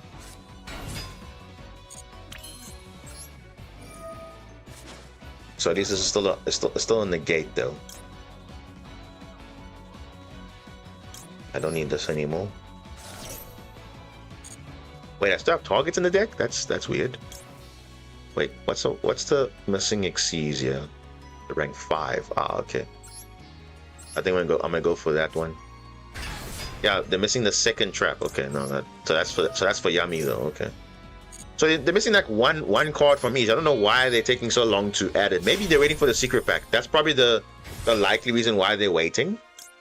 Is to have a secret pack for all those archetypes, and then they're going to include those cards in. That is probably the reason why. What is this back? What is this card? Oh, it's Resonator? Yeah, they're just... No. No.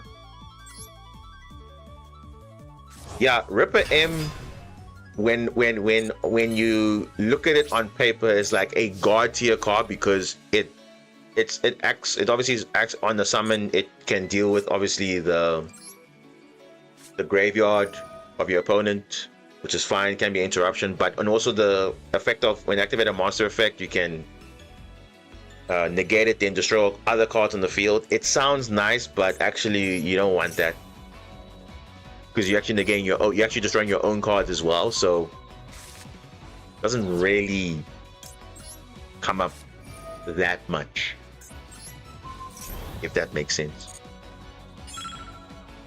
But yeah, so it turned out not to be a great card overall. I mean, I also used it in testing, but it turned out not to be so good.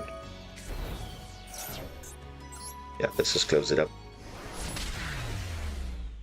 Okay, yeah, I think I'm done for tonight in terms of Master Duel, that is.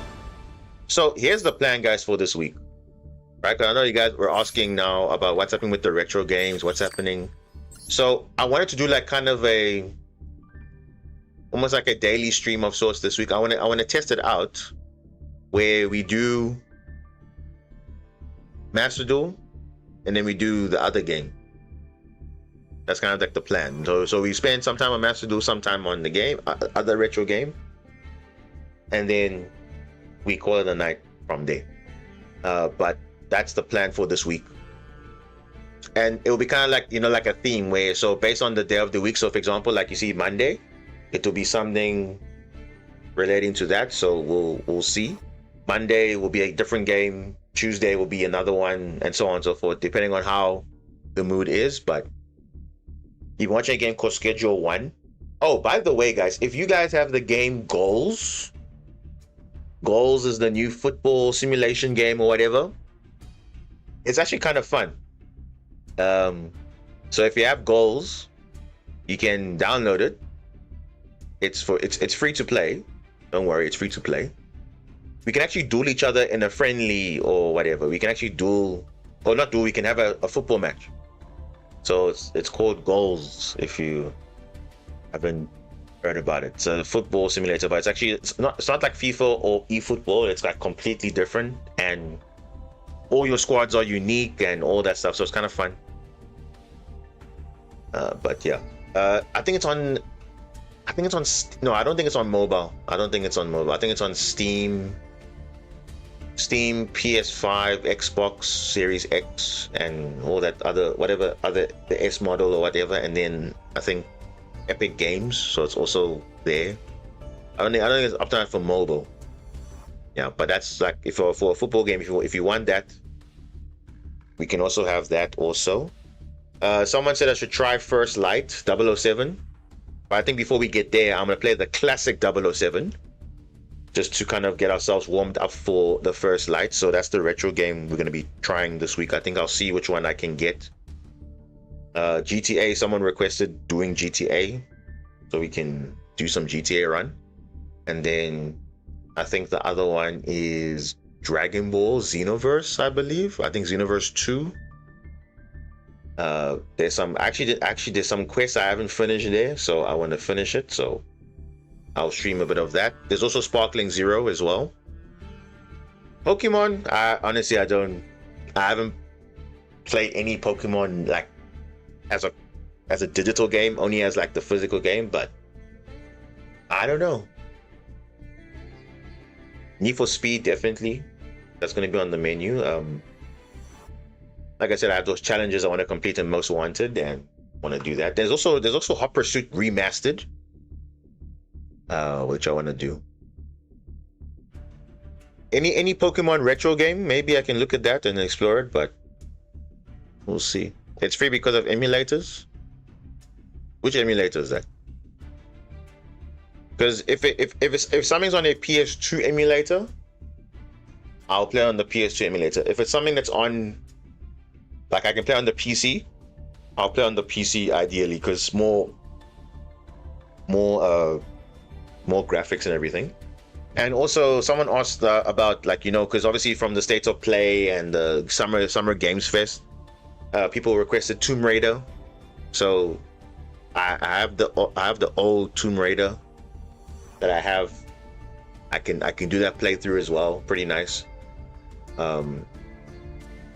Since Tomb Raider is coming out next year, there's also God of War sequel, I believe, from Valhalla, I believe. But I can play the OG God of War. I can also do that. There's also Tekken. There's also Dynasty Warriors. That's another request I got.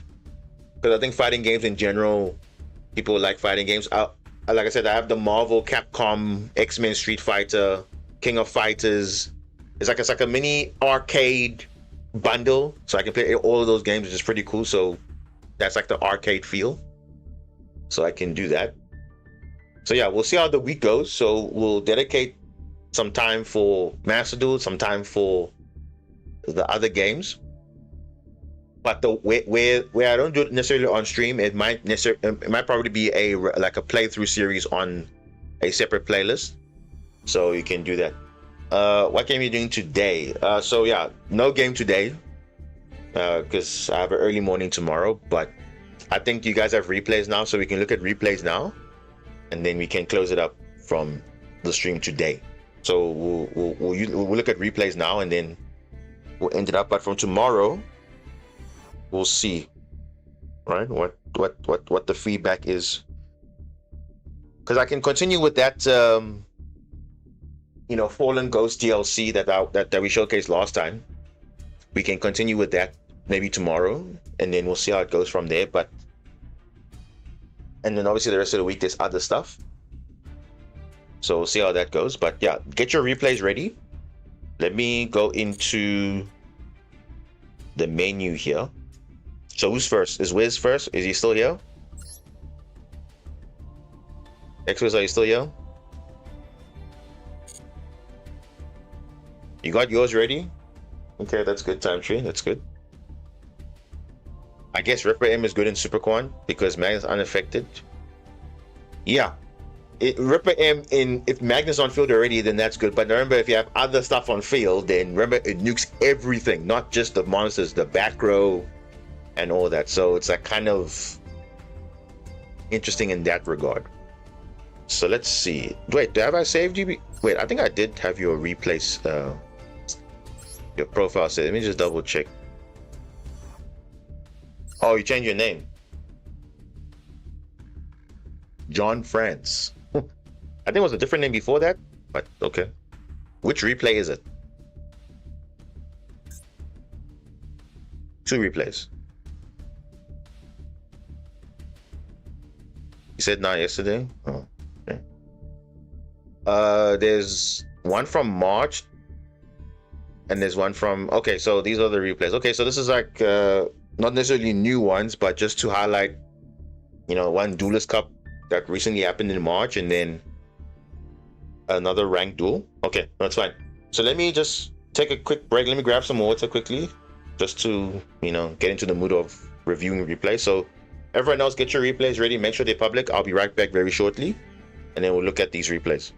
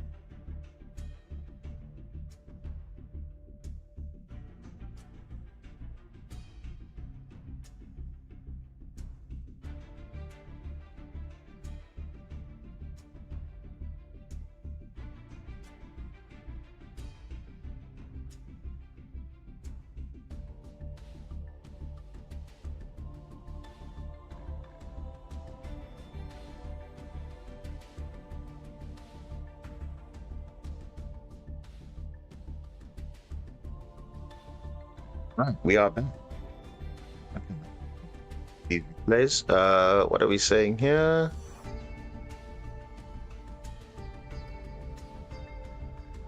Don't give me my code before. Give me someone else. Okay, no, that's fine. Well, I got you now, so that's okay. Let me first just follow you, so at least I don't remember. I don't forget who I save. Yeah, so that's fine.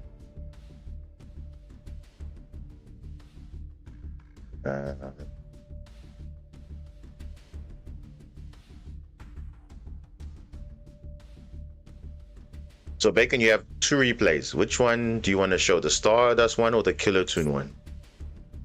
Any of them. Just show whatever ones you have, just show them. But it's depending on you. Okay, let's look at both of these replays. Let's look at the first one from Duelist Cup. Now, Duelist Cup, unfortunately, for some reason, you can't see the deck list, which is strange because, like, I don't know what they're trying to hide there, but okay. At this point, everything is public knowledge after the deck lists are revealed, but let's just see. 3-turn duel. Yeah.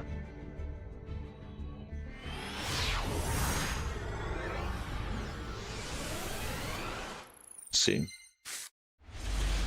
So you are going second, and you're playing Crystron K9 or K9 Crystron.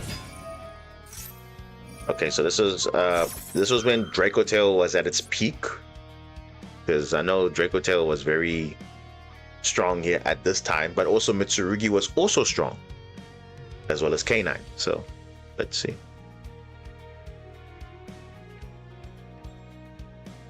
Yeah. Okay, let's see. You can imperm that off Rahu, bro. Like, this is like sometimes just so annoying because they always will have something. They always have at least two lines of play, unless you have both answers for it. They always have at least two lines of play. So this was like peak Draco Tail with Lucas at 3 and Rahu at 3. Was ridiculous.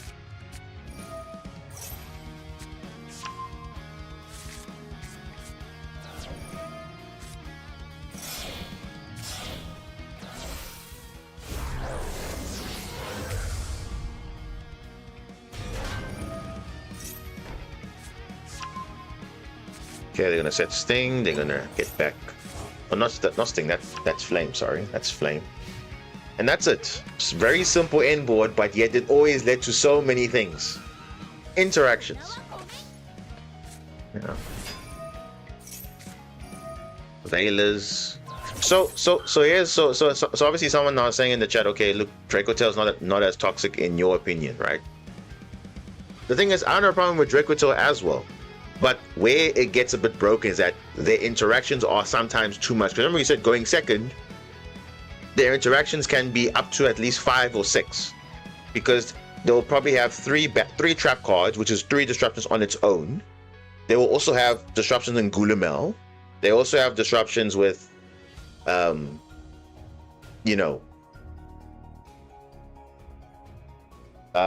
maybe other hand traps or whatever.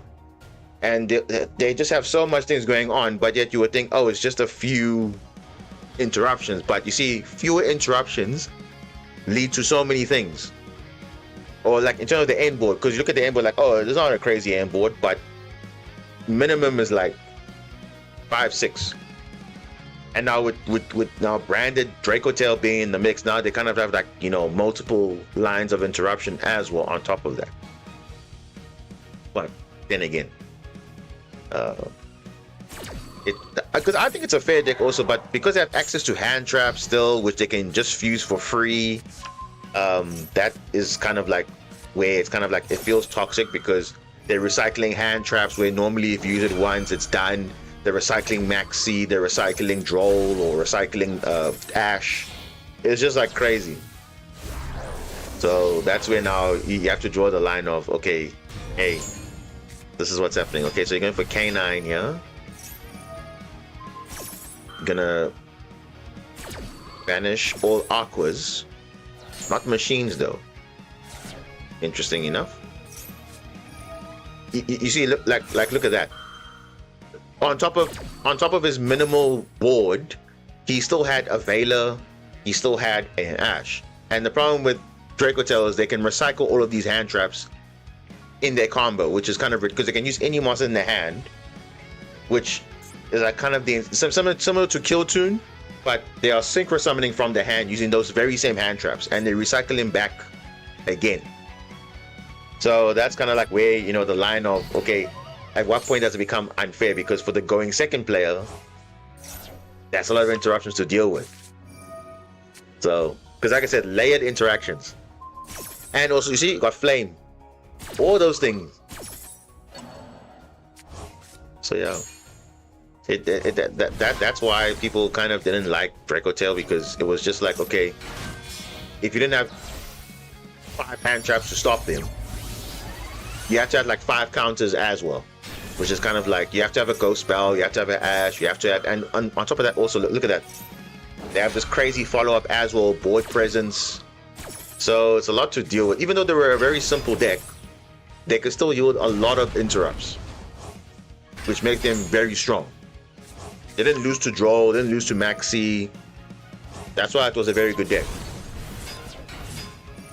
But yeah, let's see what X-Wiz is cooking here. Yeah.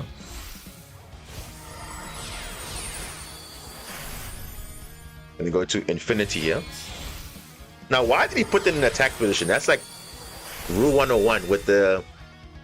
Crystron loves going into Infinity, so they can just suck up your monsters. And obviously now, remember, a Skeleton is reducing your monsters by 500, so why put in attack position? Put it in defense. So, yeah. Yeah, just deal with that, because you need to have a monster, a Dracotel monster, and a monster in the hand. So you deal with the Dracotel monster, they can't fuse into anything. GG. That was actually really nice, because he played through so many interactions. Oh, time limit. But he was cooked anyway.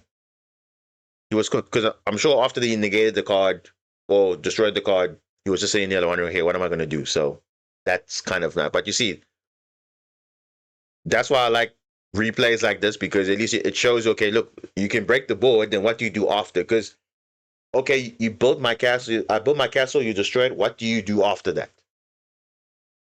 Yeah. I can see clearly after that play, he just sat there like the guy that we saw now in the Material Actor player. He just sat there wondering, okay, what do I do here?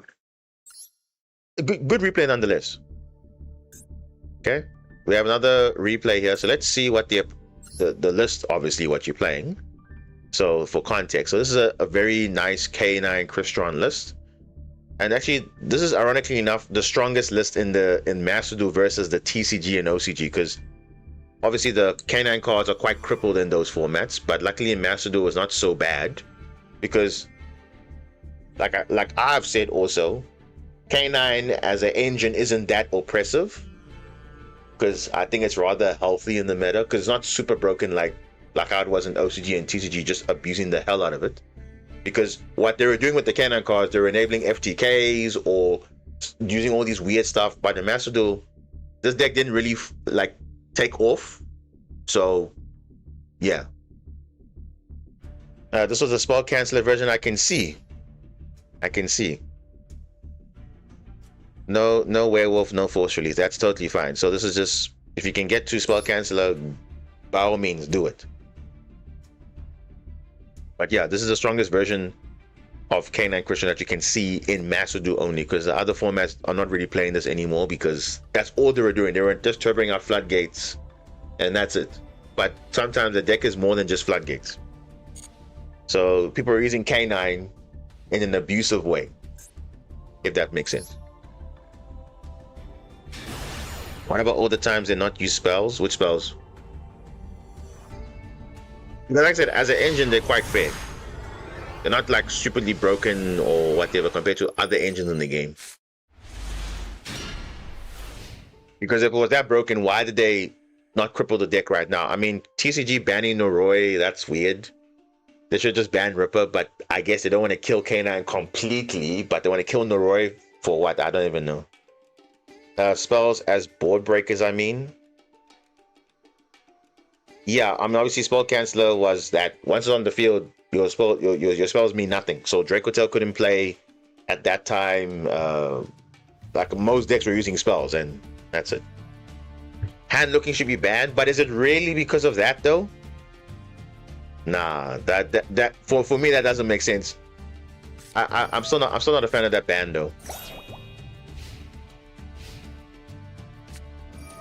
BSK9. All right, let's see.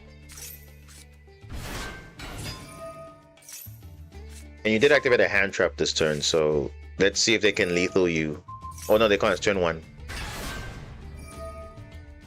It's turn 1. Never mind.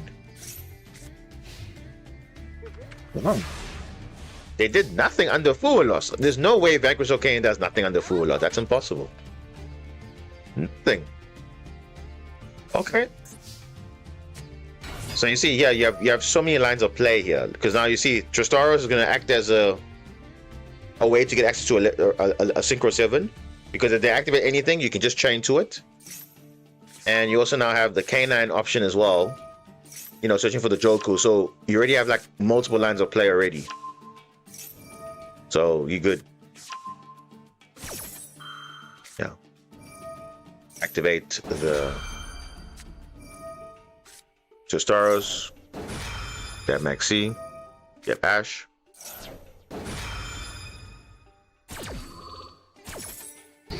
But you see, these mini games, I feel like that, especially when now it's hand traps. That for me, I'm not really like, you know, you have to spend your energy on that thing versus the actual game state. That for me just takes away the essence of, you know, going second. But so far, wait, forcing the straight to battle phase. Why? Ah, to play around Caesar Valius being summoned. Okay, Dragster. Yeah, I would have. Yeah, you couldn't really play around that because the columns. Alright, now you go K9 Ripper, so now you can definitely stop the Caesar Valius now. Oh, yeah, they're playing Rescue's Impulse.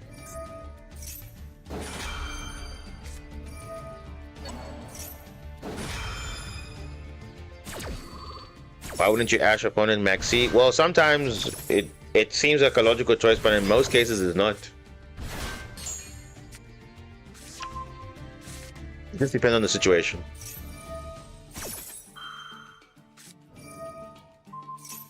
Because they say, oh, Ash the first thing you see, but look at the context though.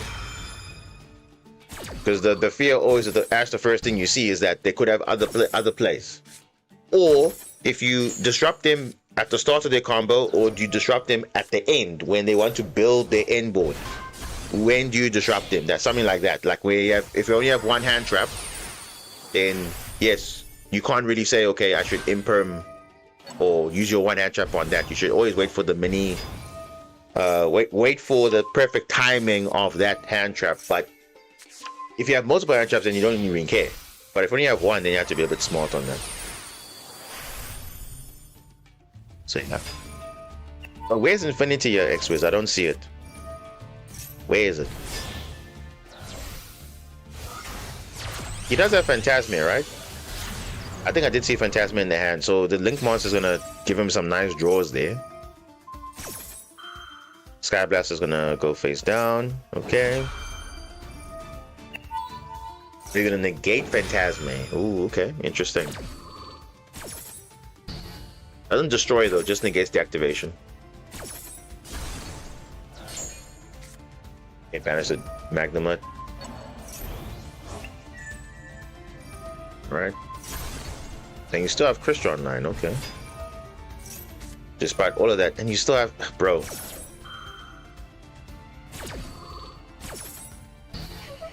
Why didn't you go Zeus line? So remember, with the Zeus line, an Xyz monster has to be battled. Right? So if a Xyz monster did not battle, you can't make a Zeus. Remember, he had K9 cards, and the Dragster was destroyed. So there was no Xyz on the field. Like, remember in my matchup against Radiant Typhoon? I battled with Magnus, but my goal was to make an Xyz because I can make any Xyz a Magnus, a Zeus, because an Xyz monster battled that turn, but there was no Xyz monster that battled, so you can't make a Zeus there. Yeah.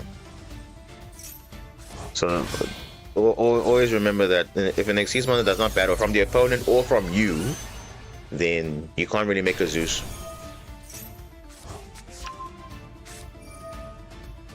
I mean, you're still having pretty good situation, yeah. Getting the 2 5s, and now I think now you should be in line to make the Infinity. There we go.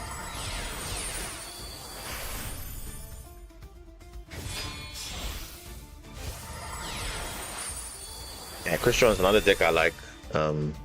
It's actually quite good if you know what you're doing.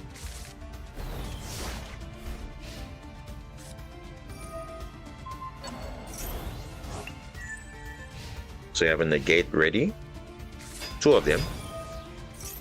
Yeah, just deal with that. So you made Little Knight in main phase 2, not in main phase. Main phase 2 you made Little Knight. So remember, he skipped the main phase to play around Caesar Valius being summoned, so you had to attack in battle phase. Yeah. So you had to make Little Knight in main phase 2, yeah. So he didn't make it in. Oh, he's done. He's done. Surrendered. Yeah, I mean, look, you had board presence. What more can you do? You've negated his monsters. Yeah, there's no real way to come back from that. So, yes, unfortunately, you had to scoop there.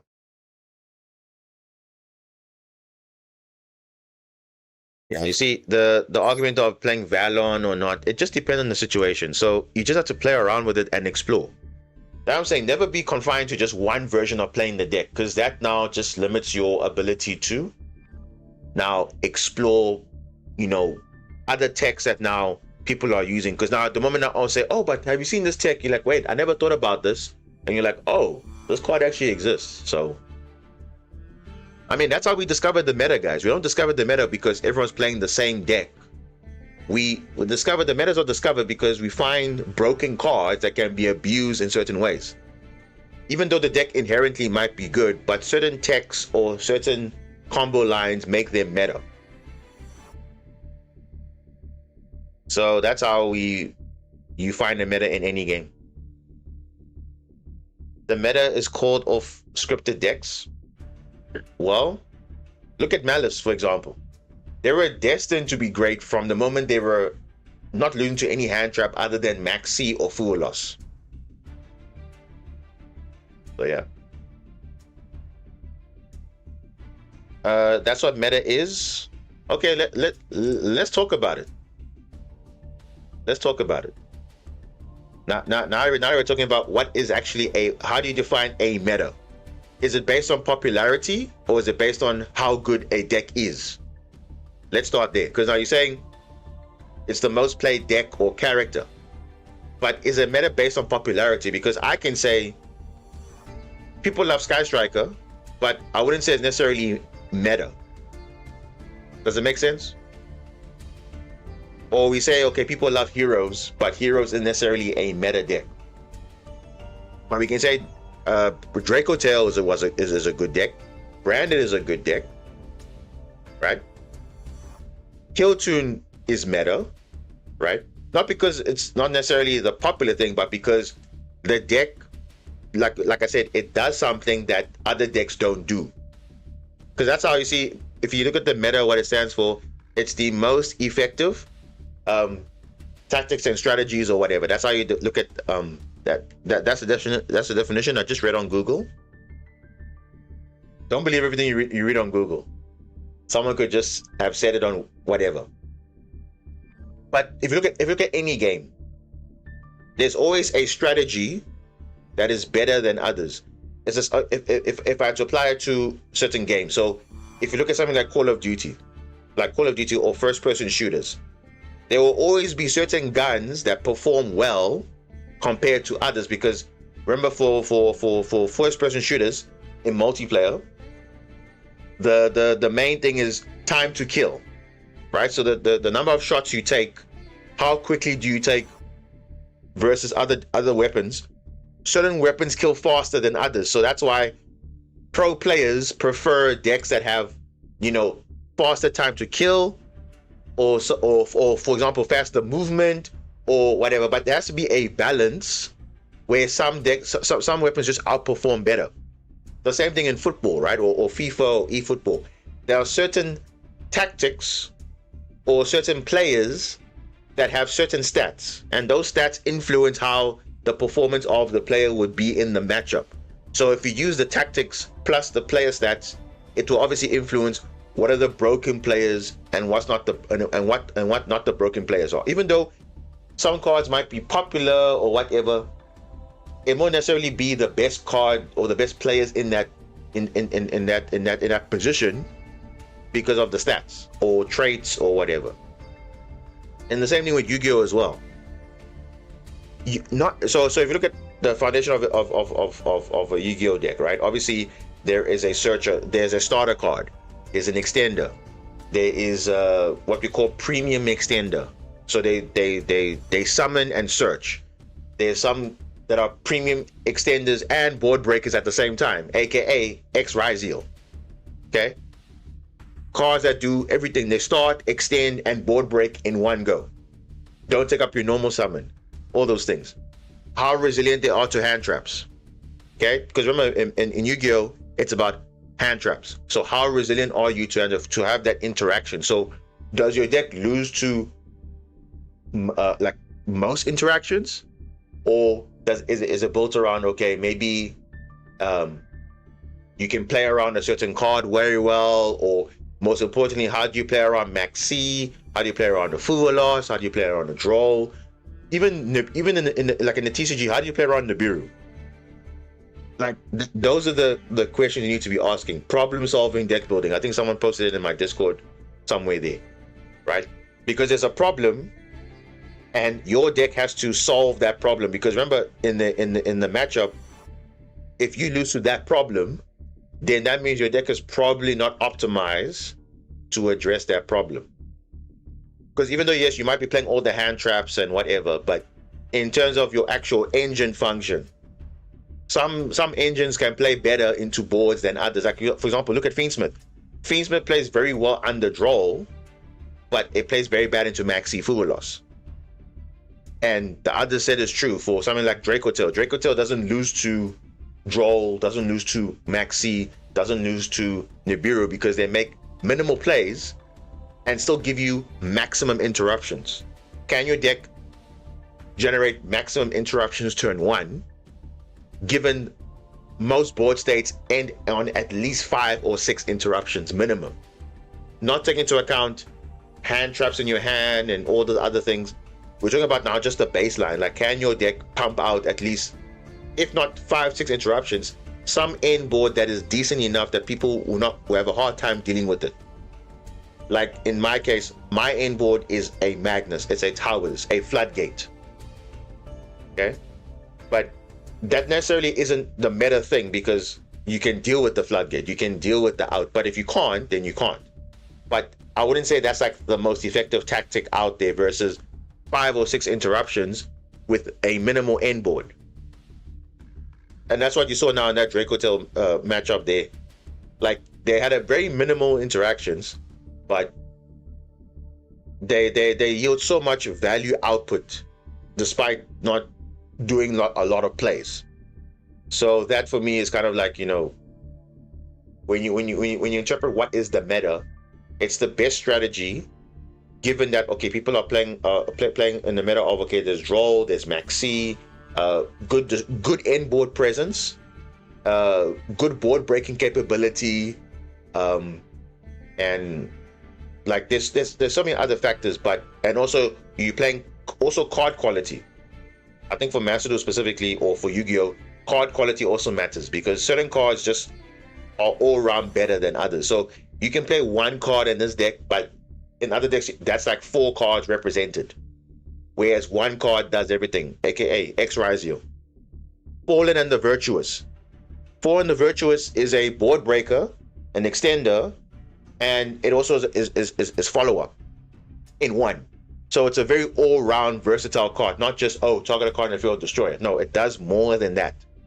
So we're talking about cards like that where you have to play 3 different cards to do the same thing. There's everything in one. So that for me is kind of like what in Yu-Gi-Oh context the meta is. Because certain decks will just outperform others because of how, the resource management, follow-up, consistency, good end board presence, a lot of interruptions. That's it. So even though a deck might be popular, it wouldn't necessarily like be the meta deck, if that makes sense.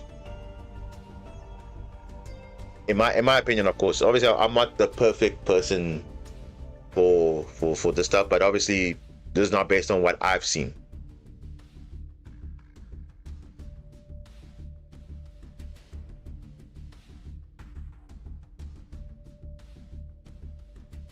What replay do I like the most? I think I like the first one. The first one I like the most.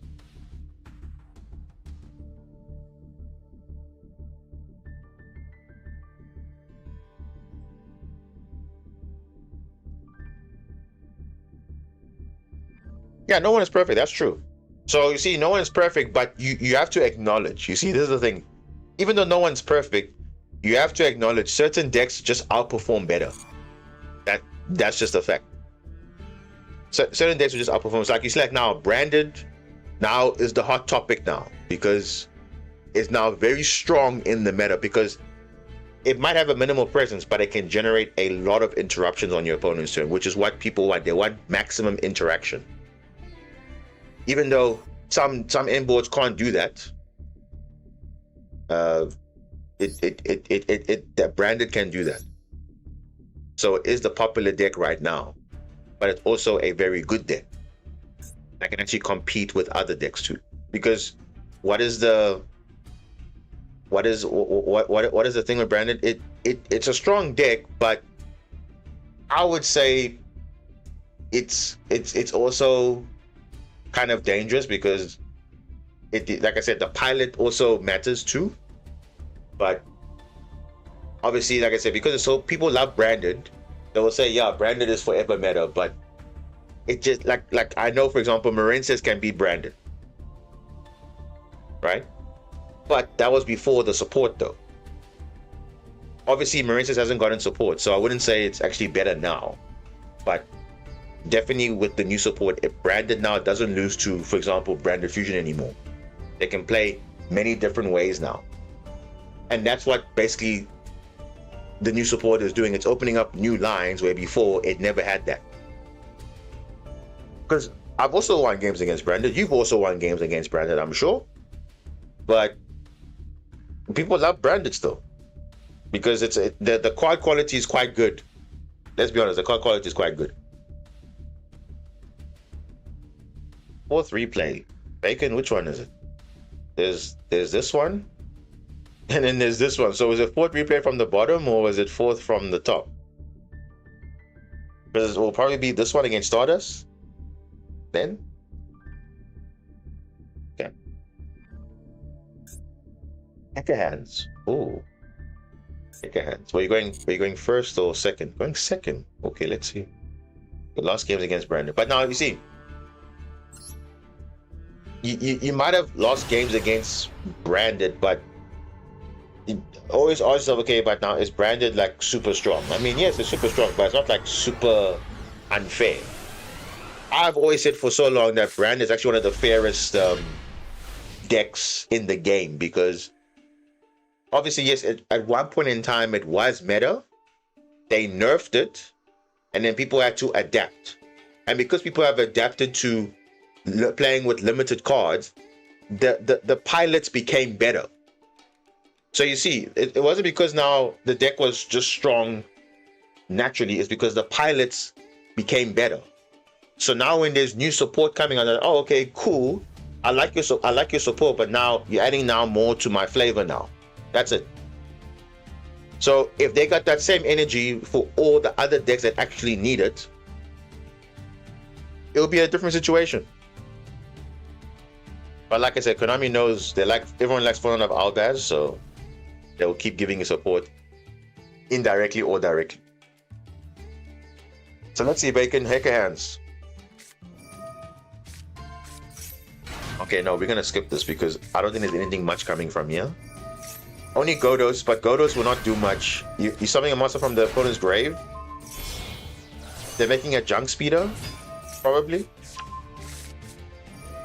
You could stop the junk synchron though. Let's see.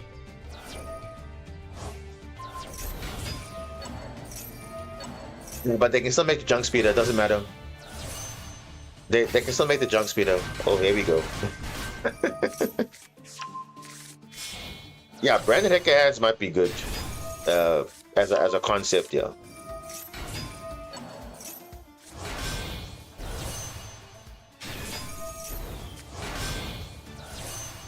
Okay, this guy's gonna spam the field with just, I don't know, bro. I mean, look how much Synchron has to do just to make up a board.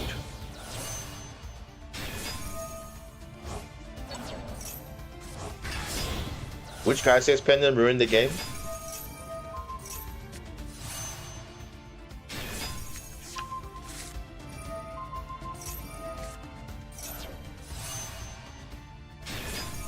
Wow, this is a field and a half.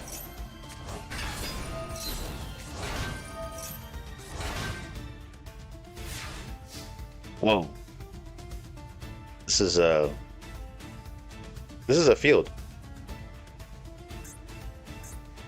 Look, people will have their opinions. Remember, opinions are there to start debates because it's just an opinion, and obviously they're going to base their opinion based on facts or other beliefs or whatever. But Pendulum, before Pendulum, there was other worse things out there. Some would say Pendulum made it worse, or even say, some people say Link Monsters made it worse. But maybe Konami does not put restrictions on certain cards. That's why they became broken, because restrictions come at a price, of course. So, yeah, not necessarily rage bait, but it just sparks the tension of, okay, do we understand what we are saying?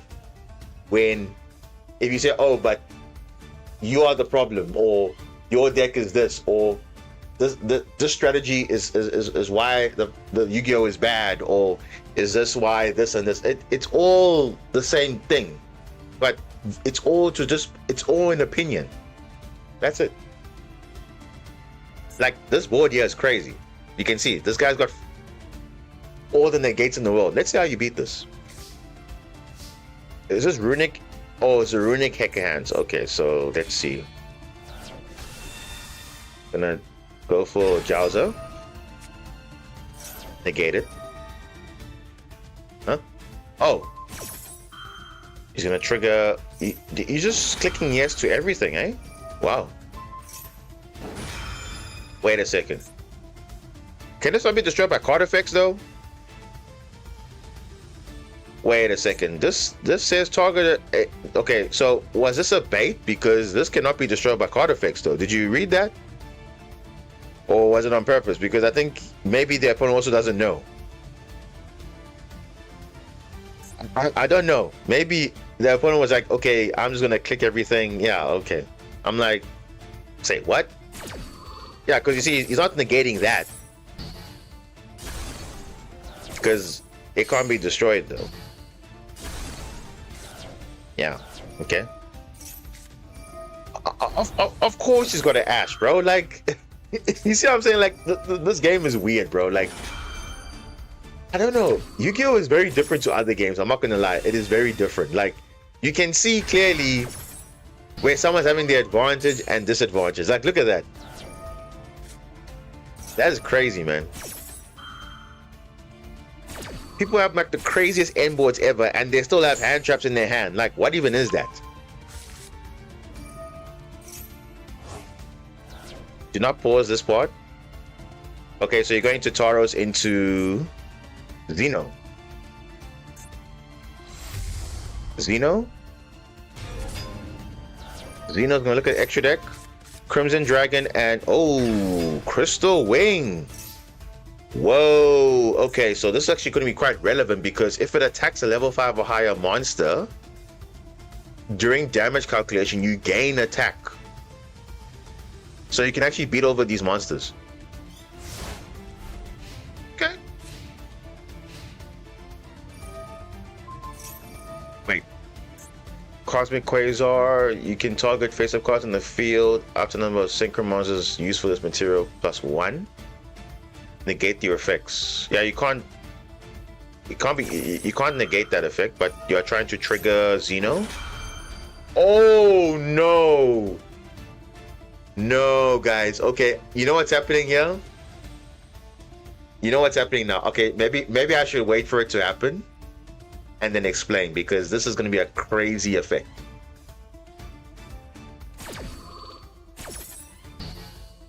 Yeah. He's just made a mistake now. Damn, bro. So what happened? You will see now. No, well, it's already triggering already. So let's read what's happening. So if this fusion summon card you own and control is destroyed by your opponent's card effect, and you got destroyed by Quasar Dragon, you can take any number of monsters your opponent controls. Take control of them. Any number. What? What even is this card, bro? This is an SR, okay? This is the boss monster of Hecahands. One of the most craziest effects I've seen in a card. Like, what even is this? Oh, no, you're gonna negate that? Nope. Oh my gosh.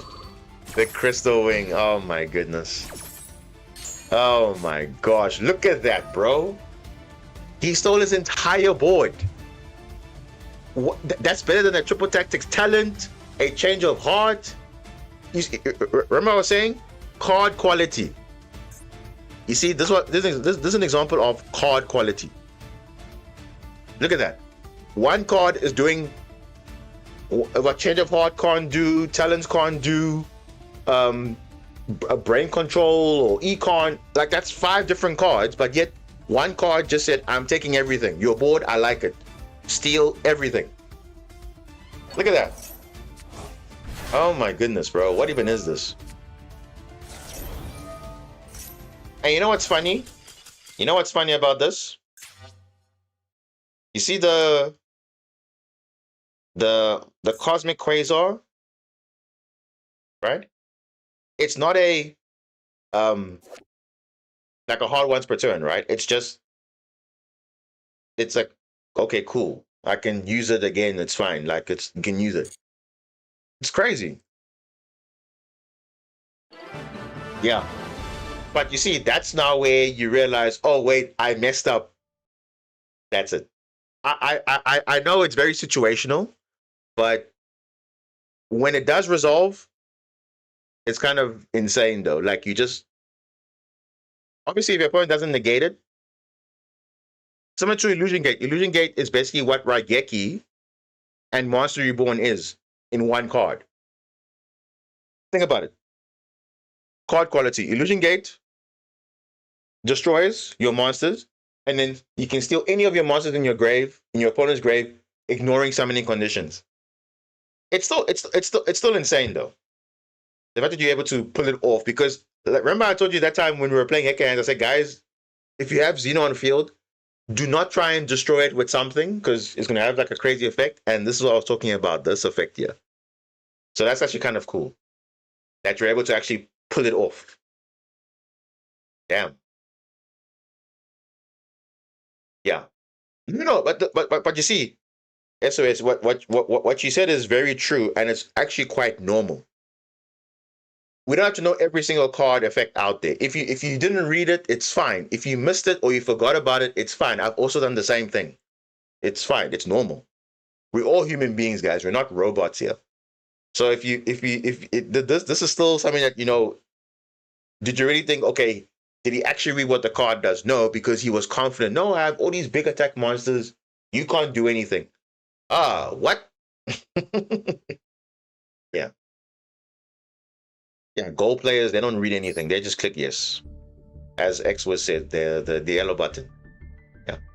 Okay, that was a very cool replay. But you see, Hacker Hands, you see, as much as they can do that, it's not going to be meta relevant because it obviously it's highly inconsistent enough because you're not consistently getting a Hacker Hands board 90% of the time, right? But if you can pull off the combo, it's pretty cool. So I like it. I like it. All right, Time Tree, where are you? Where's your replay? Thanks for that, Bacon. Hacker Hands is just gambling. It's basically it's Konami telling us, look, you guys like gambling, so let's give you a deck that likes gambling. That's it. But you see, Hacker Hands is might be gambling, but it's also fun as well. It's fun. I'm sure Dice Rally people were enjoying Hacker Hands because the loner was pretty good. All right, Time Tree, where are you? Right here.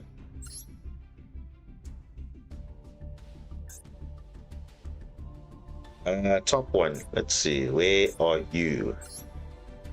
You're still playing Archmage? Wait, this is Elf Node Archmage. Whoa. Okay. So are you excited for the Power Patron stuff?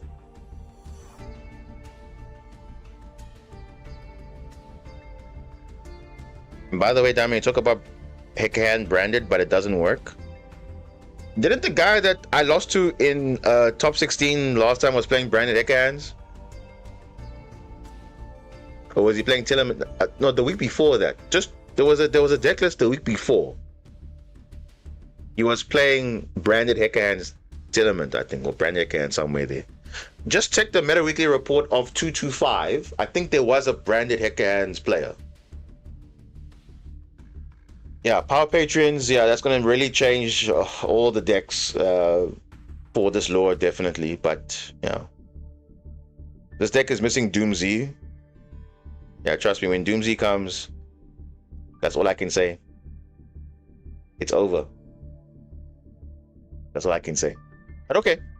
So Time Tree has a replay here for, what is it? Archmage with Elf Note.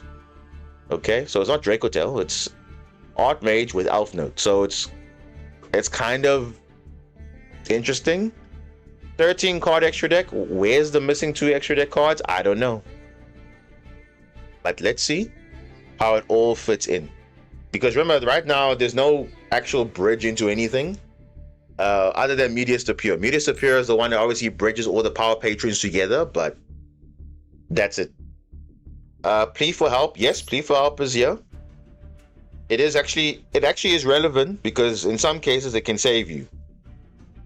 I think it did showcase a replay last time where it actually saved him from nuking his entire board, specifically the back row. So yeah. And is this new branded? Yeah, this is new branded, guys. 60 card branded. This is now obviously this is not the optimal way. Remember, this is an idea. Okay, so and he's got Overframe Mirror Jade. So let's see. But triple branded opening, one of the Virtuous, one Imperm, one branded Banishment. Are people still playing this card? Okay. Interesting. Retribution, that's fine. He's still playing Despia there of the branded. So you can just by looking at the card that he's playing, it's not really the most optimal branded list you can think of. But guess what? This guy will probably make Master 1 still. Because the decks, the card quality is still quite decent. But he's playing Triple Quem, Cartesia. He's got 2 Fallen of White Dragon. Because remember, Fallen of White Dragon is also Fallen of Albaz.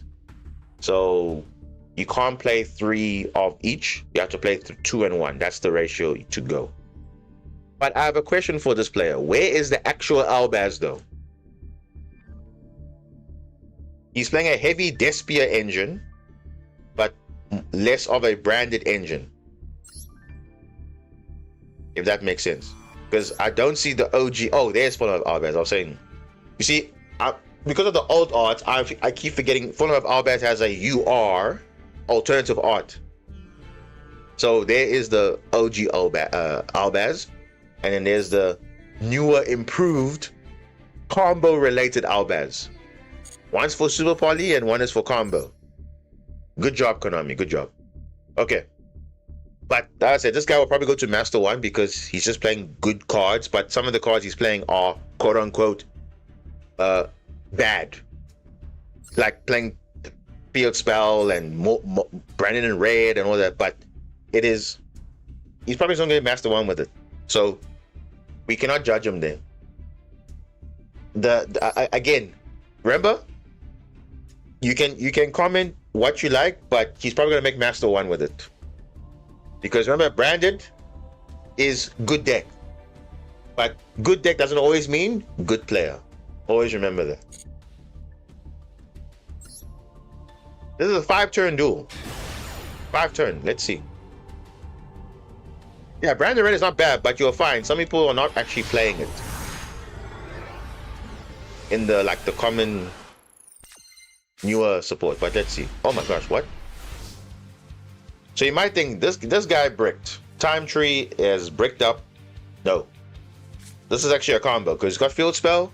He discards a spell trap. Any can play the game. Alright, let's see. For Flare is going to be added. Just set an Archmage trap. Or a spell trap from the deck. Yeah.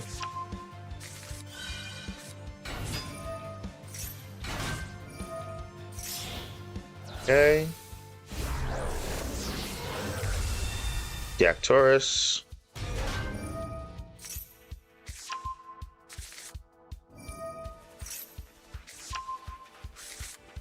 Oh, we got the new counter trap.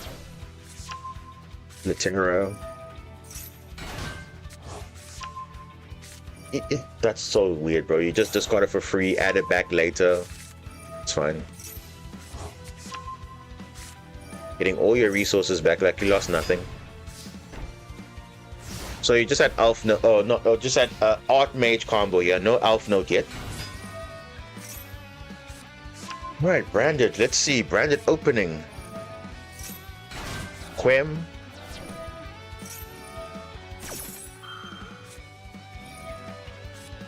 On the Virtuous. This is what I was talking about, where I'm saying, you see how versatile 400 Virtuous is?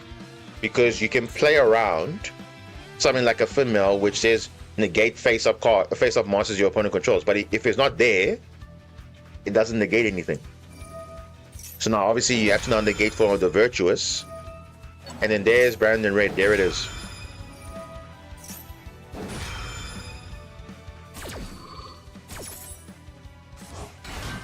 Yep. So he has to do that to fuse with the card that he wants to obviously negate. Masquerade. Masquerade is such a 2022 card. Like, it's very outdated. Honestly, this is not the best thing anymore. Yes, it's niche, yes, because you're losing your life points, whatever, but it's not the best thing in the world anymore. People love it.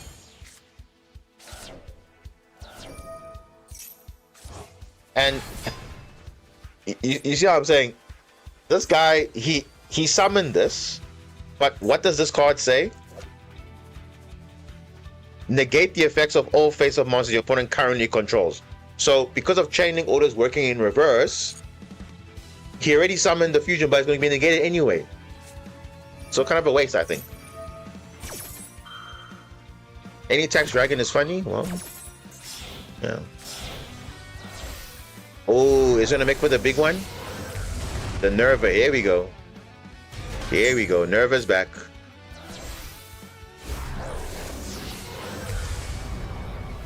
Okay, branded, that's fine.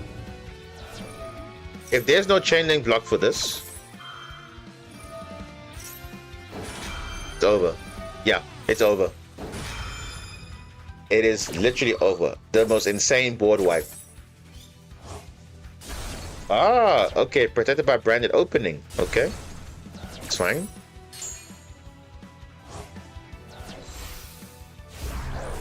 So going to the dragon that devours the dogma. Negate, but unaffected though. Oh, it's not. Wait. Is there an Ecclesia? Oh, there's no Ecclesia engraved. Okay, there we go.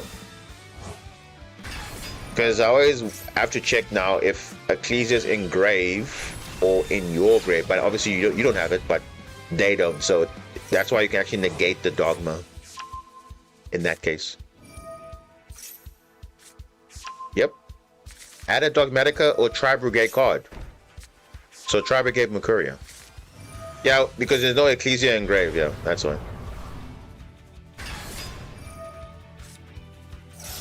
Yeah, that's fine. Oh, they're going to the Overframe Mirror Jade. Woo, there we go. Overframe Mirror Jade with the animations too. Look, see, even with the animations, it's like the Overframe card in the background. Pretty cool.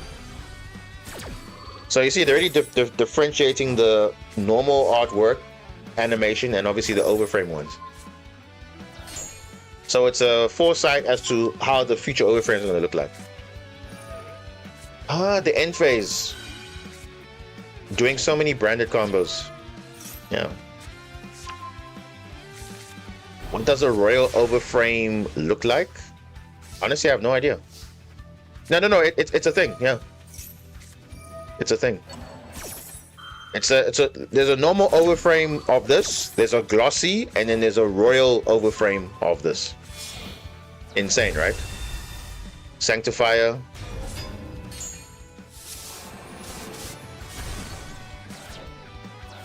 Yeah, I heard some people in the chat say some of the branded guys got it. The ones that play it regularly, they got the royal overframe Mirror Jade.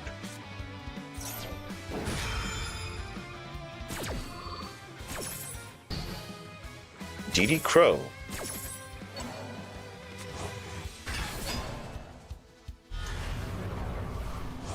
Whoa. Okay.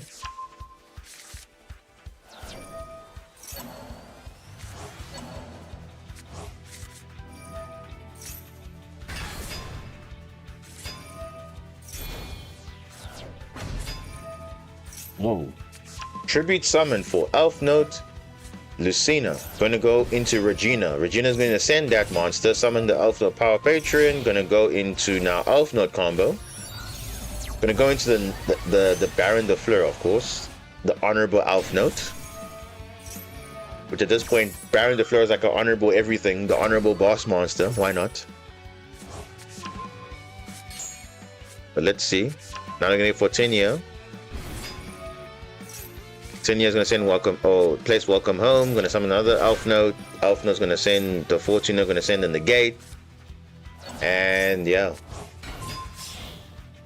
Negate the Dogma. The Stretzleo. Reborn another Elf Note.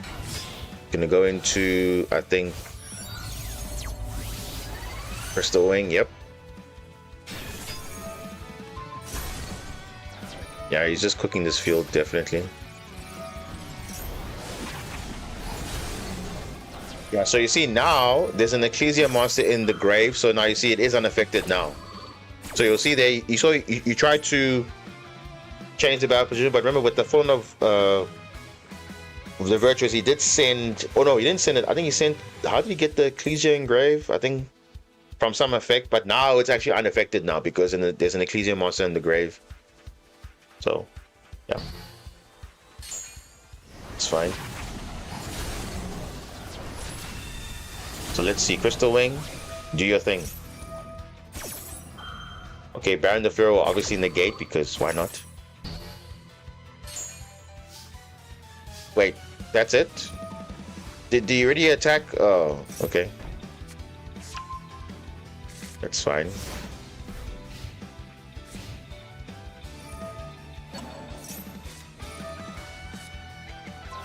Yeah.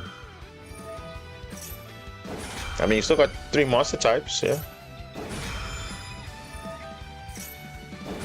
Yeah, luckily the damage calculation doesn't really have to worry about negate. It's just fine. So you should be fine, yeah. from this position, because now he only has the dogma, and that's it. Oh, branded fusion, that's big. Whoa, that's a big interrupt there. Damn, you see that dark dragon in the graveyard is actually quite annoying. It's like a secret disruption you have to worry about, like, oh, okay, I can do that. Can you see how branded now is becoming more like, you know, just multiple interrupts, just board presence? It does a lot now. Okay, it's gonna negate the OG Albaz. Oh no, White Dragon, sorry, the White Dragon. No. Okay, and I'm gonna go into what? Janora? Whoa, Janora. Okay. And that's a permanent negate face up, eh? Yeah, 3800 defense. That's actually quite big. Yeah, you're definitely on the winning position now. Yeah, you just crash into one of the Albaz monsters and you win the game. Straight up.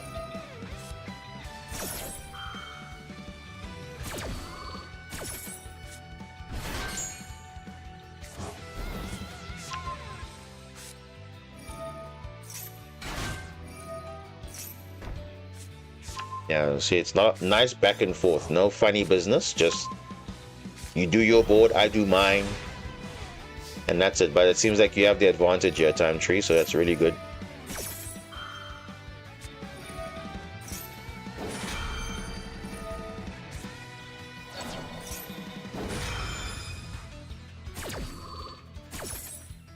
Now you see, based on how the game is going, it clearly shows who's the better pilot of their deck. You can clearly see. Clearly you can see, and obviously the person now that is scooping now knows for a fact that Time Tree is the better duelist here. So yeah, fair play to Time Tree, because he definitely showed him that, hey, I don't care what deck you have, I can hold my own. And that's what I'm saying. You have to literally hold your own, because it doesn't matter what is in front of you, you just play your game. And that's why you see when you're not playing a common deck and you say, oh, you can just do whatever. Well, they surprise you. And that's what it is. So, yeah, this is a prime example of that. You see, he was playing, oh, branded. Okay, cool. But like I said, pilot. This is a very good example of the pilot and the deck. Because if you had to now pick sides and say, oh, but now who's going to win based on the deck? You would say, oh, branded, because it's objectively stronger. But again, who's using the deck is a different story. So nice one, Time Tree. Nice one. Nice one. That's a very good replay. Not gonna lie, that's very good. 5 turns.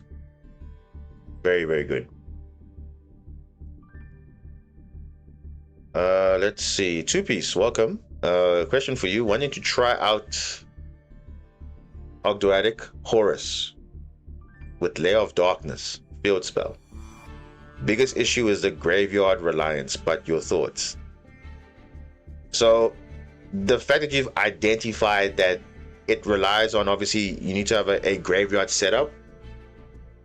Now luckily the meta right now isn't too focused on anti-graveyard for now, but I mean, is Layer of Darkness that viable though?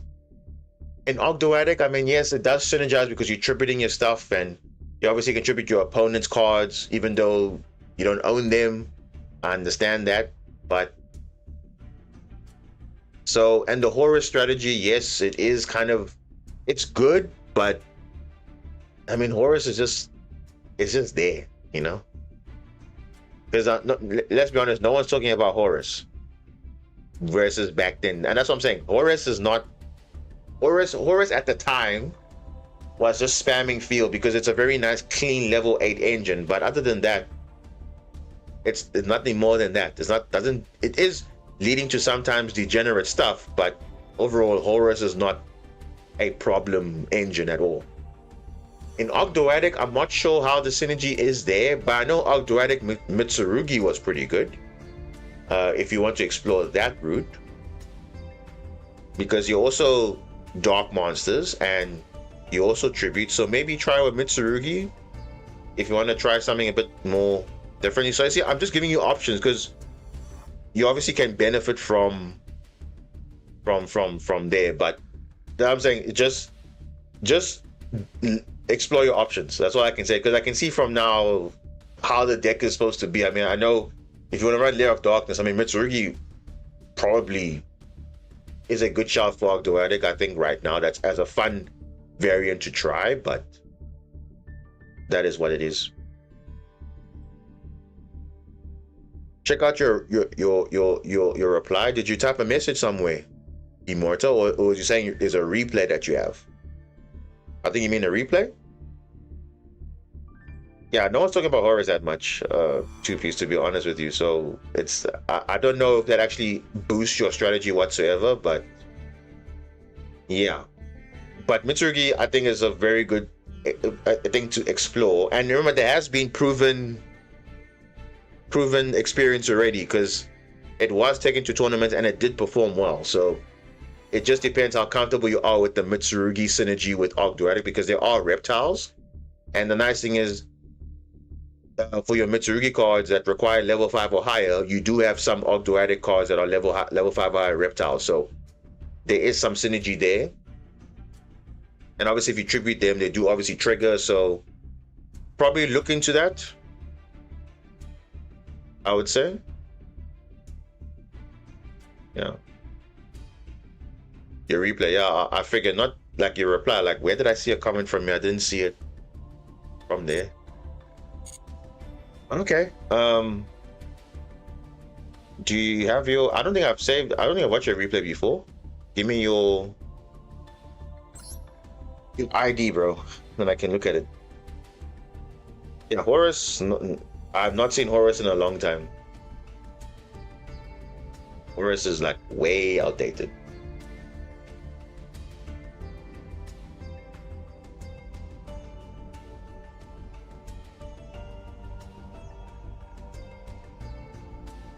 Wait. You don't give me your ID.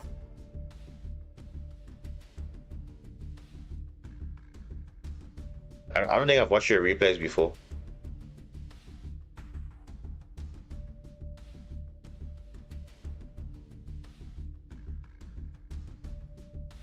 Because if you wanna watch replays, at least get your stuff ready, because you had plenty of time to get that ready while I was watching the other replays. So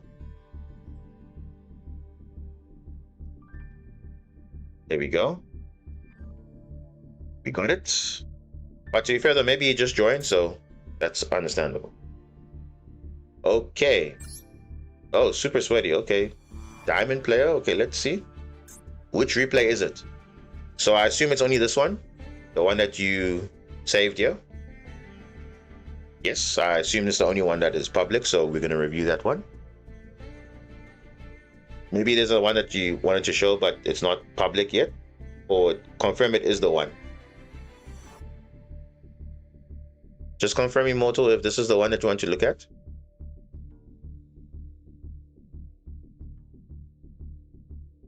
Okay, no, it's fine. Okay, so let's look at a replay from Immortal. Thanks for submitting the replay. Let's see what your deck list is about.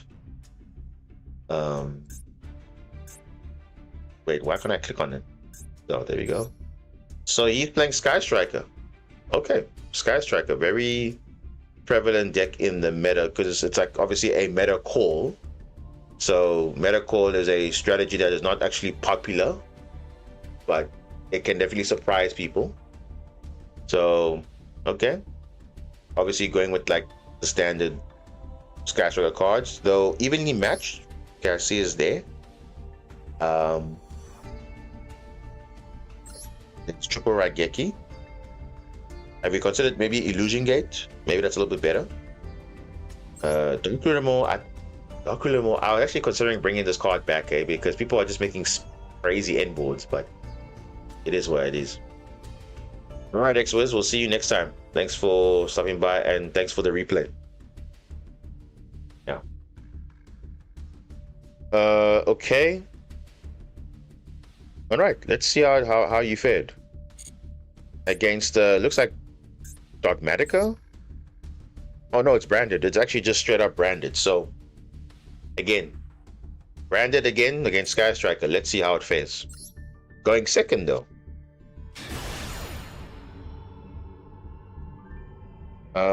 One Weezers. Let me just have how would you construct a Super Quan deck for a platinum level player?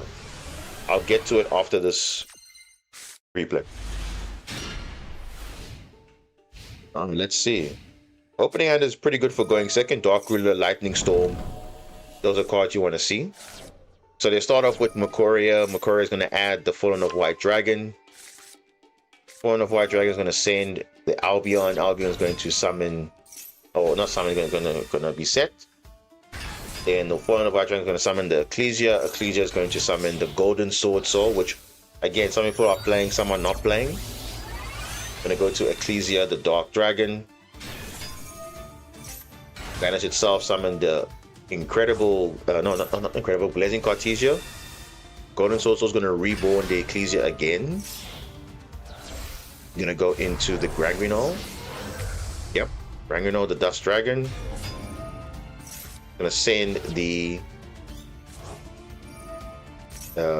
what's this card now? Satanic Lad. So all is happening in the end phase. Let's see. So this combo is all in the end phase, but it still gives you all the full disruptions as if branded fusion resolved.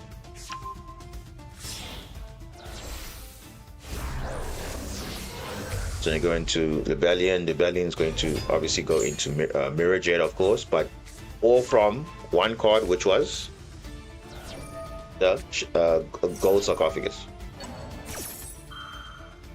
And you see everything that you will get in branded now comes from one card.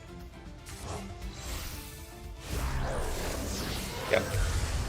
Overframe Mirror Jade. So you see one card. So you see you see how powerful branded has become in terms of resiliency, because now you don't have to do any plays in the main phase, which means you play around Nibiru, and you still get all your plays in the end phase as if branded fusion resolved. That's crazy. Remember, all he did was he banished Gold Sock, banished Makoria. Makoria added Fallen of White Dragon. Fallen of White Dragon gave all of this. Just saying, all of that. So pretty impressive for one card that, we say, they lose to branded fusion. Well, Fallen of White Dragon says no. And it definitely plays around Nip, because all your plays now are in the end phase. So let's see how they broke the board. Evenly matched. Ooh, okay. So we know the classic Dark Ruler evenly combo is goated. Ooh, yeah, this is gonna be hit hard here. Look at that.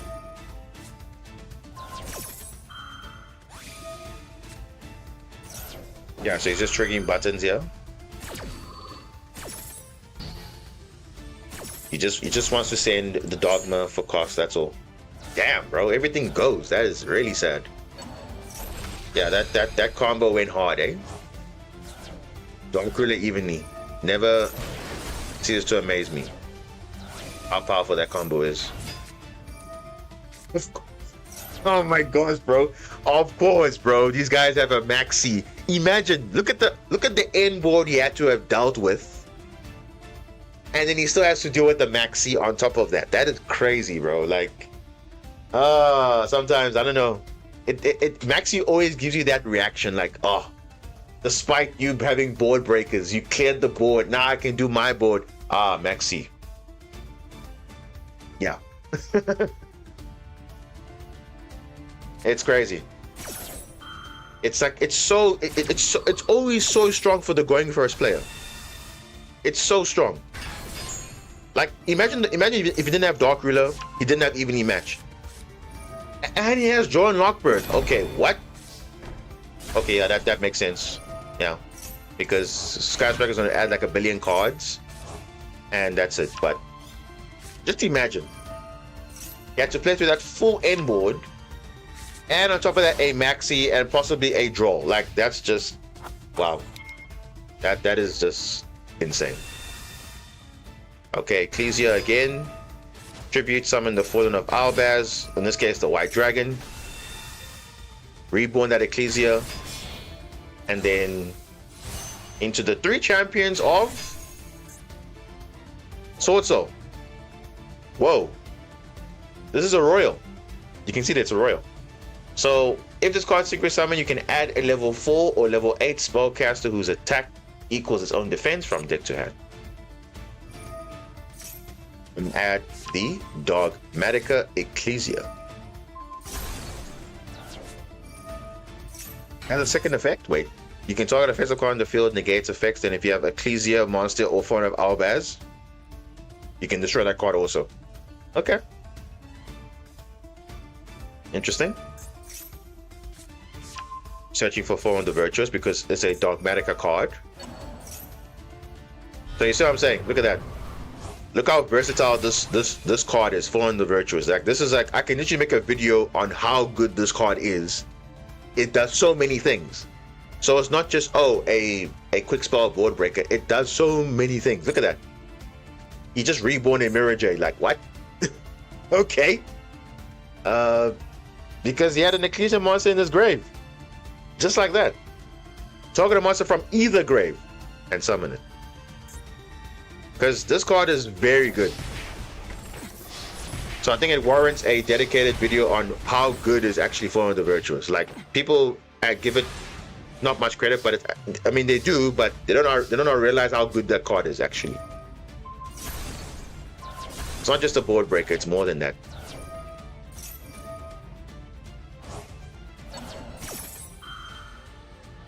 Remember, it's a branded card, so branded retribution can target it. You see, look at that. It's literally just singing in your face every single time.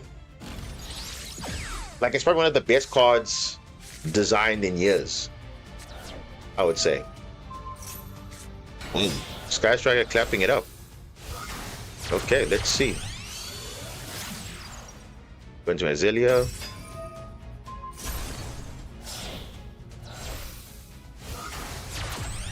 Okay, so Sky Striker came back.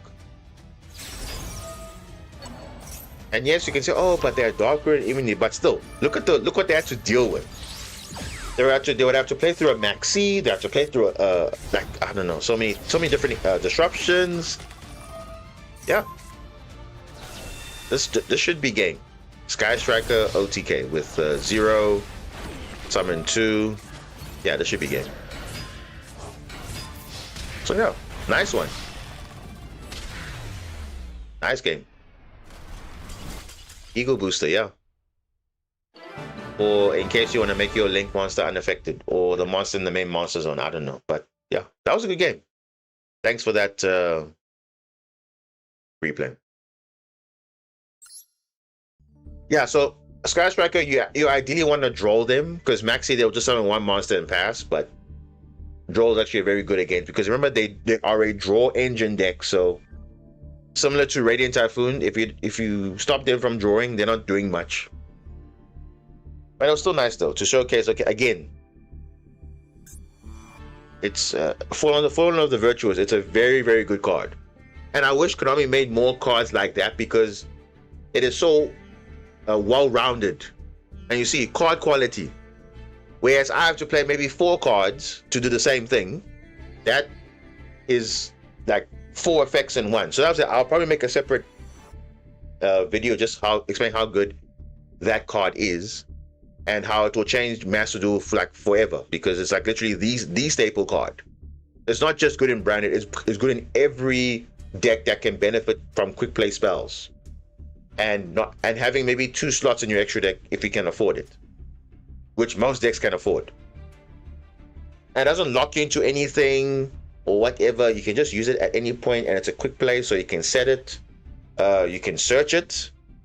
If you want to play a more consistent way of searching it, you can play a Fallen engine if you want to, but ideally you don't want to clash with your existing strategy. So, but it's versatile. One more. Yeah. Let's see the last one. But I don't want to stay up too late because I do have an early morning. Let's see, where are you? Let's go, Bacon. The top one. Tempai Dragon. Oof, I haven't seen Tempai Dragon in a long time. But yeah.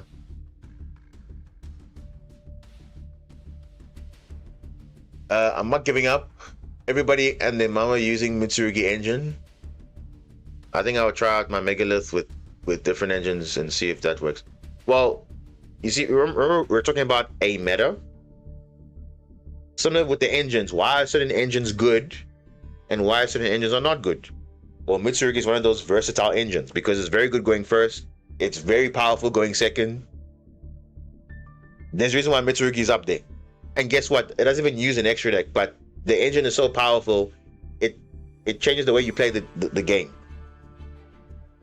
So yeah, let's see. Oh, you're going first. Okay. Yeah, the only downside is now that it's not good, not so good right now. But trust me, when we get Innervolt Ruler, Joyous Harmonia, Dominus Spark, it's gonna be like the next best deck. Literally, it'll be back in tier 2, I think. Definitely. He made me go first, but of course it's Tempai. Tempai always makes you go first. Remember, Tempai is a going second by design. There's no way Tempai is going first unless it's a best of 3. But that's how it is.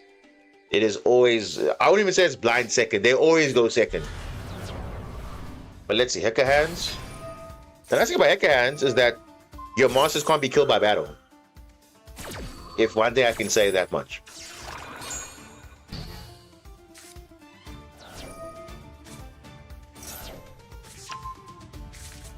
Alright, you're gonna set the... Oh, come on, bro. You have draw as well? Okay, Gygax, do your thing. Summon that Tempai monster. Let's go. Wow, look at that. Look at those hand traps, bro. Like, oh, that's crazy. Okay, add a Can's card. And that's it. Oh, damn, bro. Okay. So here's the thing, right?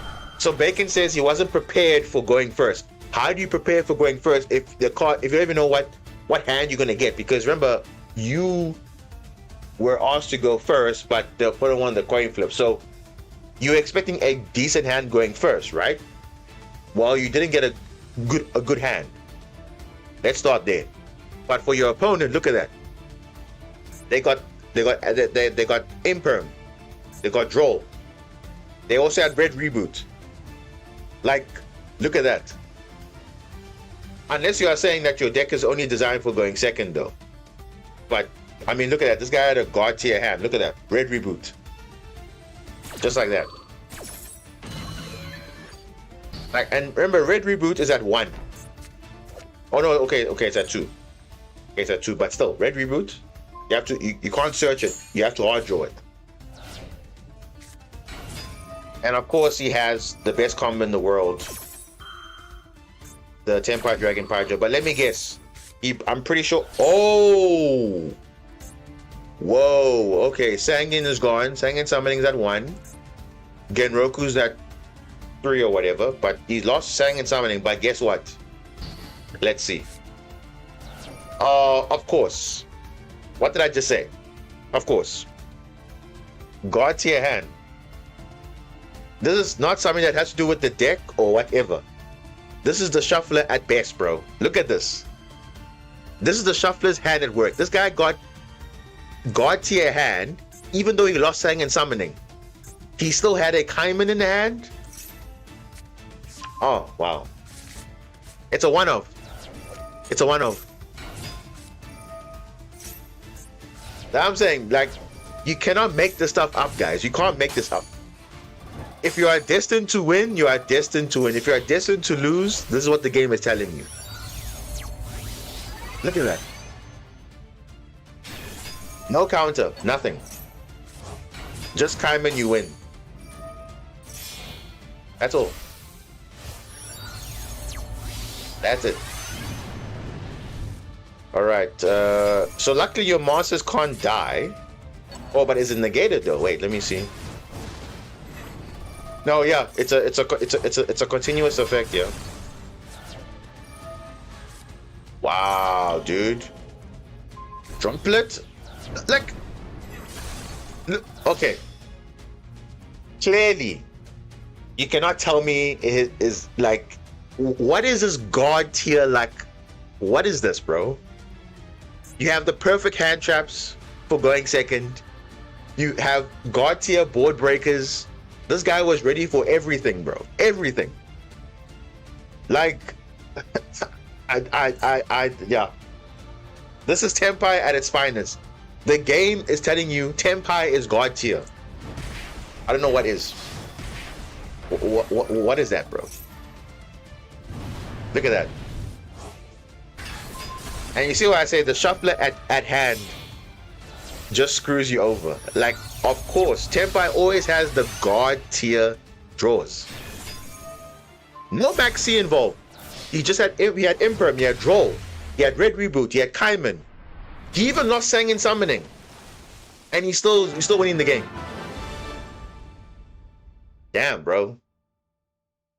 That is sad. That is sad.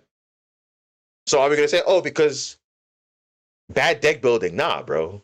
That's not bad deck building. That is god tier shuffler for them, bad shuffler for you. That's what it is.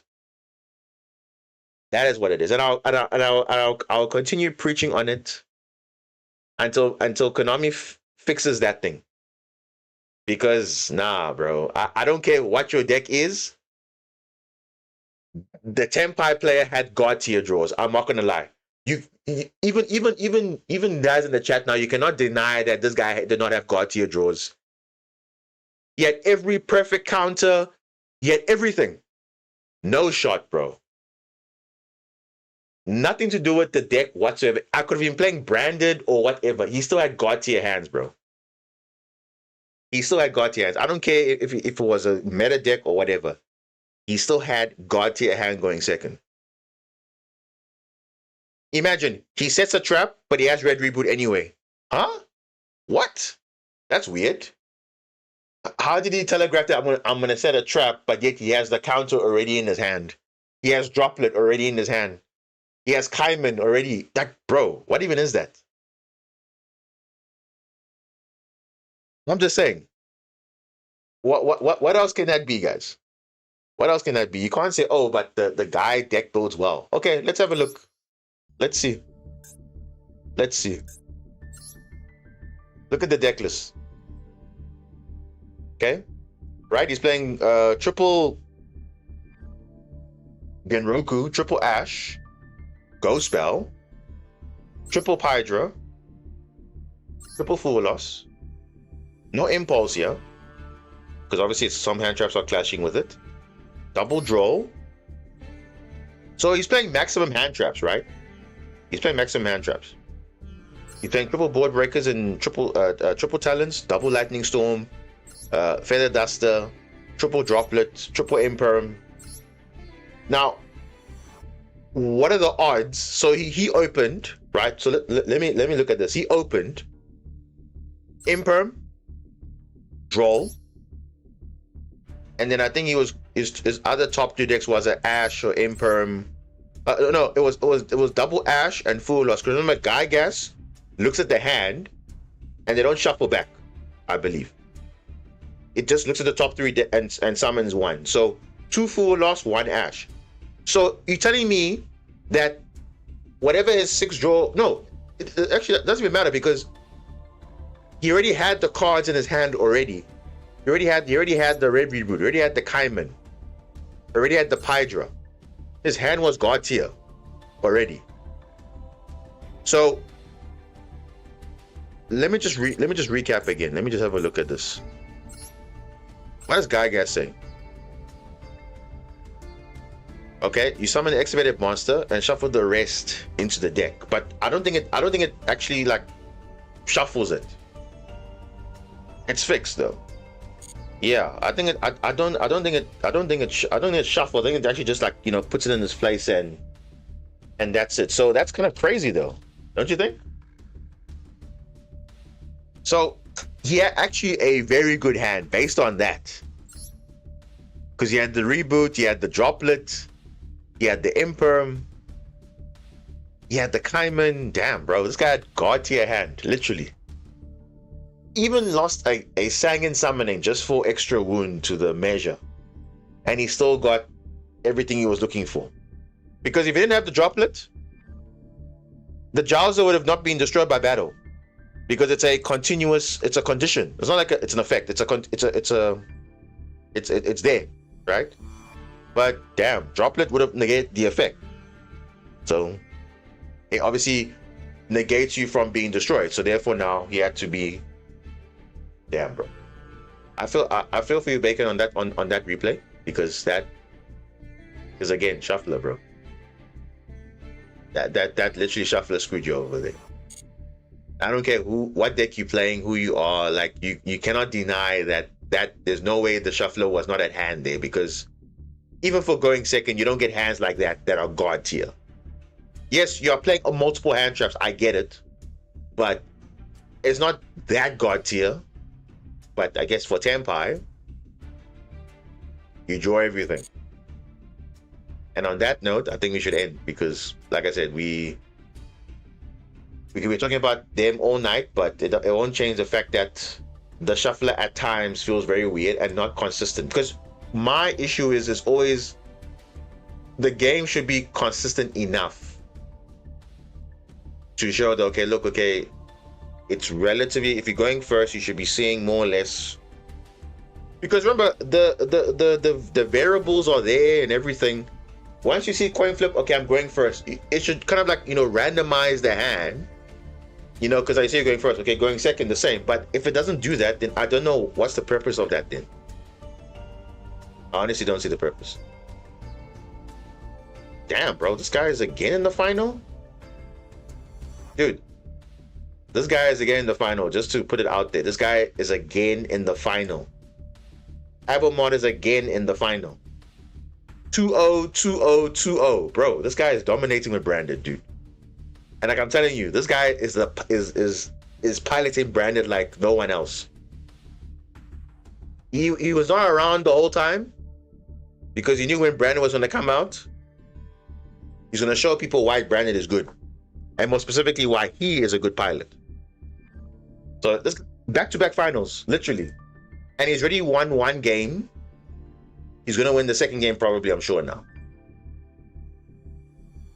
That's actually quite insane. I say he's in a breed of its own, because he's just like different from everyone else. I clearly, like, yeah, I don't know. That guy either cooking the good stuff, or we are just not on his level. But when it comes to Branded, he knows what he's doing, and you can see he definitely spent time understanding the new support and all that stuff, because clearly everyone now is learning it now when it comes out in Master Duel, but he's been on it long time before it comes to Master Duel. So that's what I've been saying. You don't figure out the meta before when it comes out. You figure it out way ahead of time. So, but let's see if he wins it. But he's already winning the game. So he's 1-0 in the final. But let's, if he goes all the way. All right. Anything else that I missed before we wrap up?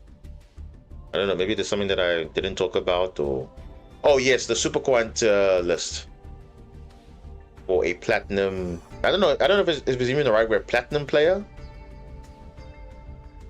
No, I don't think it's like the right wording, but for now, obviously it does depend on whether you are a Super Quant regular or you are a new person. I think I'll say it again, just to kind of like, how would I say, start off, if you had to start a new deck and you want to build Super Quant. So I'll give you, like, again, the core, because I believe the core is important, right? Because I think everyone would slightly have different opinions on what is core and what is not. So my core, if you want to understand, because I said for me to learn any deck, learn from its maximum potential. Then you eliminate cards you don't want to see and whatever. But there will be a core list. So of course, 3 blue layer obviously is ideal, right? The same thing with 3 Zayton, very core card. 2 Alphen, okay, and then 1 green, which again, people are cutting green, understandable, but it does make your combos a lot worse if you don't have green in the deck, because now you need to have max attributes, so you need to have that there. 2 red is fine. I've seen this play 3.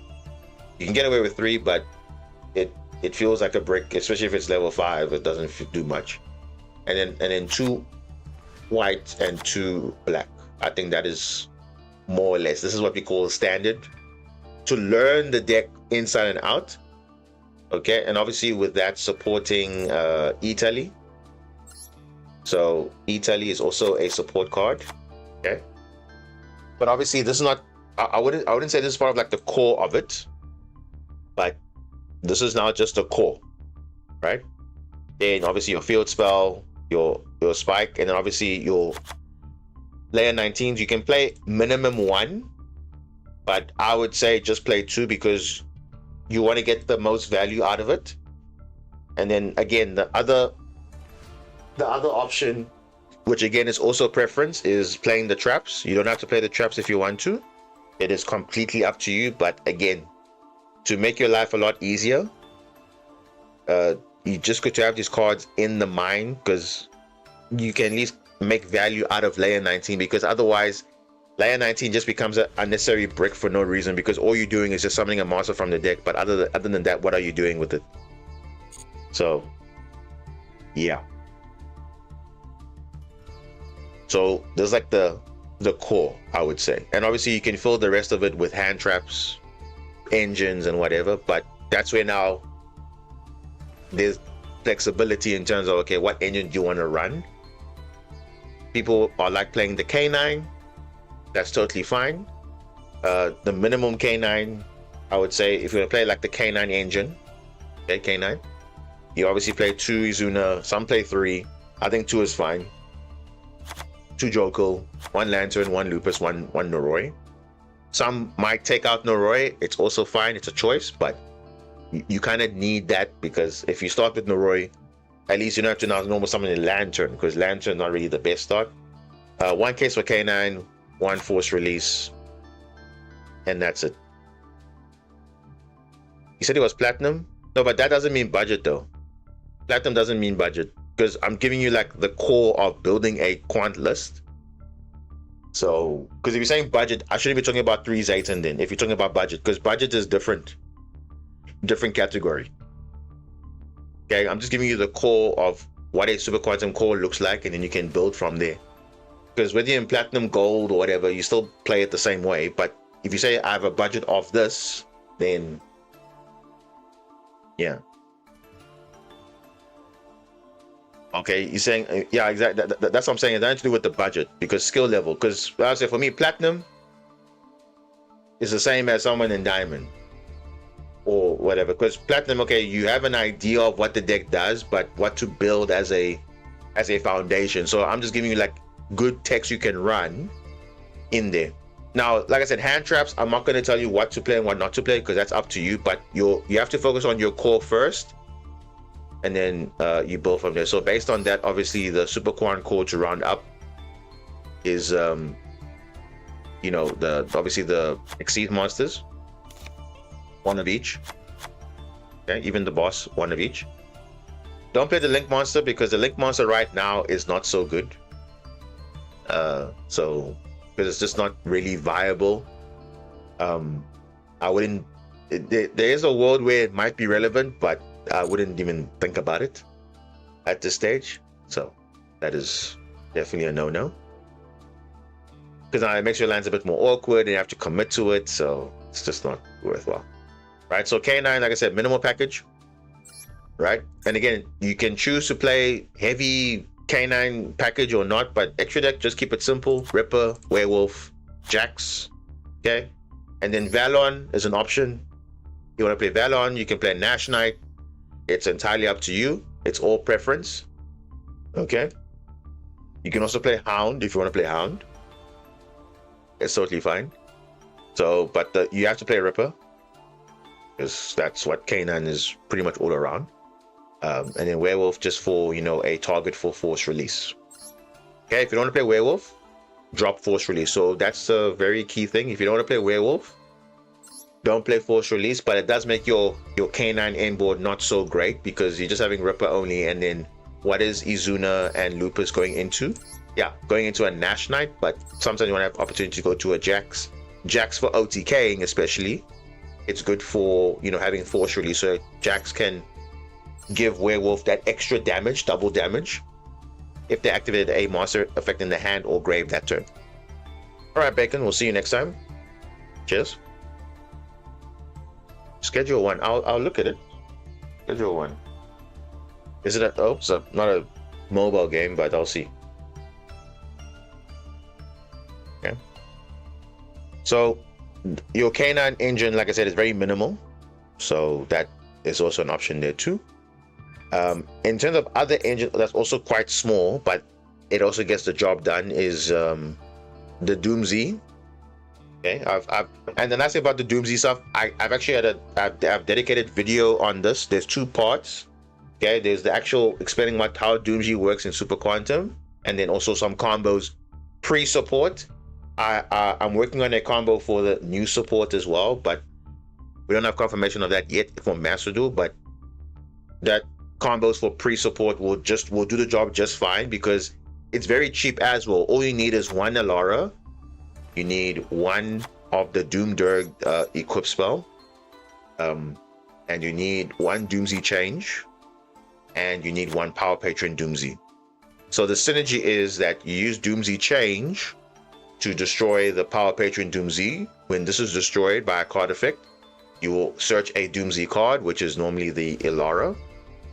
Right? Elara will, on summon or when it's destroyed by a card effect, which you're not going to be doing, you're going to set a Doomsy spell trap from your deck, which is going to be the Doomderg equip spell. It can be any Doomsy equip spell, but we only have 1 right now. The second one hasn't come out in the game yet, because that one's actually better for going second, because it actually acts as a board breaker.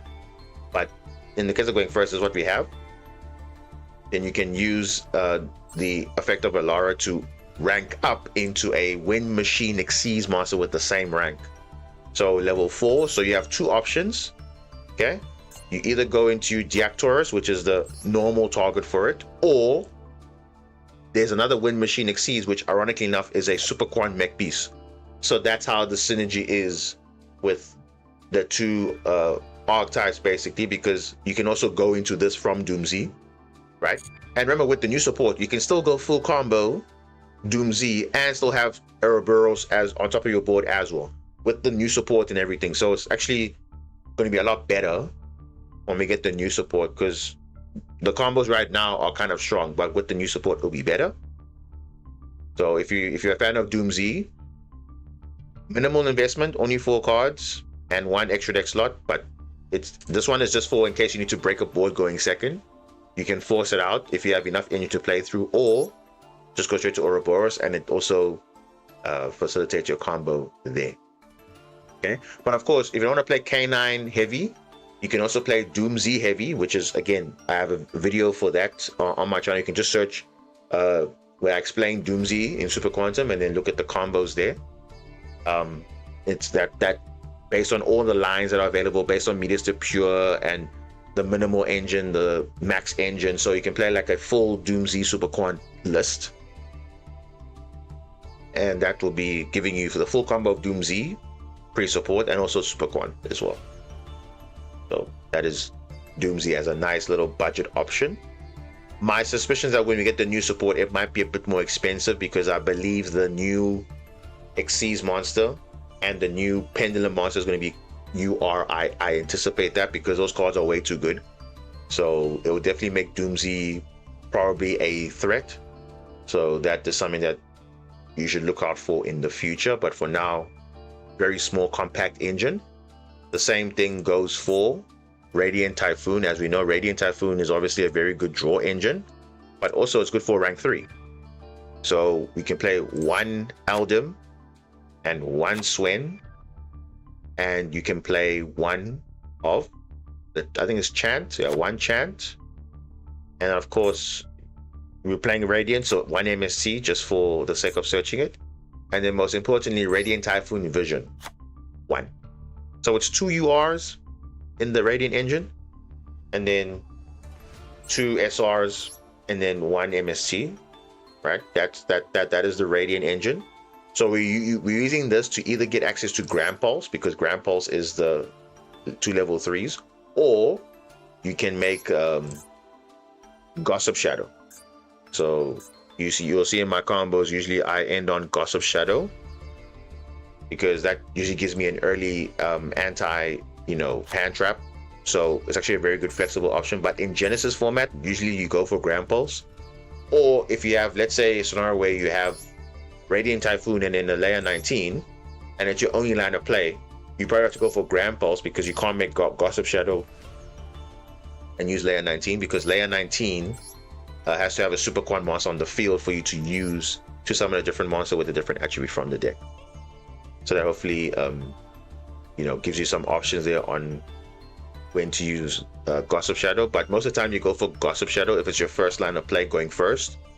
But for going second, it obviously does change a little bit. But if it's preferred you go Gossip Shadow first, unless you don't have a line to go into Super Quant, then you have to go into Grand Pulse to bridge into that with either Fairy Zayton or Layer 19.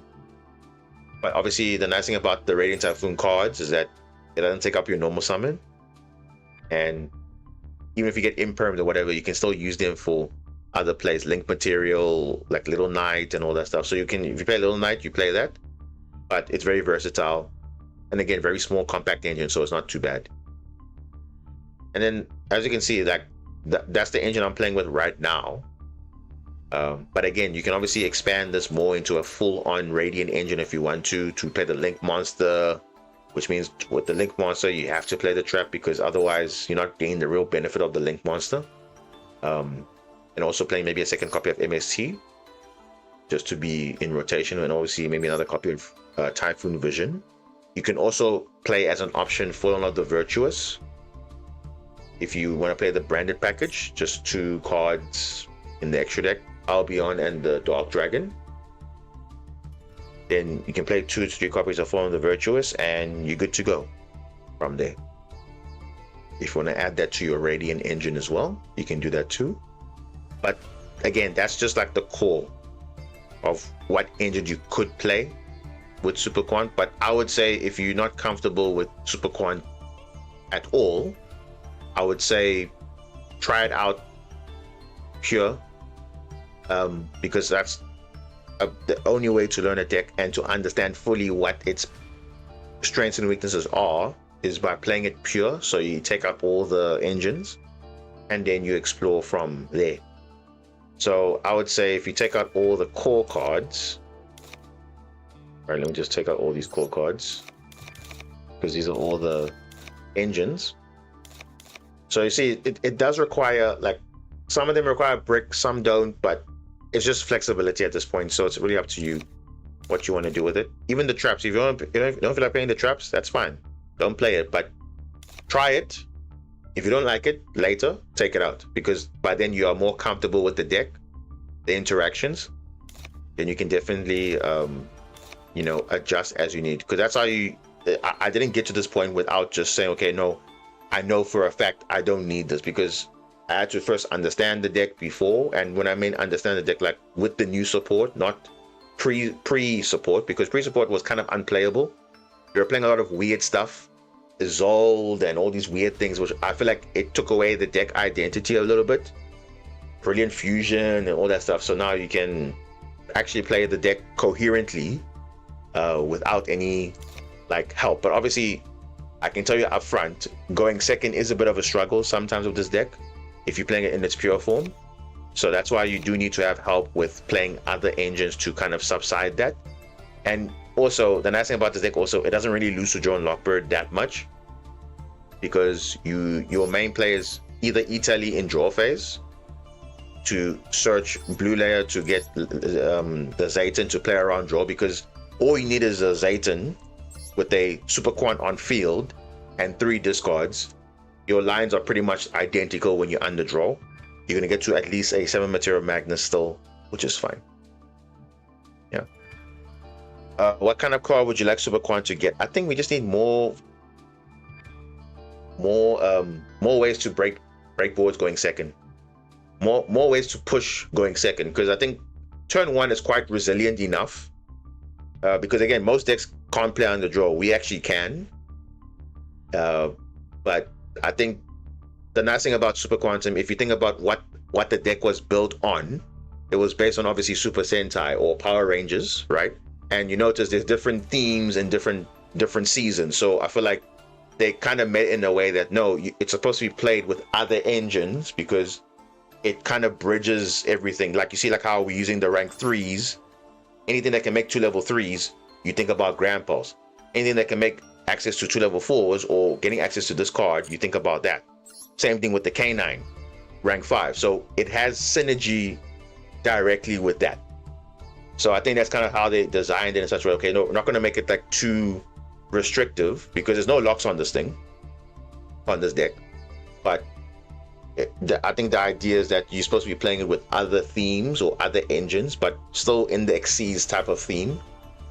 So I think that's, in my view, why they didn't really necessarily give like all the broken support for it. But I think the support was definitely needed, because the deck needed identity. So, but I do feel like they could have made Black Layer a little bit better, because it's kind of like reactive, it's not proactive.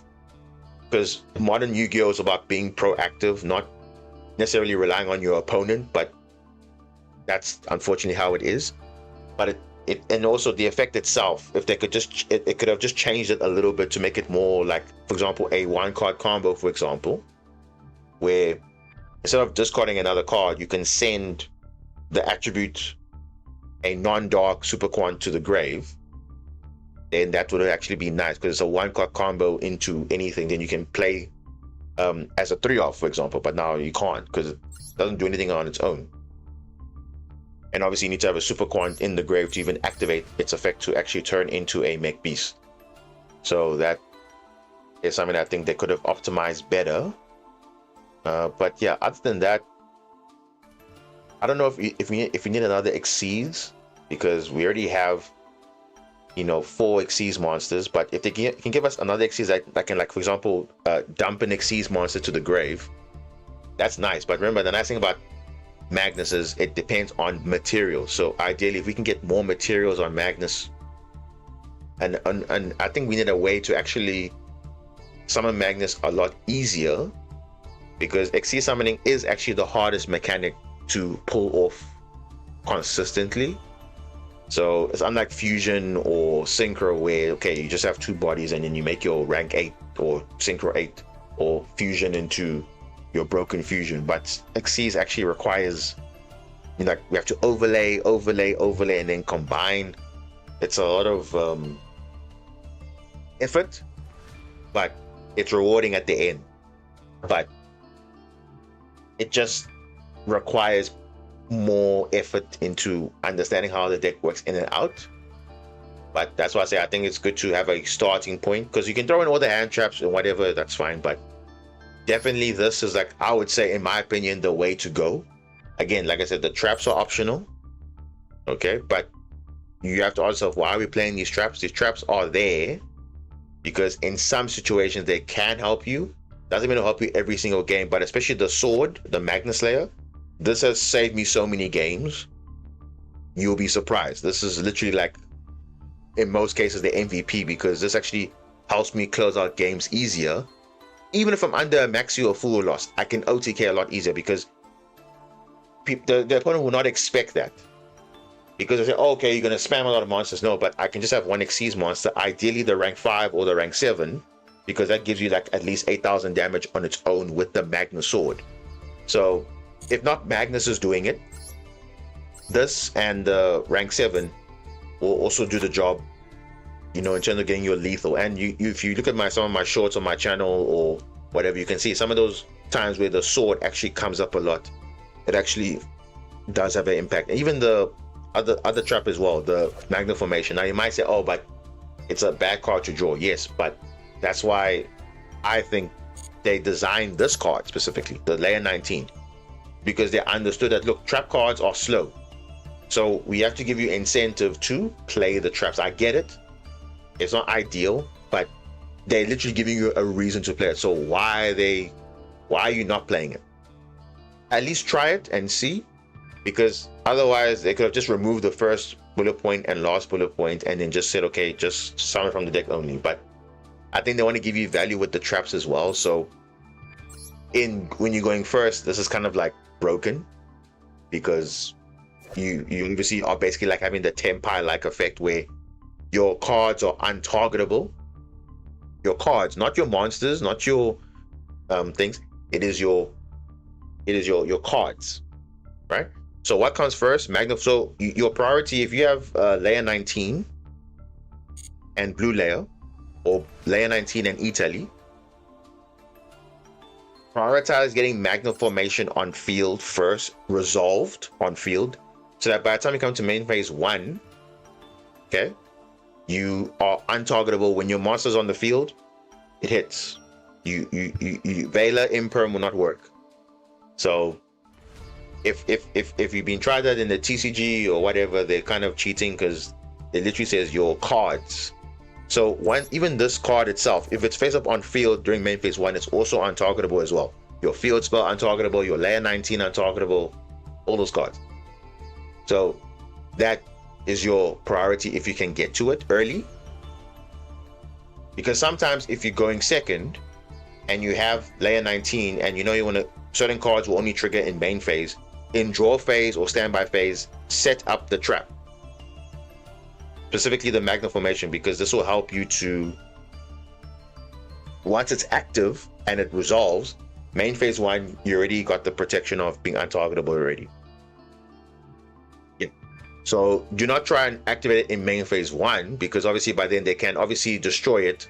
Once you activate it, they can obviously attempt to destroy it, because remember, you're activating at that point, you're not resolving. So if it can be resolved before main phase 1, then you're good. But like I said, try it out for yourself if you like the traps or not. But I think in the situation now where you see Fallen of the Virtuous is a card that targets, so you want to play around those things. Remember, Dracotail also was doing the same thing. They were targeting your cards. So if you can find a way to prevent your cards from being targeted, it comes a long way. Sky Striker, their cards like being targeted. You can't target. Same thing with Radiant Typhoon or whatever. You cannot target. So if you play around targeting, why not? Kill Tune targets, RS targets, the Rico or the Mix, they all target. But obviously, if you establish your card in before main phase 1, Kill Tune can't do anything. They can't Veiler, they can't do anything. Only thing they can do is negate and destroy non-targeting. So Ghost Ogre would work, but being untargetable at least is one less distraction. And in my games, it's definitely come up where it actually saved me sometimes. And also, it's also good to it's good for reusing your getting fuel for magnets, because sometimes you want to have extra materials underneath, and obviously you're detaching every single time. So it also refuels your magnets for more materials, or any XCs for that is, but more so for magnets. So that is how it is there. Right. So if you want a good showcase of how the deck functions like normally, you can watch the last week's meta weekly run. We had some pretty good matchups there. You can see how we fared, how all the engines came together, how we played under draw and we still make combo. Just look at that and you'll see the games, how it unfolded, and you'll see, okay, this is how kind of like the game plan is when you're under pressure or whatever. So it's a really, I like this deck, because if I didn't believe in this deck, I wouldn't be playing it right now. I'd be playing something else. But I think this deck has a lot of potential still, because you can still explore other engines with it.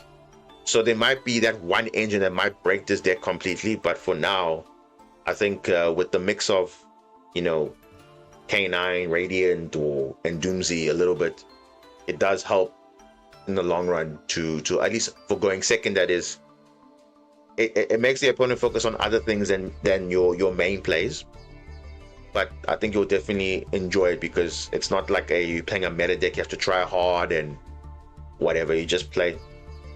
That's it. You just play. That's all. So that's the best advice I can give for that. But obviously it depends also how comfortable you are with the deck. And like I said, there are guides out there and whatnot, but you see, guides only get you to a point, because someone was saying earlier in the chat today about muscle memory. Muscle memory is what you learn from spreadsheets, what you learn from a combo or whatever, but someone has to actually explain what the combo is achieving and what to do if you get to this point or that point. That's why I feel like sometimes spreadsheets do not show you that. They just say, okay, A, B, C, D, E, F, and done. But if A, B gets interrupted, then what do you do? Or if you're under this, what do you do? Or you see, that's where now. So that's it. Yeah. Yeah. Okay. Okay. No, that's good. That's good. But like I said, if you also like not necessarily playing Master Duel, there's other simulators you can try also with the deck. I always just play test like on Edo Pro or on Dueling Nexus or on Dueling Book if you like Dueling Book. I don't know why would you like Dueling Book, but people like the manual way. But just hop on, practice combos, and literally deliberately practice the worst case combos, because I think that's how people kind of get turned off on a deck, because okay, I can't really perform with the worst hand. But that actually makes you a better player, because you learn how to adapt with the worst hand. You can still make something out of it, and then you explore new lines from there. So that's how I discover, oh, there's certain lines you can do with a certain hand, and that's only from play testing, not from just yes, you can watch videos, you can watch other people do it, but yeah, it's better you actually experimenting for yourself. And then obviously, like I said, explore, try out different things. Maybe there's a secret tech I didn't know you can share. Hey, look, this is something I thought about, and that's it. And like I said, I didn't watch spreadsheets to learn this deck. I know this deck from playing it myself, and that's the same with any deck that I play. It's always from playing myself, not you know, how would I say, copy and paste and go with it. Because that's when now you want to explore, you obviously do play testing. So play testing is definitely advisable there. And yeah, not every deck, not every play testing will be perfect. You will obviously realize, okay, actually this actually doesn't work out the way I thought it was, but it's fine. I mean, we're all learning it at the end of the day, so we're just adapting. It is what it is. And I think you have to just live with that as well. Okay. Hope it was helpful. Like the how to play the deck at the core for Master Duel, that is. Obviously TCG is different. Got side deck, but side deck is just saying, okay, you have a chance in the game, that's it. But in most cases, it doesn't really matter. But Master Duel at least gives you that testing ground to say, okay, no side deck or not, can I play? And at least I can play. That's the main thing. Having fun. And yeah, that's it. All right.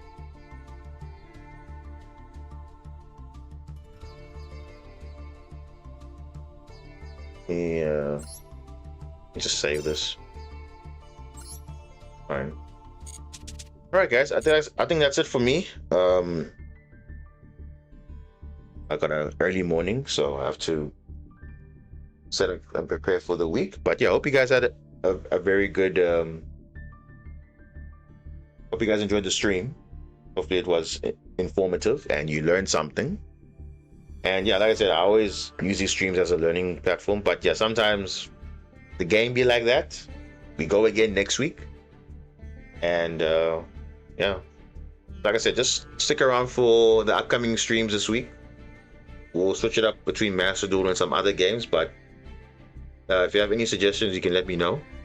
But I kind of have my idea of what to be playing, so I'll just see how that works out at the end. But for now, this is Darren Boss signing out. And like I said, have a good day, have a good night, and have a good week ahead.